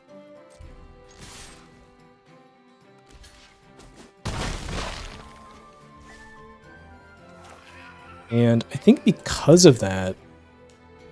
Oh no, I just keep the land in hand to discard, because you gotta discard a card as well as part of this cost. Or this ability.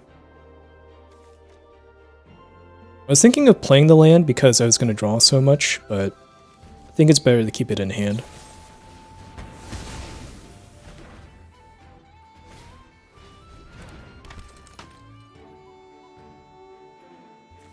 lot of removal over there, but I just have a lot of advantage.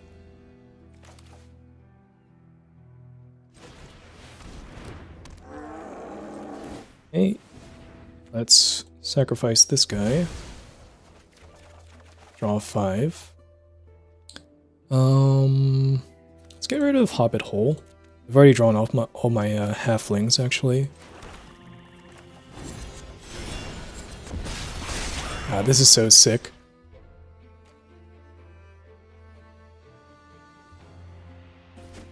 This is so much card draw.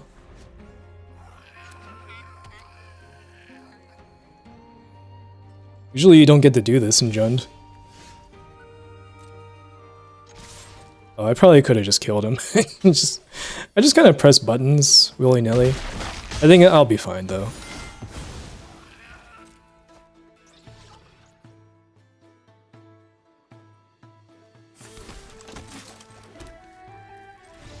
Yeah, he's done. All right. We avoided the 03 nightmare.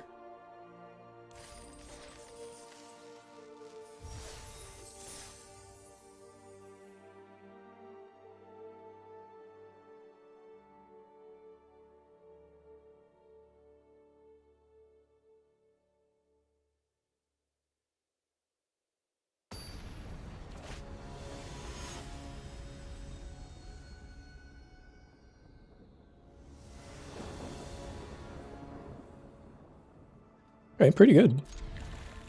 Get to go flunkies into Rage into the Valley.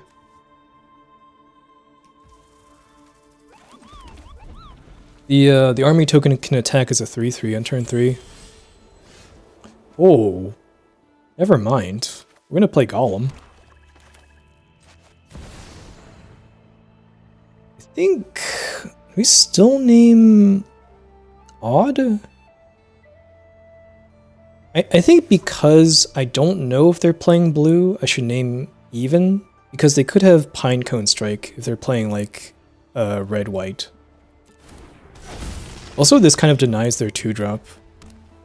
Well, it doesn't deny it, but like it makes it less appealing. Okay, now we just play Rage into the Valley.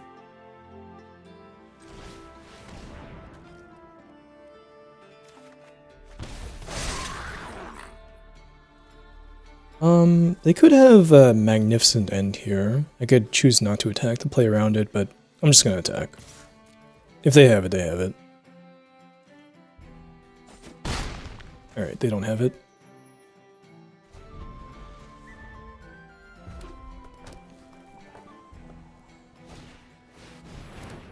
Main Ironfoot.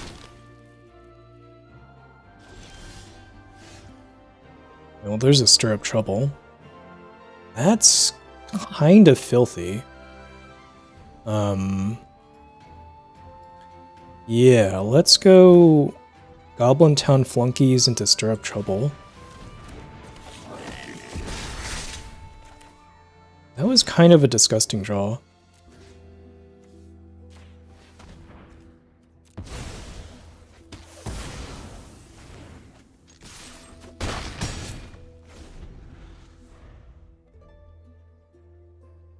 No, like, if they have a 4-drop, they might not even want to play it. Okay. What does this one do? When this attack enters, attach equipment. When equipment becomes attached, deals damage equal to its power to up to 1 target creature. Okay, so he's probably gonna kill my golem. In which case I probably want to draw a card. So he's gonna attach this. Kill my golem. That's a pretty good card.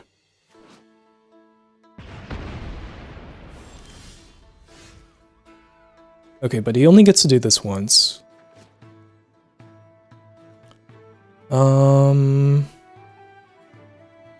Let's go for Rage. Try to draw land here.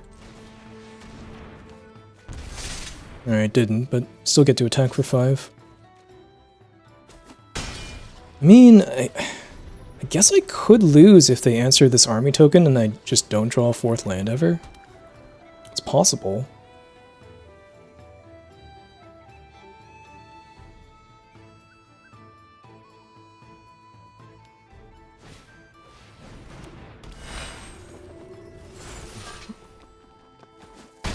So this gives artifacts and creatures ward 1. Oh, there's a 4th land. That's good.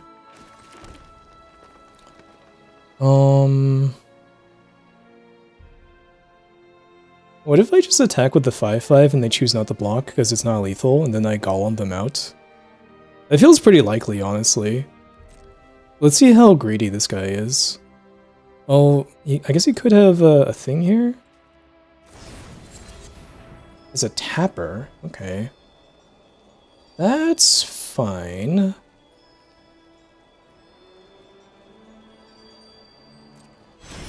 not gonna do anything about that. So Pinecone Strike doesn't work because his ward. I could just play the Pinecone Strike and pay the ward.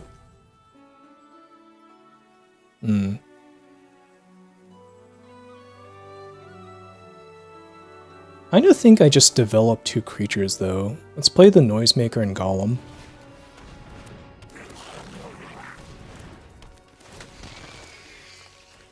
Exile this.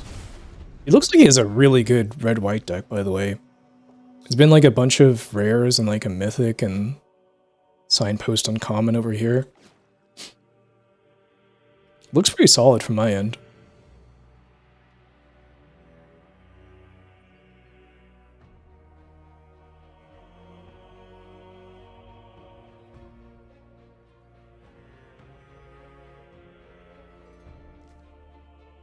So my next turn might just be Pinecone Strike to remove a blocker.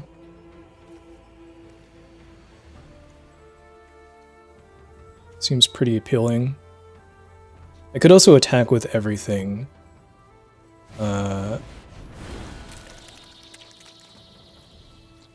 And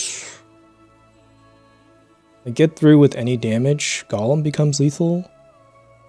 Like replaying Golem. It's got a Pinecone Strike. Alright. It's pretty good. Hacking with the 3/2. Okay.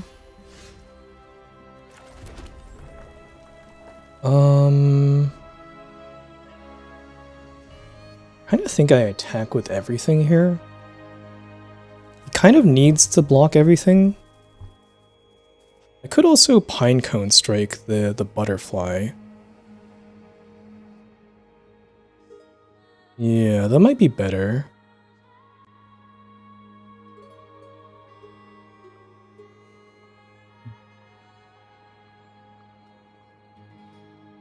Then he has to chump the 5/5 with his 4/4. Let's do that. Choose both of these. So destroy this. Destroy his axe token. Well, no, the axe also has ward 1. Do I want to pay 4 mana for this? I don't think so. I think I just destroy the one thing.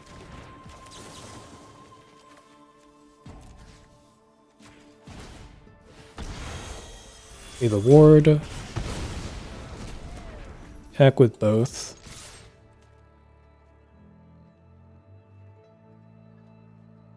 Needs to chump here. And then he's pretty screwed. Let's just make a bigger goblin, sure. Didn't really change combat that turn. But it's looking pretty good. Nice.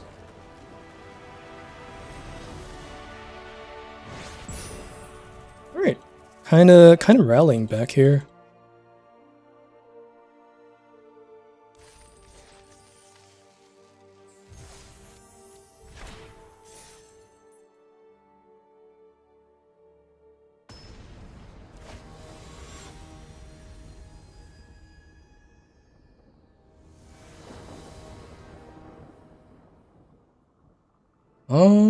Okay, I just need black mana and then I can play this company. I can still play Noisemaker and Pinecone Strike. So I have an easy keep here.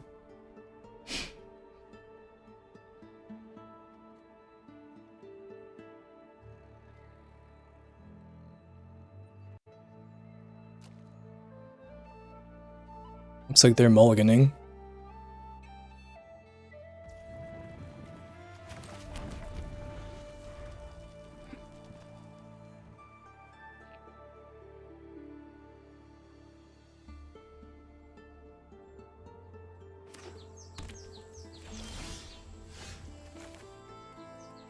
Okay, let's...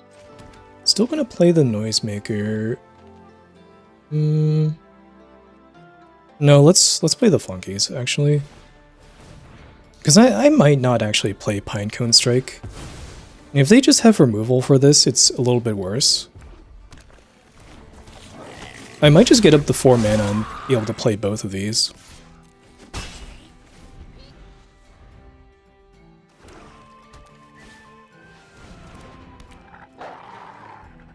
Okay, well, can't really Pinecone Strike that one because it can become a 4/4.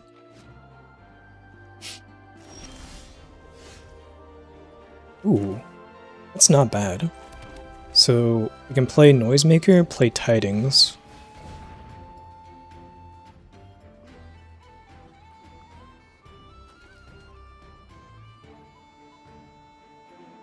And then this becomes a 3/3, which still can't really attack past his Prowler, but I could try to block it if I want.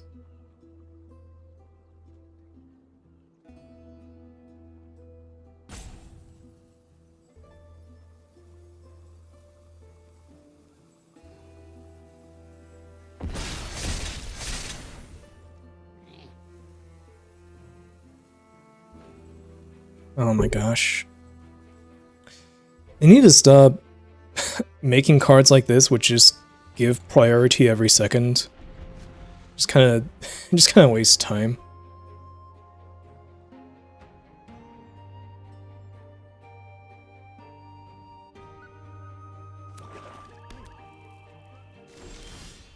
No plays, okay.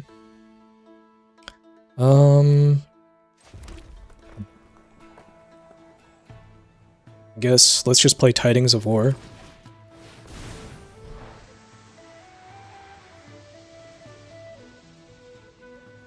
You could easily have a kill spell for the army, but I'm still gonna play this.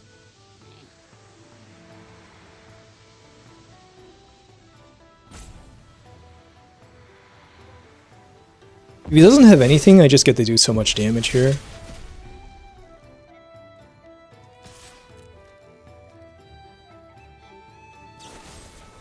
Okay, he does have a Deadly Slice.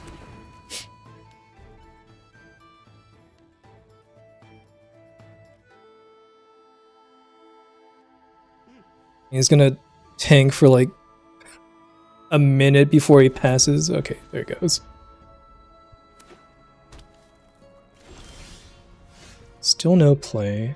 Okay, well now I just play the pony and try to get black mana for once. Guess he could kill my pony.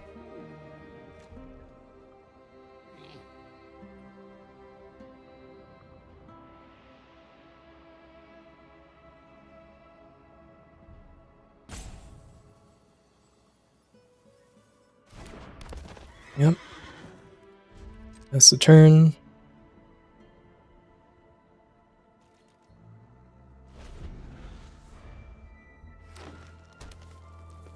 Didn't kill the pony end of step, or end step, which is kind of positive for me. It looks like he's playing Jund. He's got a bunch of forests apparently.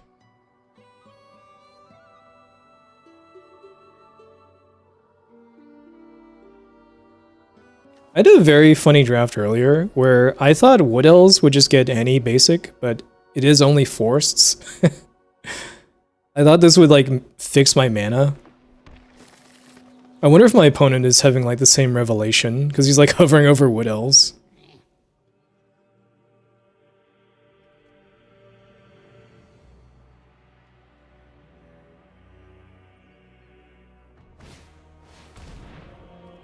Hey. Probably just kill that.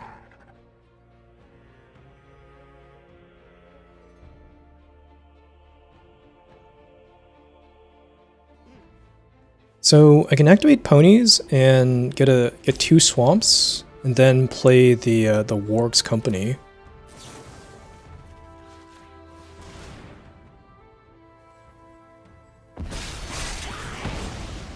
Which sounds pretty sweet to me.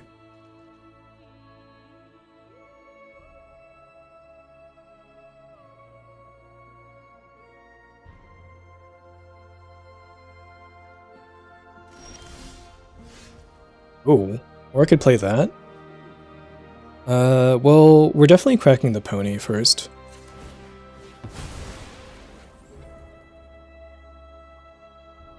Just get 2 swamps here.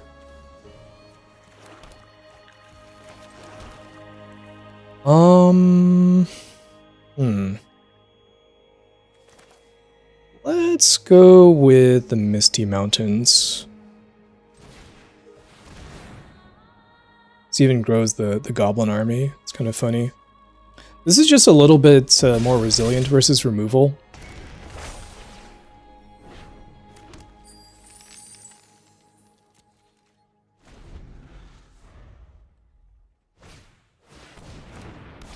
Okay, well, I'm really glad I didn't play this. Because Gandalf can deal 3 damage to any target. Or divided amongst any targets. Alright, no blocks. Does want to pay the life, interesting.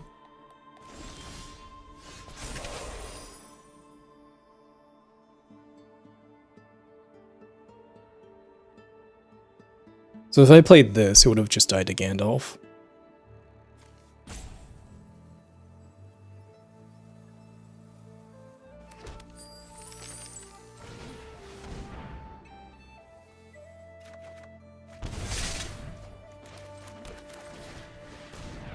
Alright, here's my hand.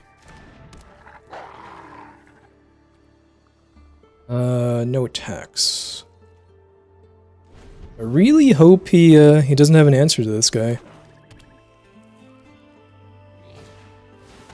Chief Warg. It's pretty good. Gets to draw cards off of this. But if I can make an army of wolves, I can probably stabilize at some point.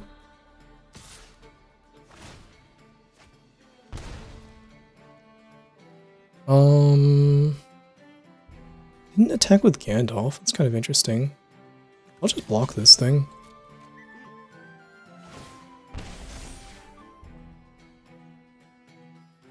Got like a thing to protect it?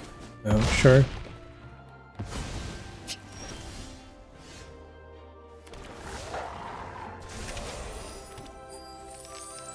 Okay. So I can make my wolf into a 7/5, and then it's kind of hard to attack past into. This can still block even if it can't attack. It's kind of putting all my eggs in one basket, but I think I'm kind of screwed if he kills the Warg's company anyways.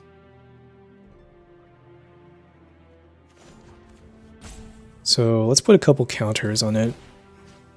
This also protects it from Pinecone Strike, which he could easily have, or another Gandalf, I guess.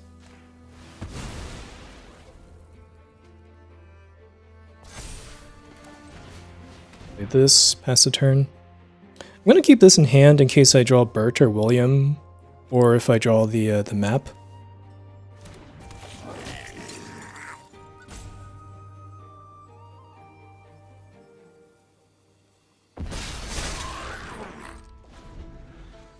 Next turn I get a dragon as well.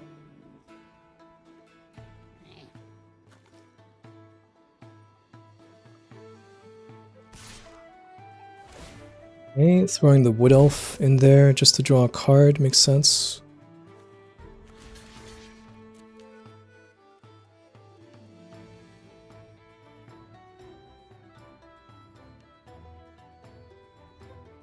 Does he have like another Reverend Howl he wants to use?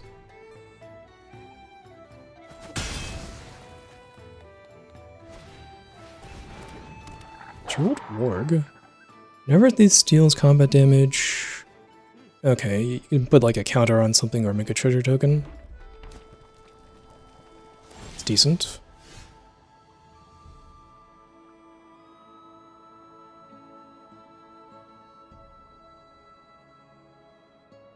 It's kind of funny. He has one of these lands, but he has no goblins or orcs. Golem was not a bad draw either.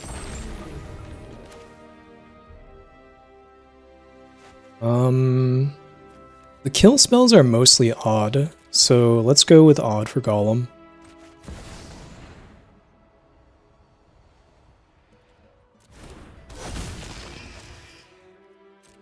then pass. Don't think I want to attack into their creatures and just lose this this company. It's kind of my best blocker as well.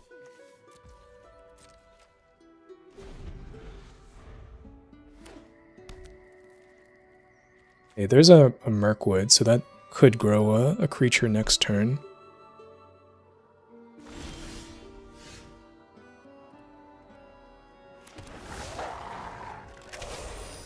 Okay. Let's attack here. Don't think I attack with the 7/5.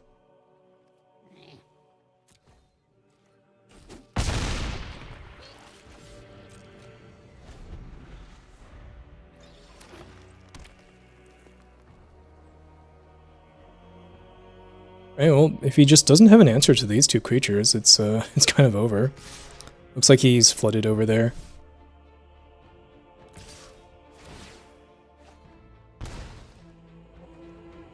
Okay. We're just gonna block with 2 wolves. I don't want this to die to something like Reverend Hell, so just gonna do this.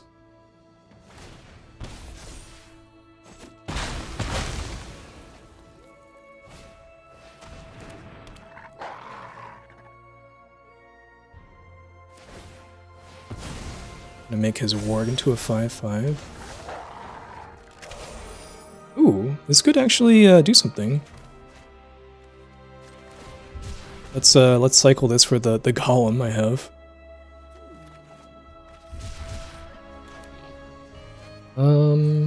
Is he dead? An attack here.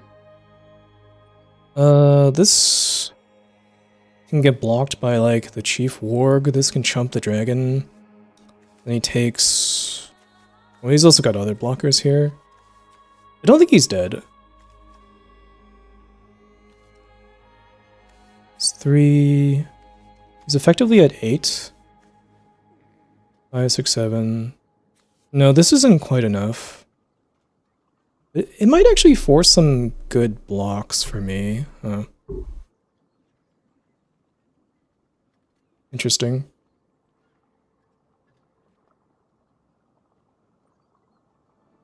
Because this has trample as well. If he blocks like this, still takes 2. What's the most damage you can avoid? He has to block here. Blocks this with like the Death Touch guy. Blocks here.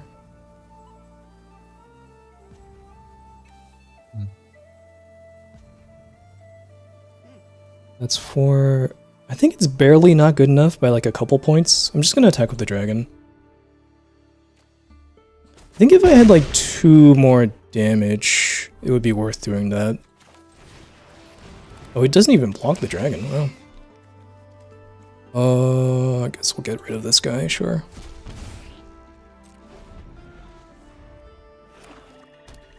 Well, he's pretty screwed now. Alright. Is that 4 and 2 now?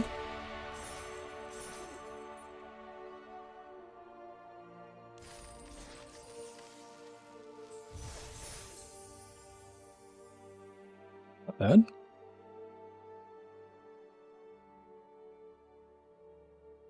Pretty good after the really bumpy start there.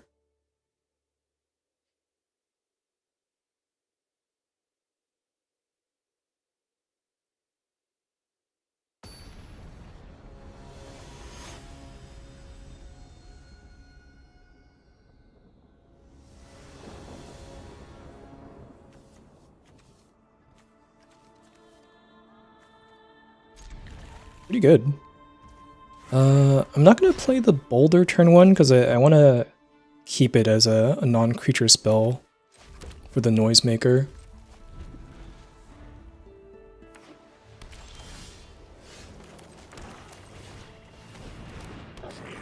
Hopefully this just lives. He's not playing red. Okay, nice. So let's play Rage into the Valley.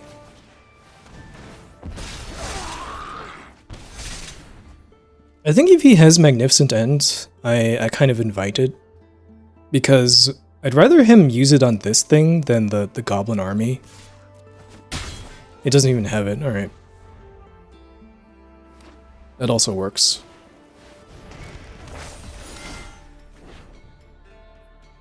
I don't think King's Return is a really good card, but I think it's going to be too slow here. I just have so much pressure going on. Ooh, wow. Discarded The Eagles Are Coming. That is a fantastic card. I think he realizes how bad of a spot he's in.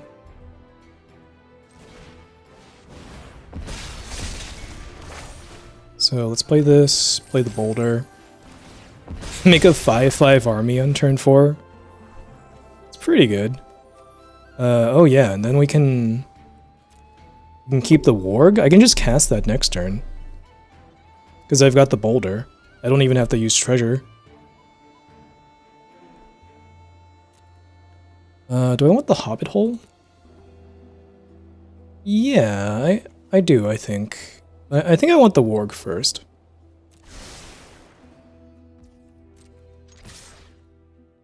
Heck for 7.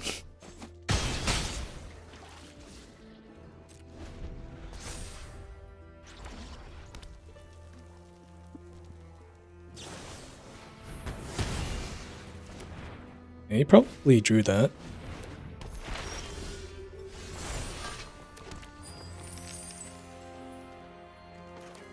Alright, let's play the Warg. And no attacks, I think. Well, it denies him the +1/+1 counter if he trades here. I think that's worth it for me. Let's attack. I think this is not a good block for him, yeah. Because he wants to turn this into a 4/3.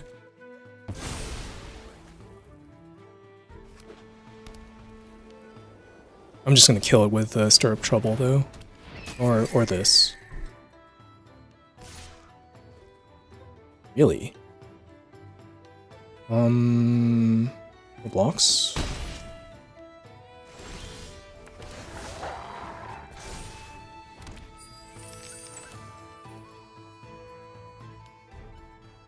Okay, let's play Hobbit Hole. Honestly, though. Maybe that's wrong. I've got a troop of ponies, and I could cycle this for the golem. Next turn I make the dragon, and then I don't need these treasures for the saga anymore. So I actually have a ton of mana next turn. Let's play this instead. Target this, sacrifice Boulder. Oh, sure.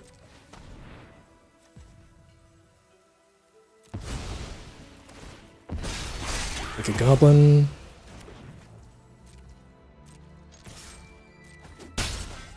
Then play ponies. I think it's just not worth cycling, or it's not worth playing this when I have so much mana next turn.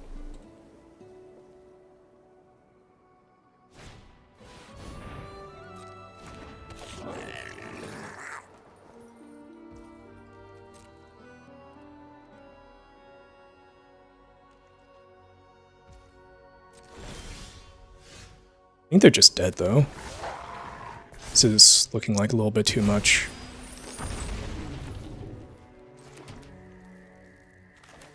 Even play this guy beforehand.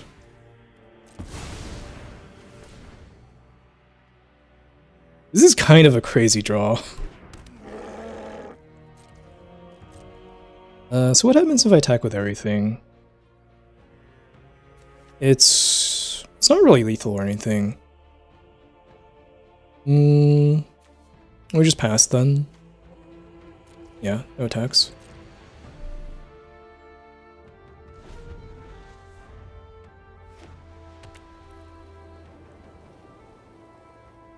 Should I play around Settle? I think that's the one card that can get me here. Like, even if they settle, I have Tom and Bert.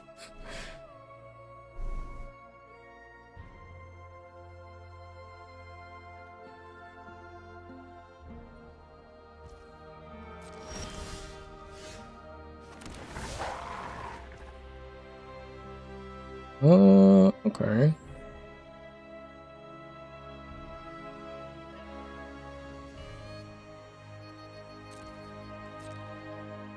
Let's attack. I'm willing to attack with these two.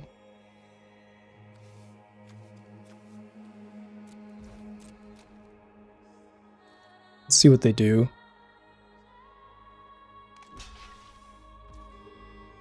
Chump? They must have something here.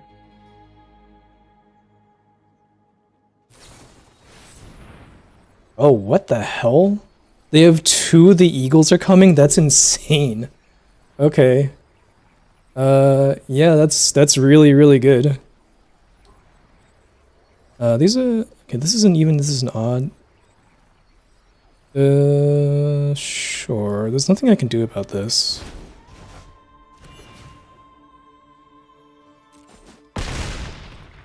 Go down to 6. Then... Let's cycle this. We'll get Golem Riddlemaster. We'll play it. And I think we want to name... We want to name Odd. I think this is more dangerous.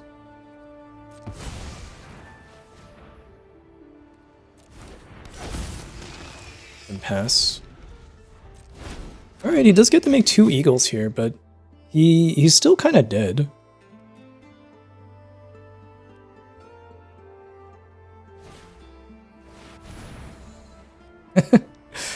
Alright, let's drain him for 2.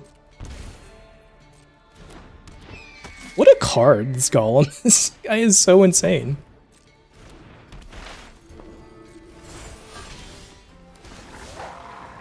Alright, yep. Just attack with everything. That was so cool.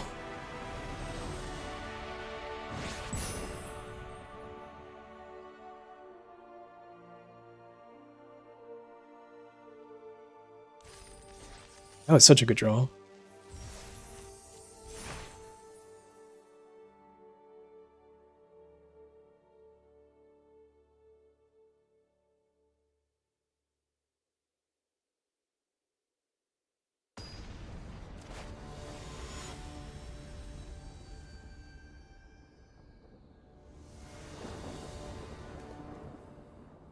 Ooh. Only swamps, but I can play my entire hand still. Let's keep it.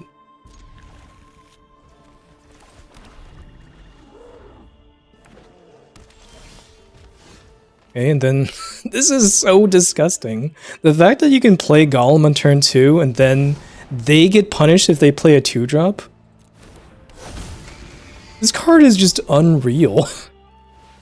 Like, yeah, I'll draw a card because you played your 2-drop.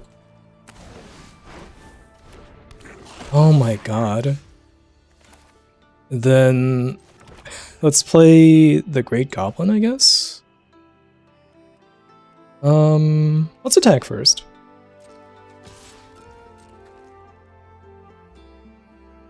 If they want to trade, I'm happy enough with this.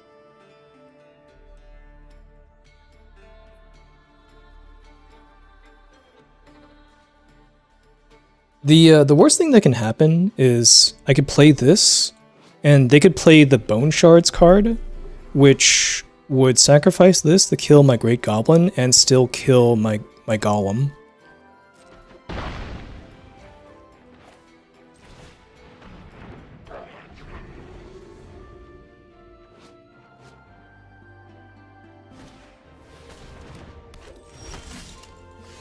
The stir up trouble, that's what I meant. Alright, let's just play mass 2 goblins, deal 2 damage, get a red source. God, this deck is so sick.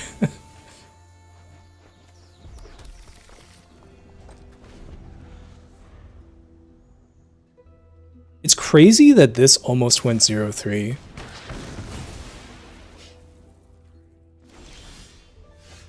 I think he should have attacked there. I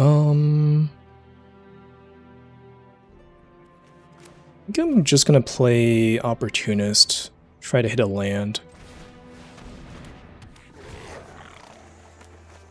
Nice. Oh, I just realized he's also stuck on 2 lands over there. He's not having a good time.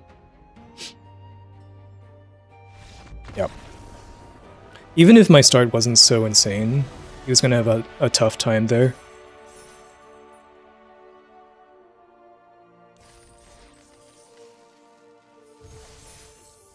Okay. 6-2, playing for the trophy.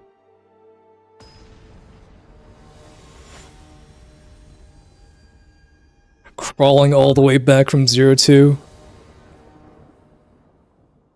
This hand's pretty good.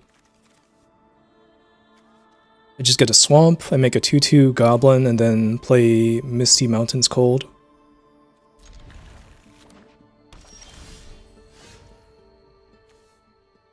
There's a swamp, but I think I'm just supposed to crack the land anyways. Considering I have a 6-drop here.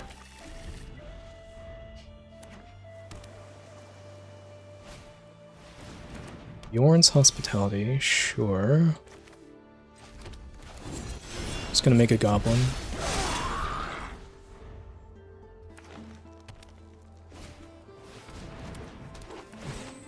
Okay, what else is kind of a sick combo with that? Let's make a 2-2 there. Okay, definitely saving this hobbit hole for one of the golems, though. I'm just gonna attack. Yeah, I didn't think he would want the trade. And I'll play the Misty Mountains.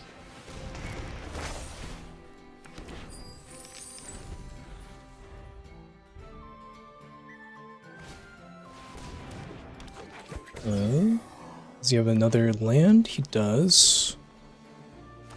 Probably just Pinecone Strike, whatever he puts the counter on.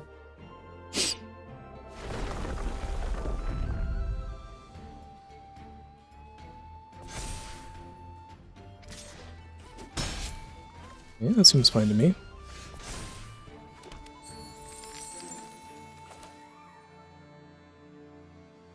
Guess we'll play the land first.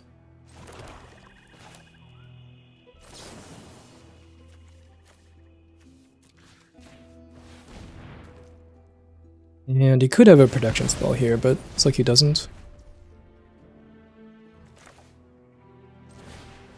A boulder.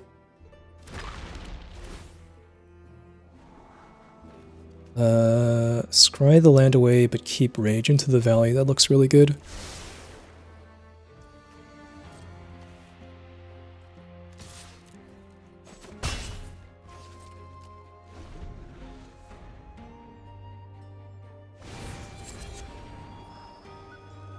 Alright, Bilbo's pretty good.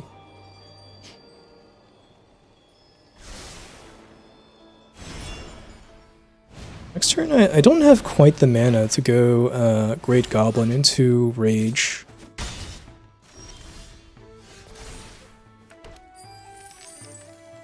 Unless I use a treasure, which I don't want to. So I think we just play the Great Goblin.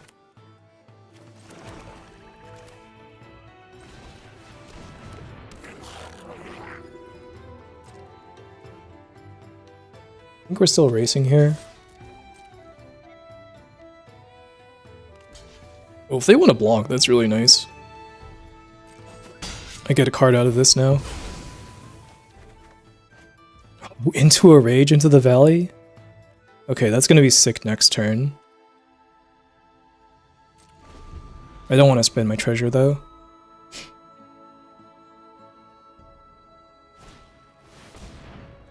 Okay. Yeah, no blocks.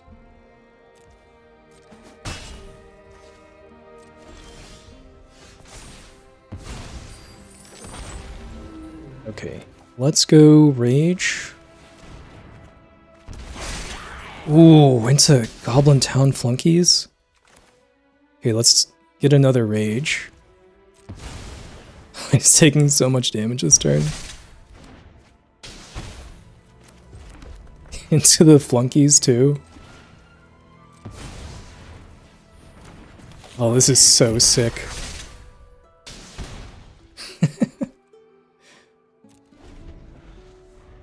Okay. Down to 10 life.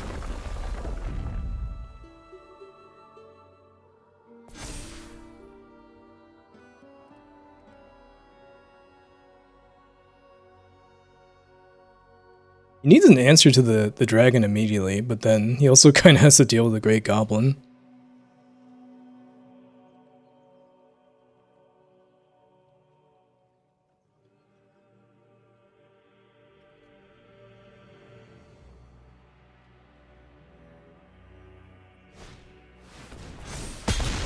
Okay, that is a solution. Dragon down.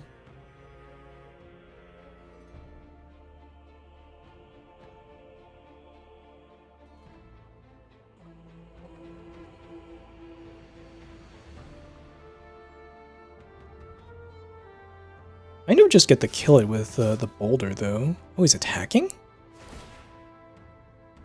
Interesting. Oh, it does turn into an 8/8. Yeah, that's true.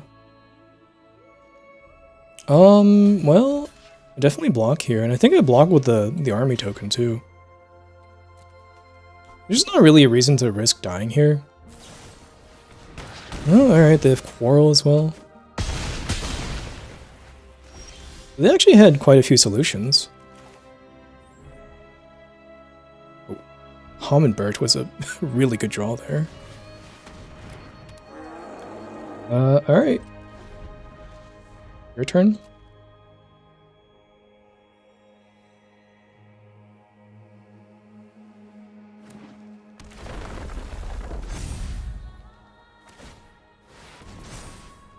Alright, does get a 7/7 here.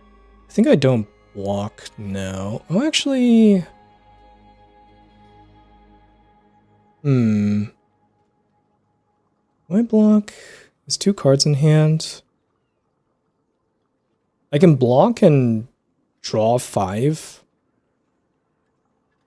It probably wins me the game, right? Let's do that. Wait. What? Why couldn't I activate that? Oh, another creature. Oh, you can't sacrifice himself. I see. Okay. Well, that was bad then.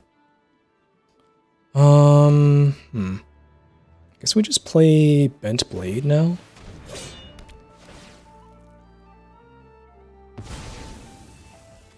Then we play this Golem.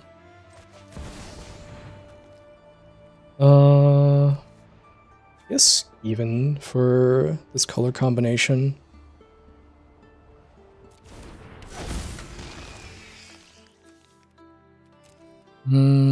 Also with Bert and William, I think I do actually play the land now, as funny as that is.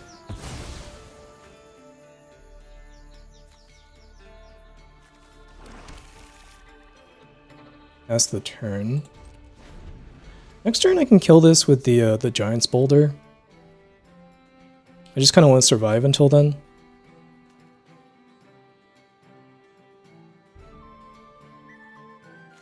Them having the Quarrel and the Negotiations on the same turn was really, really strong.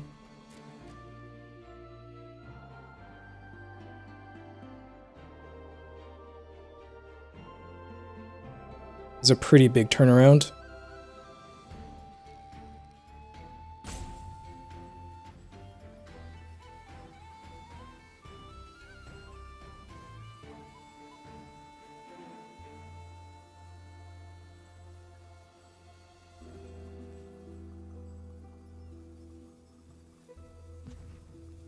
Looks like he's thinking quite a bit about this turn. Does he have like another Troll Negotiations? Another Wood Elves, okay. Sure.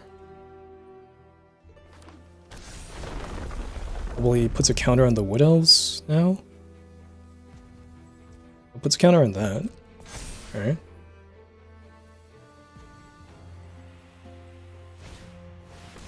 Oh wow. Okay. I think I have to gain life here. Or else I might die.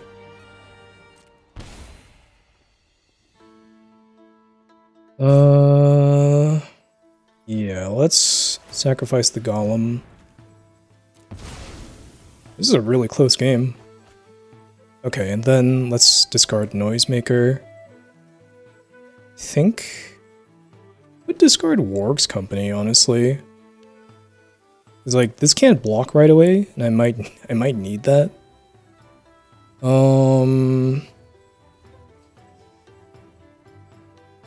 Yeah, I might need that. Although the Wood Elf is only a 1/1. This is gonna gain 2 counters, 11.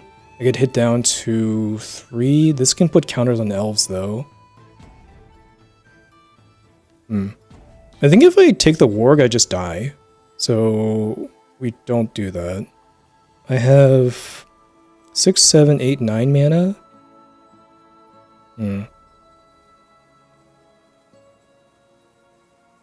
Kind of a tricky spot. I could play Deadly Slice, play the Goblin. But if they have another answer, I die to the Wood Elves with counters on it. So I think I discard this, actually. Go down to 3 here. Okay, now let's play Noisemaker. Deadly Slice. Want this. Making a mass token. Play my flunkies. Attack for 1.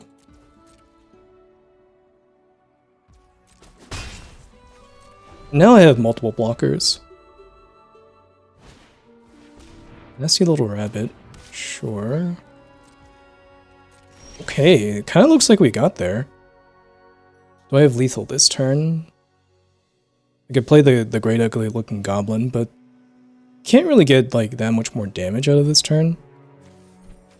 I could like try to draw cards by sacrificing this guy.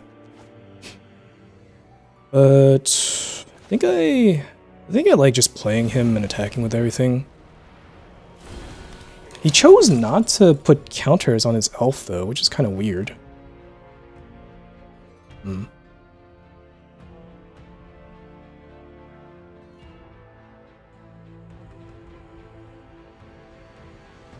So I'm thinking we just attack with this guy.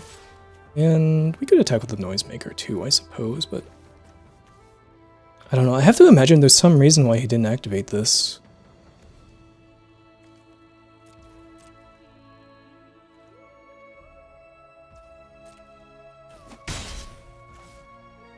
Okay. That's the turn.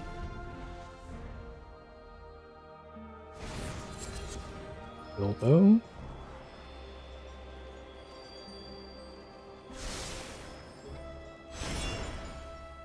I like to see 2 bottom.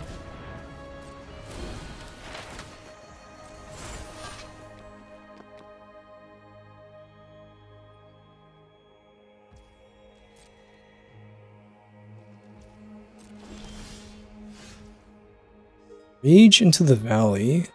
Go down to 2, huh? I think it's worth.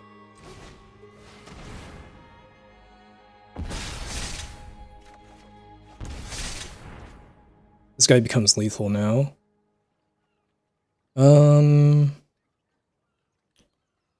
Let's equip this guy as well.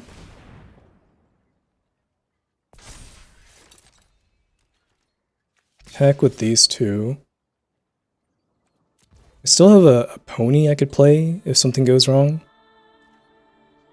If he has nothing, he loses his whole board. It looks like that's what's happening. Alright. Guess he does not have much, perhaps. Play my pony. Little bear. Sure.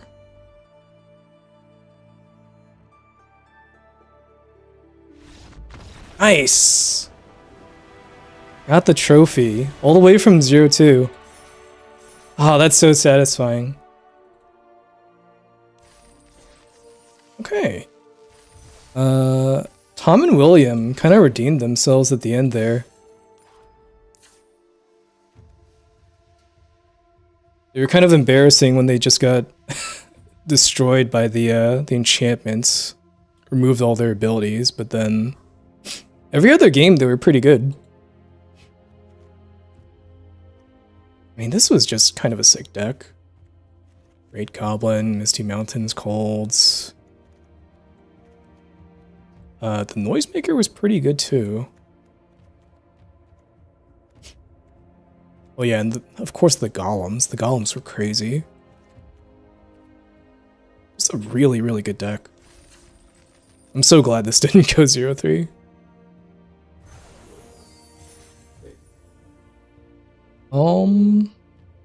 Probably call a stream there. That was a good day of drafting.